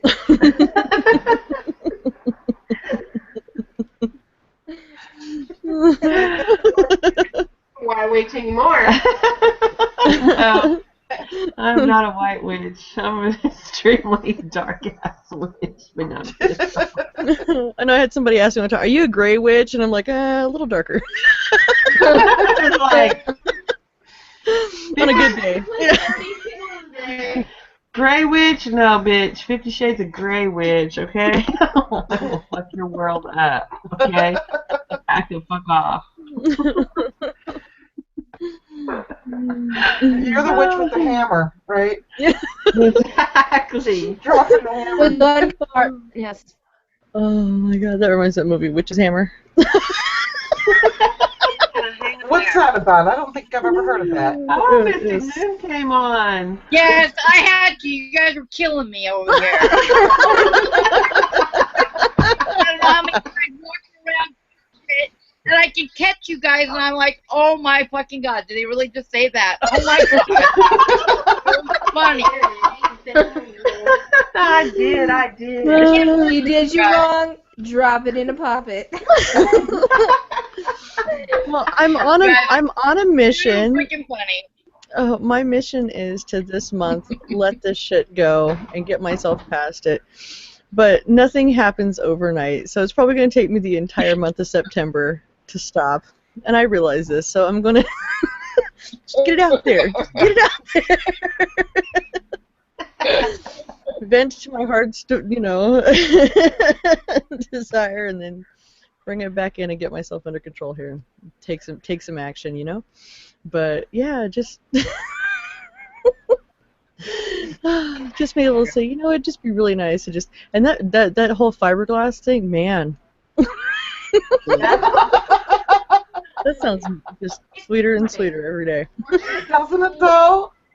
Yeah, but this way, he doesn't even know he got. Mm-hmm. Just go. What do Mr. you Balls and he has no clue. You just take that fiberglass and what do, Spin? You drop it in a poppet. Drop it like it's hot, baby. Drop it like it's hot. I'm gonna miss you guys, man. This is gonna be sad. I don't know how long I won't have the freaking internet or electricity or anything. I heard electricity takes 2 months to get put up, so I hope they're lying. Oh my gosh, are you moving, Mars? Yeah. I don't have no pole or anything. They've got to come out. They got to put a pole in. Once the electric company puts the pole in their box in, then the electrician's got to come. They say up to 2 months. So Wow. I don't even have water on my property yet. That's another freaking $2,000 just to put a spigot water line in. It's crazy, but oh well. Oh my God, we'd be living like our ancestors. Yeah, exactly. But I do have my iPhone. I just need to learn how to use it, like be able to record on it. Text me or Facebook me and I'll give you classes. I can record my screen and I'm pretty versed. oh, then I'll have to do that because I got a lot of internet on there. I got like 10 megabytes or gigabytes for the month or whatever it is. I know nothing about computers. I just get on and go. Go to my Just do your Google. thing. My Google is my friend. Right? Yeah, Reagan's pretty efficient at Googling. Yes. Hi, dearest. Can I help you? Oh, Are you getting petted? yes. Can I watch videos on Can I watch videos on your iPhones? Can you Yes. watch? Oh yeah, I watch them all the time. Oh I have an yeah. iPhone. What about the live kidding. chats? Can you be in those on your iPhone? Yes. Well, I It's- can't because my iPhone's so full, so I can't. But Oh. most people can, yes. And Yeah, mine's new, so I don't have nothing on mine yet. Yeah, you're It sucks fine a lot then. of You're fine. data, but if you what I used to do when I have to do anything on data, like chat or whatever on data, I turn off the video portion and only listen, and then that way I'm Yeah. not running as much bandwidth. I'm not taking up all of my data. Or you can find a Wi-Fi at like McDonald's or something to go sit at while you chat. Yeah, about that is I'm 40 minutes away to the closest town, which is Olympia, and it's 40 minutes, from my home. And as it is, I'm in the mountains or up in the forest, so it's like I don't think I'm gonna drive at night. I'm pretty nervous already. Yeah. So is How there did you no even find the libraries? property you're moving to? Huh? How did you even find the property you're moving to? It seems way off the grid. Yeah, well, no, there's homes on there and stuff. I'm next to 3 major lakes, and I'm right in the middle. But how can I'm in Washington. I'm gonna be in Washington, and have you ever heard of Lake Limerick? That's where I'm going, next to Lake Limerick. Well, I'm up 2 blocks from Lake Limerick. There's 3 major lakes: the Pugnant, Lake Limerick, and then there's another lake. Well, and then there's smaller lakes even. I can't remember the name of the other one. But, yeah. But the closest major city that has anything supposedly is 40 minutes, and that's Olympia. Yeah, if I'm saying that right. It's I'm Olympia. not Olympia, familiar with Washington, although I do have a cousin that lives there. Yeah, well, it's beautiful. I mean, oh my God, I can't wait to get there. It's a lot more than I expected. Like, it's just a lot more financially more than I expected. Like, when this, I was supposed to already have this property, but long story short, the guy was deceased. Well, I don't know, but he said he had water already on the property, so all I had to worry about electricity. Well, when we come down to signing papers and I'm going through them, he does not have water on that property. Oh no. And yeah, so I had to like go back and I had to talk to the realtor. I had to like, okay, does it or does it not have water and da da da. And yeah, so we had some issues, but all in all, I almost got an acre for under 10,000, so I cannot bitch because it's like I said, I've got lakes everywhere. The only downfall is that I have to drive so far. Like, it's an hour and 15 minutes just to get to Costco. And Oh my goodness. I'm a Costco shopper, so that's going to be real hard. Yeah, Well, Yeah. cream. it's 3.5 hours for me to get to a Costco, so it's okay. Yeah. So you understand. Yeah. No, my nearest Any. one is Austin, Texas. Yeah. Well, at least I won't be in Bible Belt town anymore. And oh my That's God, true. you know what happened the other night? Last Thursday. No wait, what are we? This happened on Monday. One of the churches, because I have 4 churches on my block, just my block alone. I walk out and I've got 1 church right here, 1 right here, and 2 kitty corner at the corner, which is like 4 houses away. Mhm. And the other night at 4 o'clock in the morning, we wake up to all these fire trucks flying down the street. That whole church, and it was like a 2. At least I think it was like 3 stories. Well, it had the bottom. It had a basement room. That's where they said the fire started. But the whole thing collapsed. I mean, we had to evacuate. Our whole street had to evacuate. The electricity was out, and it was 108. Oh my God, that was so horrible. Oh, it was crazy. But yeah, But anyways, I don't know why I brought that up. But yeah, one of the churches burnt to the ground the other night, and it was kind of like crazy. But we have so many. Do it. So many. I didn't do it. I didn't do it. Yeah. I nowhere near there. Here is the church, and here is the steeple. Open the doors, and there's no more people. Yep. No, Chloe, I'm not getting it. You put it all these boxes. Go get it. She keeps putting her damn ball in all these boxes. God damn it, Chloe. Where is it? Oh, I'm not digging through all those boxes. I'm sorry. You have to wait until we get them in the truck. Oh my God.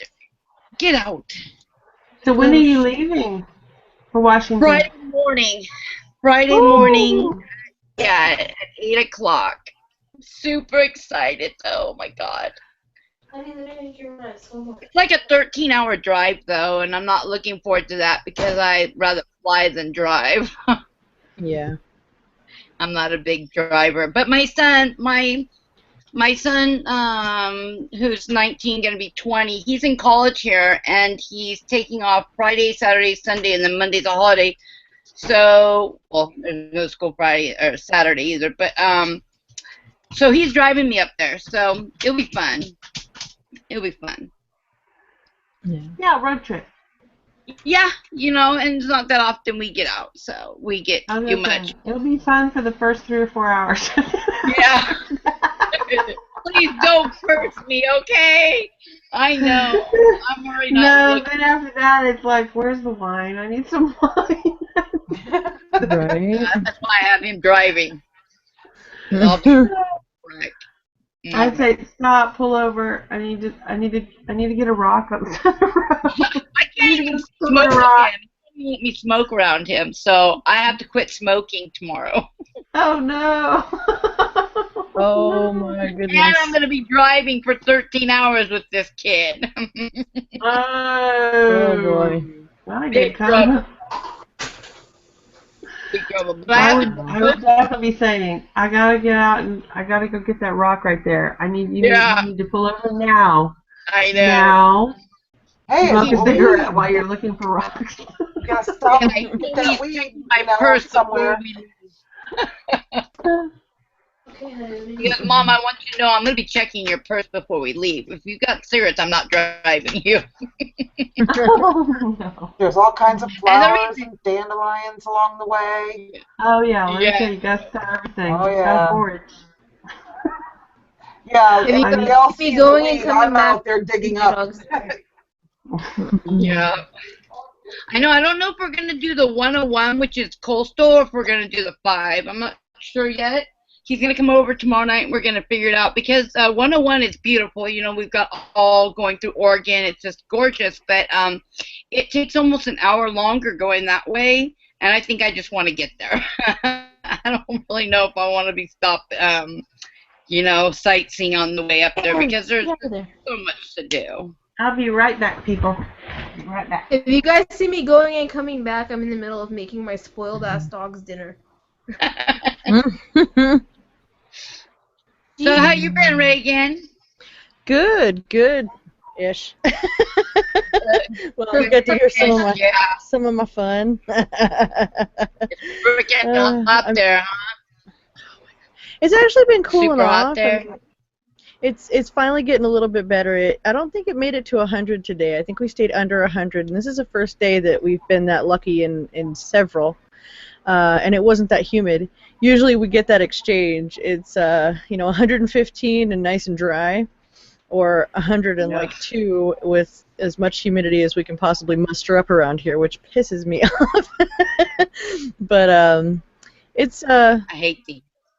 because of the fact that I'm practically completely out of doors.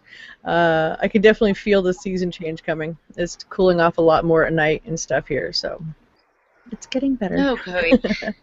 Yeah, that's what I can't wait for, is to be in Washington doesn't really get, I think their high is, I think this summer they've actually had some records, because from what the realtor was telling me, they were like in the low 90s, and that was like not normal for their summer, so hopefully next year is mild, but I can't stand this heat, man. And I heard you were talking about how it drains you, and it does the same thing to me. I have fibromyalgia on top of chronic fatigue syndrome, so the heat really kicks my ass. I mean, oh Yeah. man, yeah. Well, that's why. I'm just Yeah, and that's why I can't seem to bring myself to give up caffeine right now. I know it's kind of counterproductive to have to drink twice as much water and drink the caffeine, but it's either that or sleep all day and night and dehydrate myself more because I'm not awake drinking water. I made that mistake, and I thought I was going to have to go to the hospital. My kidneys went,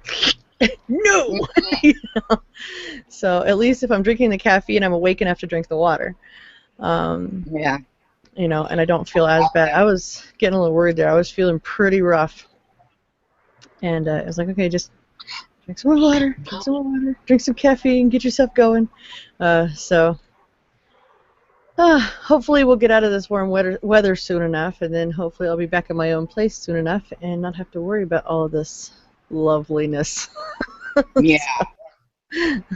You guys don't get very cold, though. I mean, what is your guys' low? Like 80 in winter? Isn't it like in the 80s, 70? No, actually, our cold days are probably down in the like 40s, 50s. I mean, we do once in a while get a cold day, and every once in a while it'll get under 32 at night. Not very often. It doesn't last long. The desert, Michael. the desert will drop considerably in temperature after nightfall because we don't have the vegetation and stuff to hold. It's the sand and stuff. Dissipates the heat in a weird way. I don't know how to explain it, but it gets freezing cold at night, and you will just burn up in the sun during the daytime. We have the weirdest weather here. But yeah, my dad's in Lake Havasu, and yeah, I swear he tells me it's like always hot there, and I don't go there because it's so freaking hot. I've only been there a couple times. It's about 20 degrees hotter there. Their temperatures are really similar to Needles, because like Needles, California is like 100 miles from here. I used to live in Needles, and it's about a 20-degree hotter difference there. And no, it does not get. It never gets cold there, and it's very humid there because of the river and the lake. So. Yeah, I'm not a big fan of Lake Havasu. The London Bridge is cool to visit, yeah, but living there, no. Okay, excuse me. I've got to get my dogger ball. She's just crying. All right. And she sticks it. We are ruled by the dogs. God. Okay, good. I can't move these boxes. They're too heavy. Ooh. Come on. What are you up to over there? Oh, God. Nope, I can't get it. So here we can actually, I'm actually starting to see the season change. Like the temperature's dropping. I haven't had to use my air conditioner. It's actually starting to feel like fall. It is. Oh, lucky you guys. All right, Chloe, you're asked out. I can't get it. It's way back there. Sorry. Move. Nope, you're going to have to just cry. Nope, it's too many boxes. Oh, my God. She's really going to drive me crazy. Watch out.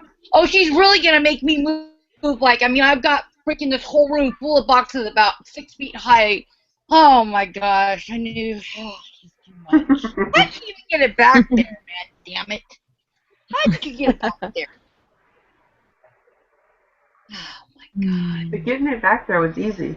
Oh, my God.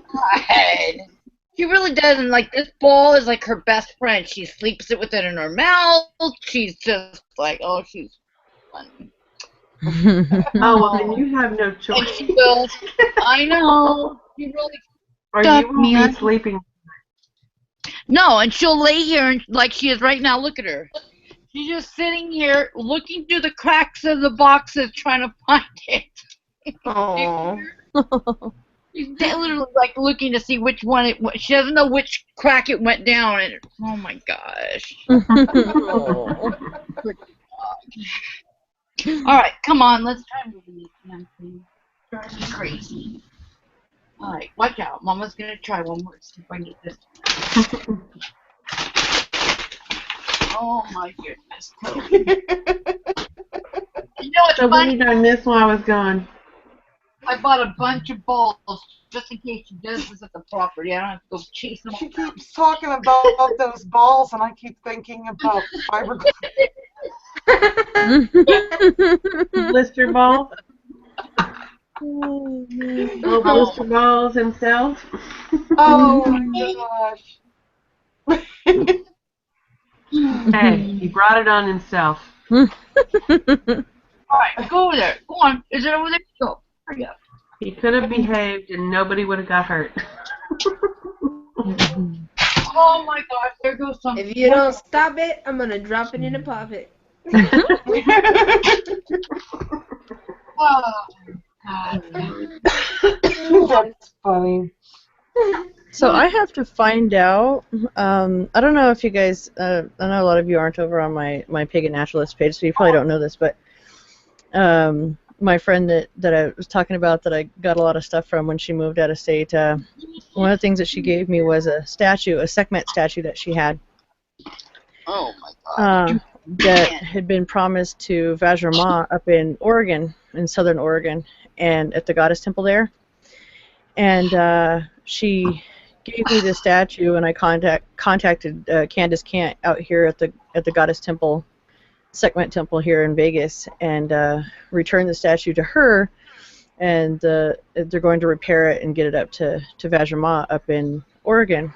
And I've got to chase her down and see how things went, because somewhere along the way the head had been busted off of it. When I got it, it was in really bad disrepair. But if you ever get a chance, it's so hard to find information. I'm gonna have to maybe I'll do like a video on it or something to get information. I doubt any of you guys really know much about there was a goddess temple in Texas that the statue originally sat at. And then that temple was, they basically dismantled all of the goddess stuff from there. And Patricia was in possession of the statue, is how it ended up in Sage's hands and in mine. Anyway, all this stuff. But I've been thinking about that a lot, because I actually want to go up and visit that goddess temple. And the artist that created the statues, her name was Marcia Gomez. And she was from down around Corpus and Victoria, down in that area. And she was a sculptor. Where was the goddess temple? Let me see if I can find the information on it. It was, I don't remember. I've got bad case of CRS lately. Let's see here. Are you going to Oregon? Originally, let me see. Actually, it was just looking at. They have misinformation, because there's actually a Facebook page for when they were looking for the statue. Okay, there were two statues. In 1993,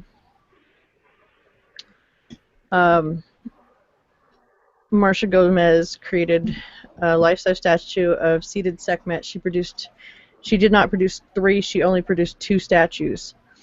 Okay. One of them was in Cactus Springs. It was recently stolen a couple years ago. And the other one was at Stonehaven, near Austin. Okay, that sounds okay. Yeah. Did she live in Austin, or did she just? Marcia Gomez was from. I want to say she was from Victoria. She was definitely from down around that area.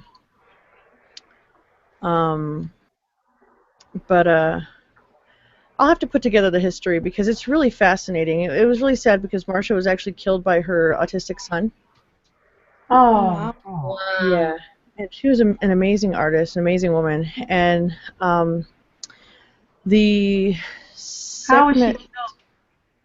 I'm not sure how, but he murdered her. I don't know exactly how or what, but I'll have to look up the information. I had all of it up for a long time, but if you... How old was this lady when she died? Do you know, around about? Once again, I have all this information somewhere. I'm looking to see. Well, because what it is I looked all this information up because when I ended up with the statue, I had to do the research to find out where it was and whatever.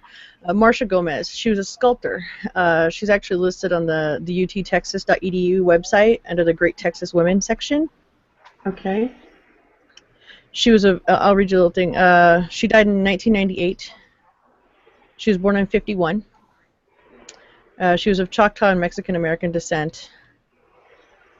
Born in New Orleans, attended school in Arkansas, and then she moved to Austin in 82. So she lived in the Austin area. But, yeah, she did Madre del Mundo, which is like what a lot of people knew her for. Right. It's the statue that they put out at the test site, the nuclear test site in Nevada, here in Nevada. Yes.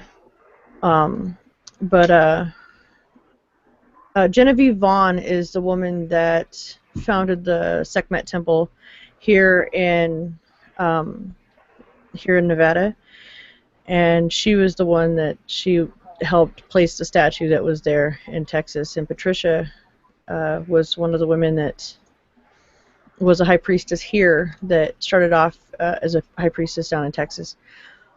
But this statue and the whole story and the whole thing is just, I don't know. I need to find out what's going on, and I don't know why she still has that, because I contacted Candace here and had the statue taken to her, and the statue was supposed to go to Oregon, but I had no way to take it up there, and now I'm wondering why the page is still up saying that it's missing, and I don't exactly have much faith in Candace. I did speak to Vajrama on the phone. I sent her pictures. She knew that I had the statue, and she knew that I turned it over to Candace. So I'm going to have to do a little checking and see what happened, because I really, really, really hope that it finds its way where it was supposed to go. I'll be sad if she doesn't do the right thing. Yeah, because right around the time that all that was happening, like right after I contacted Vajra, somebody stole the matching statue from the Goddess Temple out here, and they ended up having to commission another artist from California to create a new statue for the temple out here. And I'm like, who in the hell steals something like that from the Goddess Temple? I mean, you can buy those statues. I mean, it's not the exact one that Marcia Gomez made, of course, but if you wanted something like that, you can buy those statues everywhere. Well, they make them. Oh, go ahead. Look at the guy that did that in Hawaii. Did you ever see the article or whatever it was?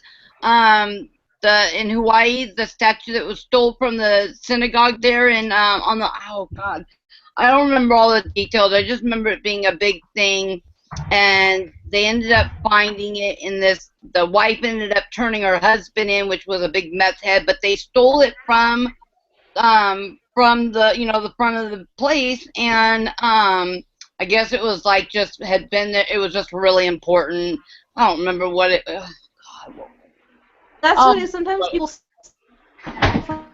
But it was important. It, it obviously was symbolic to these people, and just stupid. Like, why do they do that kind of crap? Yeah. I know. Guys, I have to go for the night. It's after midnight here, and I'm sitting here. I'm gonna end up passing out on you. I will be looking for what happened. Magibella, did you fall down? No, the hell was that? I'm moving my whole computer into the living room. Oh, okay. She's had too much wine, and I heard crash. Anyway, I'm going to go, and I love you all. Bye, I can't wait to see everybody, and I'll chat with some of you by tomorrow, too. So, all blessed right. be. Blessed be. Bye, blessed be. Bye, good night. Yeah, here's a, oh, I have a picture of it. There you go. Let's see if I can get this to work. Share. I see it. Oh, that's beautiful. Yeah, the thing was interesting. It was Yeah, huge. it's beautiful. And that Yeah. lady made that? She Mhm. sculpted that? Yeah, It looks, and it, huh? it looks big. It's like life size. Oh, Oh yeah. wow. Wow. Yeah. And It they stole was, it? and the way I received it was when Patricia Perlman used to be a high priestess at the temple in Austin, and she was sick, and she had a very short amount of time to live, and like she knew she wasn't going to be around for very much longer. So she took the statue, and the statue was promised to Vasher Ma, and Vasher agreed to let Patricia keep it until she passed away, and then Patricia's husband was supposed to return the statue, make sure it made its trip the rest of the way from Texas to Oregon. But what happened is, in the middle of that, it ended up in my friend Sage's hands, and she didn't know that it was promised to Vajra, and there was a whole big scandal about this statue, and there was a lot, and there was several years that it was just missing. It was just completely missing. I want to say about 7 years that it was completely off the grid, and or longer. And then when they were leaving town, it was there, and she didn't know what to do with it, so she asked me if I would take it and told me I could do whatever I wanted to with it. And so the first thing I did, of course, was contact the people it belonged to, because I don't want something, especially something of that nature, in my possession if it doesn't belong in my possession. Yeah. And let me tell you something about that statue. It was an experience. The amount of energy attached to that statue is, it's amazing. Like, you feel it forever. And it was so funny because I had an experience with the statue while I had it. I had it in my living room because I didn't know where to put it, and I didn't want to put it outside, and I didn't know what to do. I'm like, so she was the centerpiece in my living room until she took her trip up to the Goddess Temple and here in town. So she moved a lot. She was very active, and at first I thought I was losing my mind, because we're not talking about how you catch something out of the corner of your eye, or no, we're talking about I could look at her and she moved. Wow. And I was like, okay, and there were a lot of dreams and other things and things I won't even go into on chat, just stuff surrounding her. And when I called Vajra, the first time that she had seen that statue was when it was in Austin at the temple there. And she told me, she goes like, they were getting ready to place it. She was there the day they placed the statue there. And she was having a really hard time. She was going through some personal stuff or whatever, and she kind of went over a little bit of what was going on with me. And she goes, and I was walking across the thing, and she goes, and I looked over, and she goes, and the statue winked at me. And I went over, and I got down on my knees, and I put my head in her lap. And she goes, and I cried for like 20 minutes, just sitting there with my head in the statue's lap like a damn fool.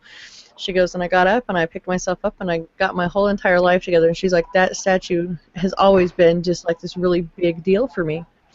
And awesome. And it was so funny. I was like, yeah, I had like no idea the amount of wow. Power. Yeah. And it's like plaster and chicken wire and wood. It's not like it's some fancy, like carved out of stone or anything, but and there were plaques that went along with it and stuff too. But Wow. yeah, it came to me at a point in my life where I needed it to, and a lot has changed in some very positive ways. Strangely enough, you'd never know it by the fact that I'm now in a shed, but a lot changed in my life after that point in some really positive ways, because that was into like July of 2004 or 14. Wow, 2014. So it was last year. Yeah, it was July of last year. So Yeah, I need to call and find out and see, because like I said, I know Candace came and picked it up, but she was real short with me because the lady that had it, Sage, they don't communicate well. We'll just go with that. Yeah, well, So, she just needs to do the right thing and give it back to who it belongs to. That would be a crying shame. You know, when you do things like that, especially something that's spiritual like that, I think that would bring bad karma to the person who's doing wrong by Yeah, I it. mean, how did she have that in yeah. her house, knowing that statue was basically stolen at the time? How did she have that in her house? I Well, would not want a holy statue that is stolen in my home. well, see, what happened at first is she didn't know it was promised somewhere else. She didn't know what was going on with the statue, so she didn't know that it was stolen or had somewhere it was supposed to be. Mm. But she did know that it probably should have been returned to the people it was originally carved for. She or made creative for. I mean, she knew that it didn't belong to her. So yeah, I don't know how she held on to it for that long. There was a lot of emotion there because she was really close to Patricia, so there was a lot involved there. But the whole thing was really, really, really insane. I have a post in my group about it from when I chased it down and got it back to got it started on its journey back. But yeah, it's been a year. They've had plenty of time to repair it. They've had plenty of time to get it up there. So I'm gonna go and I was just sitting here and I'm like, I feel like there's something I need to do. So it's time for me to make some. Yeah, it's time for me to send some emails and make some phone calls because I just popped out of nowhere and it's like, yeah. Usually these things happen for a reason. So I just went online and I just sent an email off to Vasher to say, hey, so have you discovered, do you have your statue? Do you know when you're getting your statue? Is it there yet? Because there's no announcement or anything on her page saying that she's received it yet. And I was supposed to get an invite to go when they finally place it. She's had a place sitting there waiting for that statue all these years. She's got a little. It'll be a very joyous time. I can't think of the word. I'm so tired, but you know what I mean. For her, it will be amazing to get it back. I just hope that this person that has it gives it back and brings it to her. Yeah, I don't understand. Yeah, Well, like I said. I didn't want a statue that didn't belong to me because it has power. Well, that's why as soon as I got it, I was like, okay, let's find out who this belongs to and get it the hell out of my house. I don't need it can work for your good or it can work for your detriment depending on what you're doing. If you're trying, it's going to work for your good. Kind of like the traveling gnome going everywhere until it gets to where it goes. Well, that's the thing. You want to hold on to it and you're not supposed to. I wouldn't. Sitting in your living room? No. Do you know how many people have prayed at that thing's feet, and how many people have held circle? I can imagine. In the presence of her.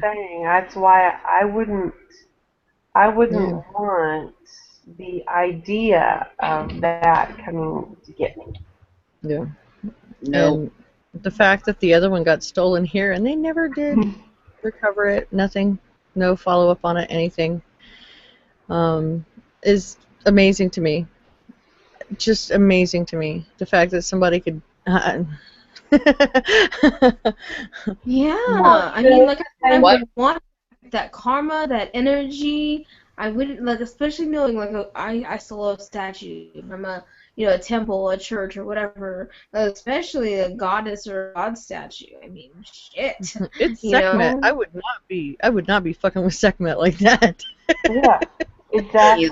I think, wow, no, that's not very smart. just throwing it out there. But that's the same thing. It doesn't matter what religion that you're talking about. When you go in and you vandalize a sacred site of anybody's religion, it doesn't matter whether you believe in that religion or not. There's still that energy attached to the people that do. Power, because there's a lot of people that are behind that religion for how many, hundreds of years. It's all the energy built up into all of that. No, thank you. And those Egyptian gods and goddesses weren't necessarily friendly. I mean, no, thank you. Sitting in the heart of where you live, or no. That's that's just No. that's just stupid. Make a Bella. Yes. Do you do readings? Aside, like you have a little thing, you do that? I need to get one. How much do you charge? What kind of reading? Just a basic reading. I don't know. I don't know. I need to put a little thought into that, but I don't know. I should have done a reading before I. Well, I knew it was the right thing, but I think I'm getting nervous now. I think that's my problem. I'm starting to get nervous. I think that's it. I just and I'm questioning myself, like, man, I'm gonna be like so far from my family. All my kids are pretty scattered though, but I don't know. Maybe it's nerves, but I think it's more just a general, just needing to know. Like when I read for myself, like I feel like when I read for myself, when it's something that's do a very good job. I feel like Hmm. I put more positive that needs to be there. It's hard. When it's probably like It's hard to read for it is yourself hard. because you already know what you want to see, and Yeah. you're going to justify whatever you see to turn into what you wanted. So Mm-hmm. yeah, it's always hard to read for yourself. But are Yeah. you talking about a tarot reading or an astrological reading or Oh what no, kind it's of a reading? tarot reading. No, just Yes, a I can tarot. do it. Yes, I can do a tarot reading. But I can tell you this: you bought the property before Mercury retrograde shadow, so you're good. So you're not this property buy is not mixed up in retrograde in any way, shape, or form coming up, so you don't have to worry about that. However, whenever you're fixing to take a major move, you're going to get anxiety a little bit because you're going into the unknown. But just look at it as an Yeah. exciting adventure. An exciting adventure. So, Yeah, and even like I tell myself, like if worse came to worse and it became like unlive, I couldn't live there, whatever. I mean, it's not like I spent all this money and I can't I could always sell it. I mean, I don't see that yeah. happening because I've been wanting this for a really long time. Well, since I got divorced, I knew I was gonna get out of California, but I do. I just think it's nerves. I think it's nerves. I think it's just nerves. It's You've gotta got a road be. trip that's fixing, yeah. And, Yeah. yeah, I've, And I'm how gonna be long, living in an how long, RV. how long have you been divorced? It's almost 5 years. You're ready Yeah. to change your life. You're ready to move on and get going and rebuild the life you want. And Yeah, if you've had exactly. that, if you've had this dream for a long time, if you had the Yeah. dream of doing this for a long time, Yeah. go and create the life you dreamed of. We Yeah. all have it in us. The only thing Yeah. that usually holds us back is that we don't have a clear idea of what we really want. It's Hmm. usually the only problem. But if you have a clear idea, I do. I do know. Like this is everything I wanted. I just think that I think my thing is my biggest thing is being so far from my kids now because one is in Tucson, one is in my youngest that's in college here will be leaving this next year to go to Oklahoma, and then my 23-year-old is in Santa Cruz. So they're already scattered, but well, my youngest is close to me. That's the reason why I stayed for the last 2 years. Well, I stayed here because I waited for him to graduate from high school, and then last year he decided just to go to community and do his 2 years there, and then he'll go over to state. But um, yeah, I think that's it. I think they're already pretty much already gone, but I just think it's going to be so hard to see them now. I think that's really what it is. It's just going to be so hard to see them, but like during maybe the holidays, and it's already kind of like that now. So I don't know. I'm going to say it's already like that because Tucson's Yeah, just about as far. Oklahoma's Yeah. not going to get any closer. It's no closer No. to California than it is to Washington. Yeah. And he'll It's be in already done. Oklahoma for like 4 years. Yes, So, and the one in Santa Cruz can drive to see you. yeah. Or Yeah, you and can there's always drive the to see phone. him. Yeah, and there's always the phone and stuff. I mean, I talk to my kids all the time. My God, I mean, especially my oldest, he calls me like 3 times a day.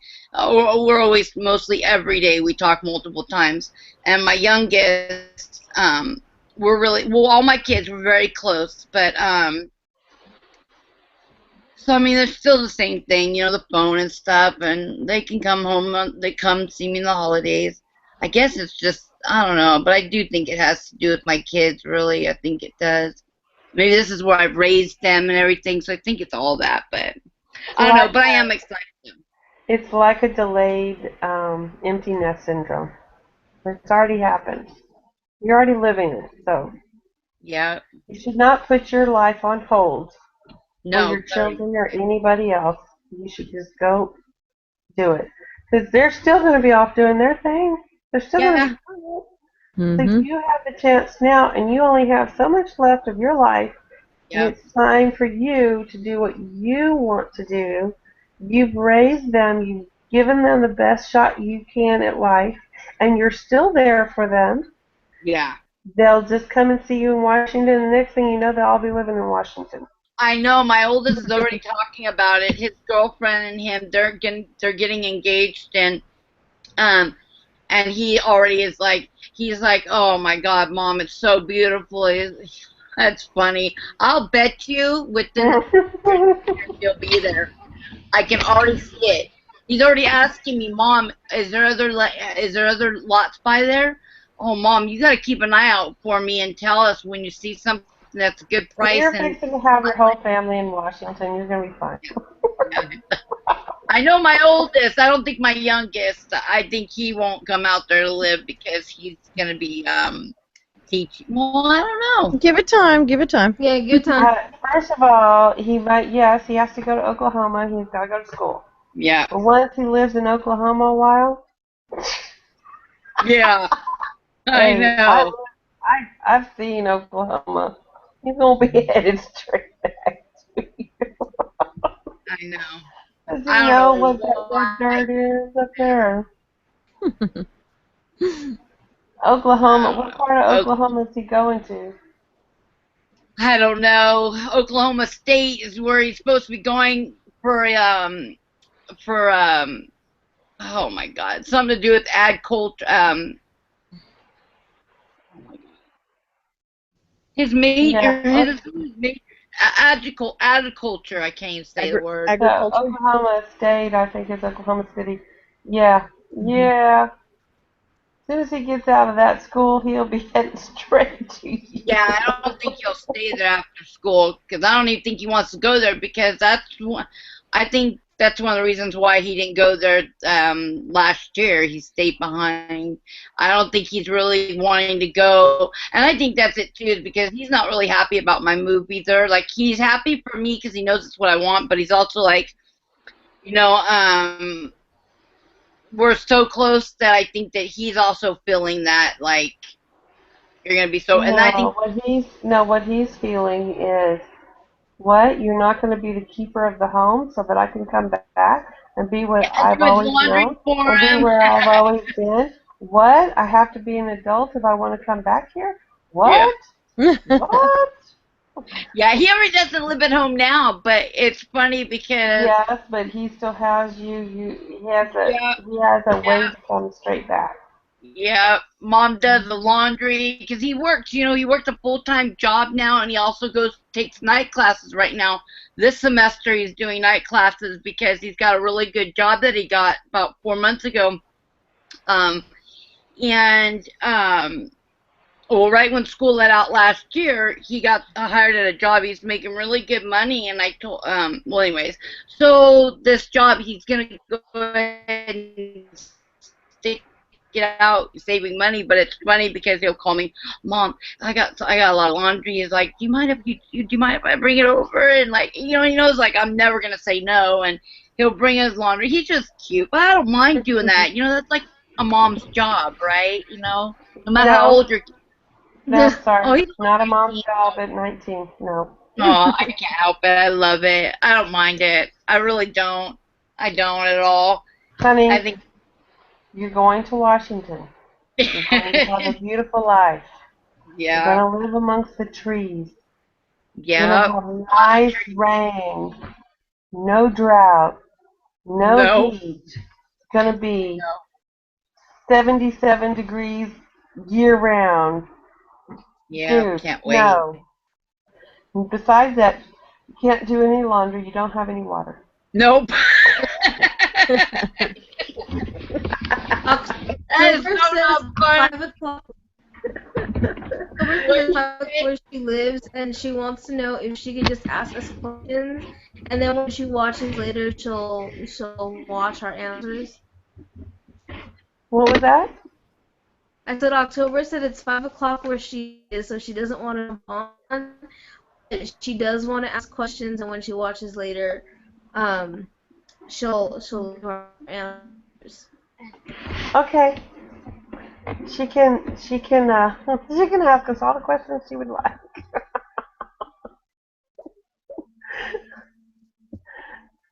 I can tell her I've had 3 glasses of wine. Is that one of the questions?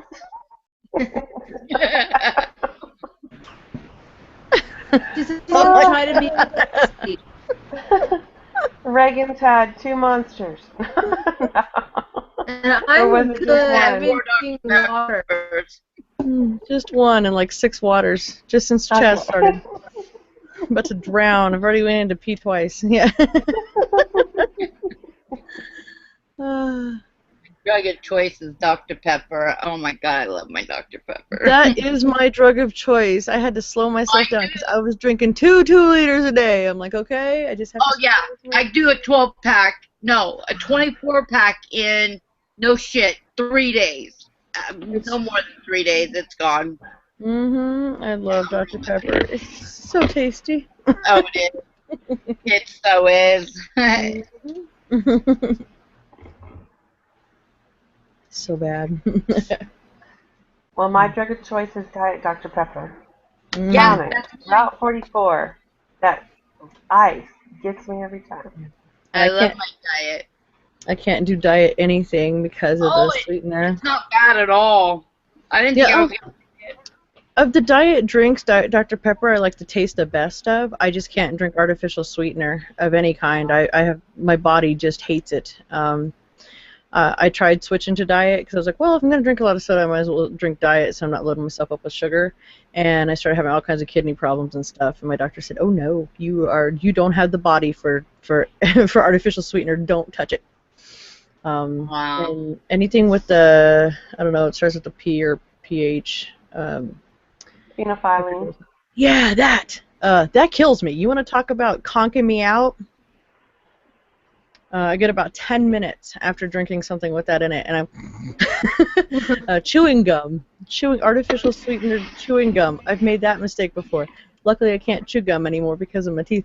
And about 10 minutes, and I'm like, I don't understand why am I melting? I look at the label and go, oh my god, I did it again. That's my weakness. I never looked into that. I better look into that. Because with my chronic fatigue, I noticed even after drinking Dr. Pepper, I have more time. Like, oh, yeah.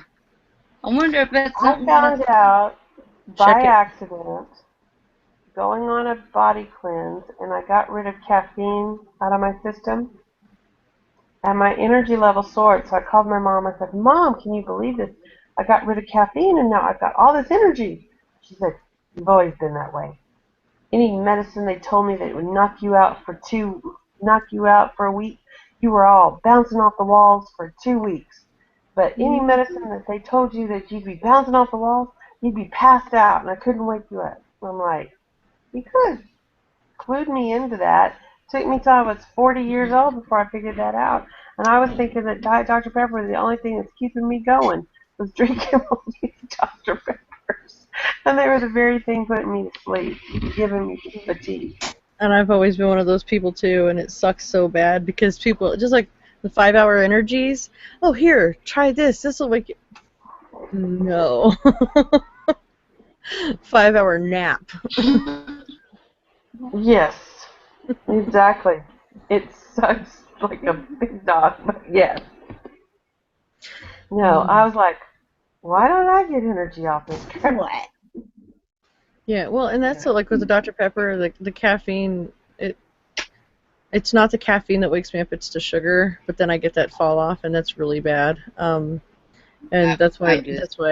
I drink the Monsters, because it's got the B vitamins in it, even though it's still not proper. I get a longer, more even, you know what I'm saying?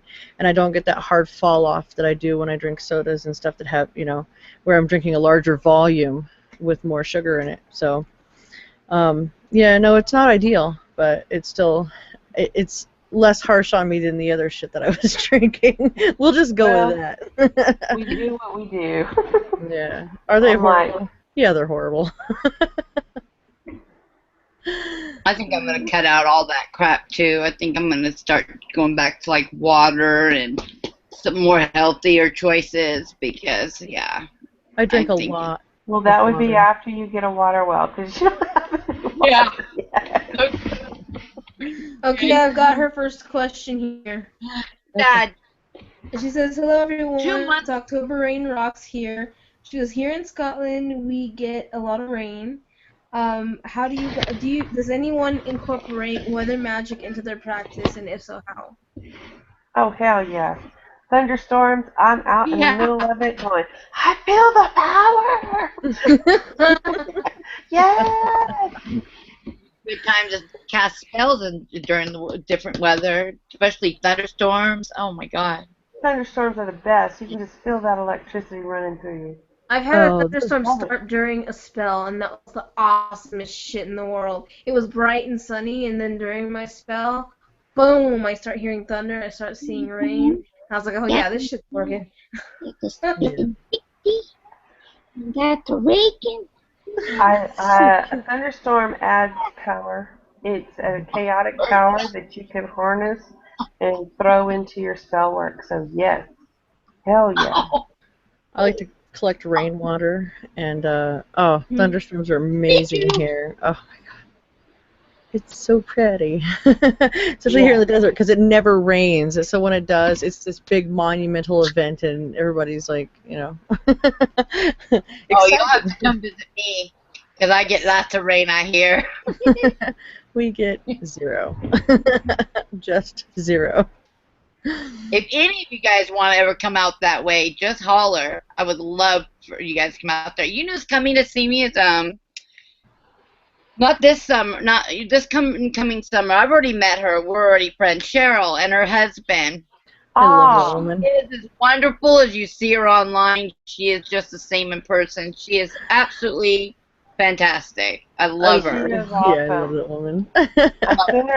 woman. She tried to get in our Witchy check last week, but she couldn't. Her thing was messing up, and she didn't do it this time. But I'm sure it's because she's leaving on Friday for her trip. So Yeah, she's I'm sure she's leaving getting ready too. her last minute stuff. Yeah, we're both. Yeah, 'cause she was supposed to come and see me off before I left, but then their date she's leaving after I do, but she's kind of messed up. But her and her husband are coming this next summer. They're gonna come out and see me, See but you they in are great. Washington. Yeah. If you guys ever want to come out there, you're more than welcome. I mean, my house won't be built until the spring, but I'll have an RV that will stay on the property until I build another house up on the top because my land kind of goes down, Mhm. and my house is going on the bottom. And then I'm gonna build my cabin, and then I'm gonna build like kind of like a studio, I think, up on the top for like guests, but not with a bathroom. Awesome. Nice. Probably a bathroom, but that's it. No kitchen. Good night. My neighbors. Hey, get over here. Don't go to the door. But anyways, yeah, so I'm going to build, up on the top, I think I'm just going to build like a small, with probably a bathroom. And just like that, like a big living room kind of thing with the, You know, something like that. I don't even know Yeah. yet. I haven't even planned it out. But I will have 2 homes on there. But I will have the RV up there. So if anybody wants to come, more than welcome. Cruise around the lake. That's what I can't wait for. Right. I need to buy an RV.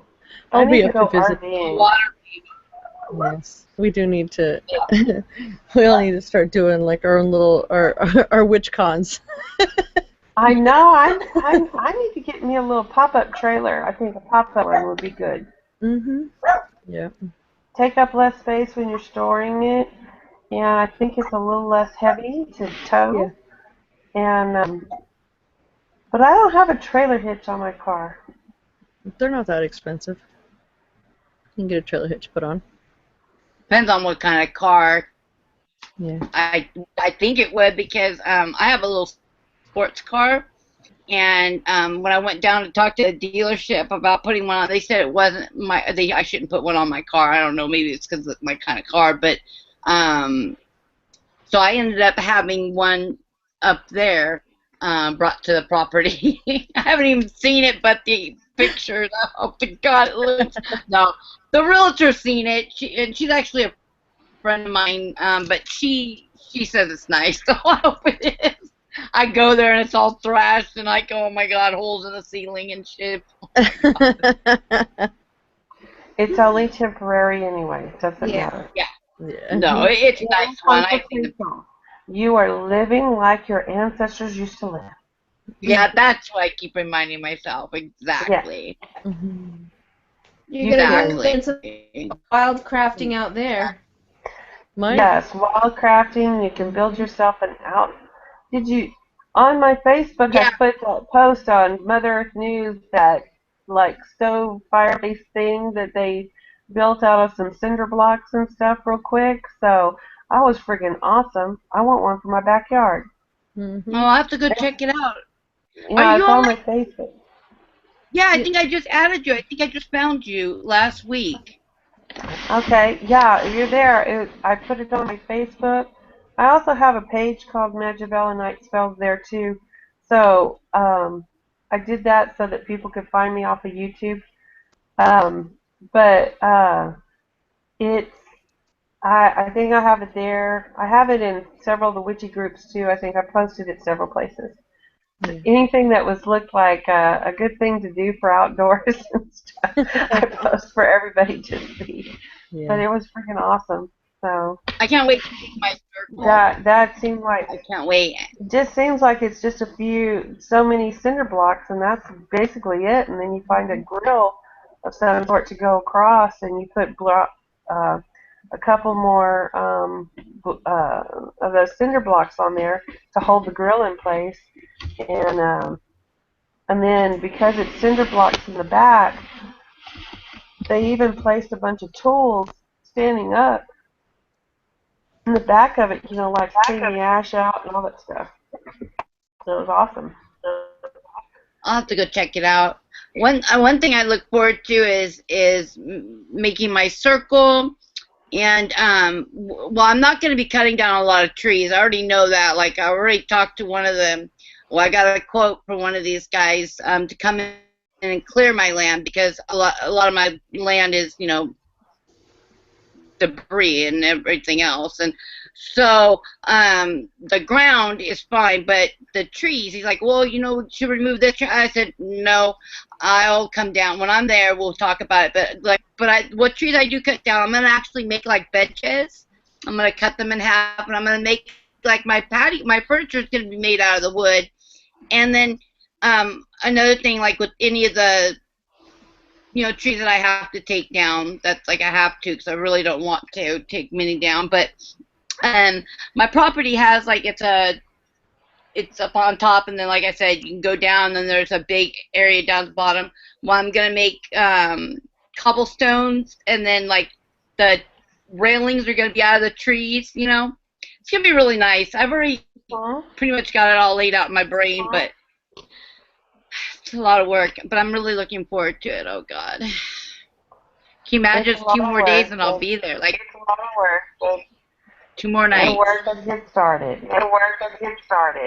Yeah, I'll videotape it so you guys can see it. I'll contact Spin Dixie and have her tell me how to do that, and I'll videotape. I'm looking forward to that. Yeah. Oh, see, now I got the weird echo. Goes by so fast. Uh-oh. Yeah. Yeah. Come on. Try to find out. Like, it just seems like Try to find out. It's not me. I didn't do it. I'm not open I on. didn't do it. Where you at, Spin? I gotta get my glasses Her. on. She's the echo. Did we lose Spin Dixie? Her. She's the echo. I think she's frozen though, huh? Yeah, Spin froze. Yeah, Spin froze. Uh-oh. Uh-oh.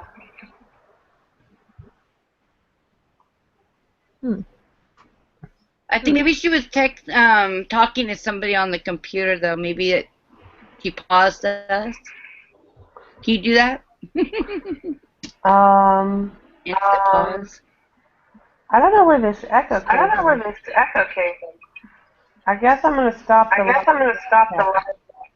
Okay. since it's 11:42. Oh, jeez.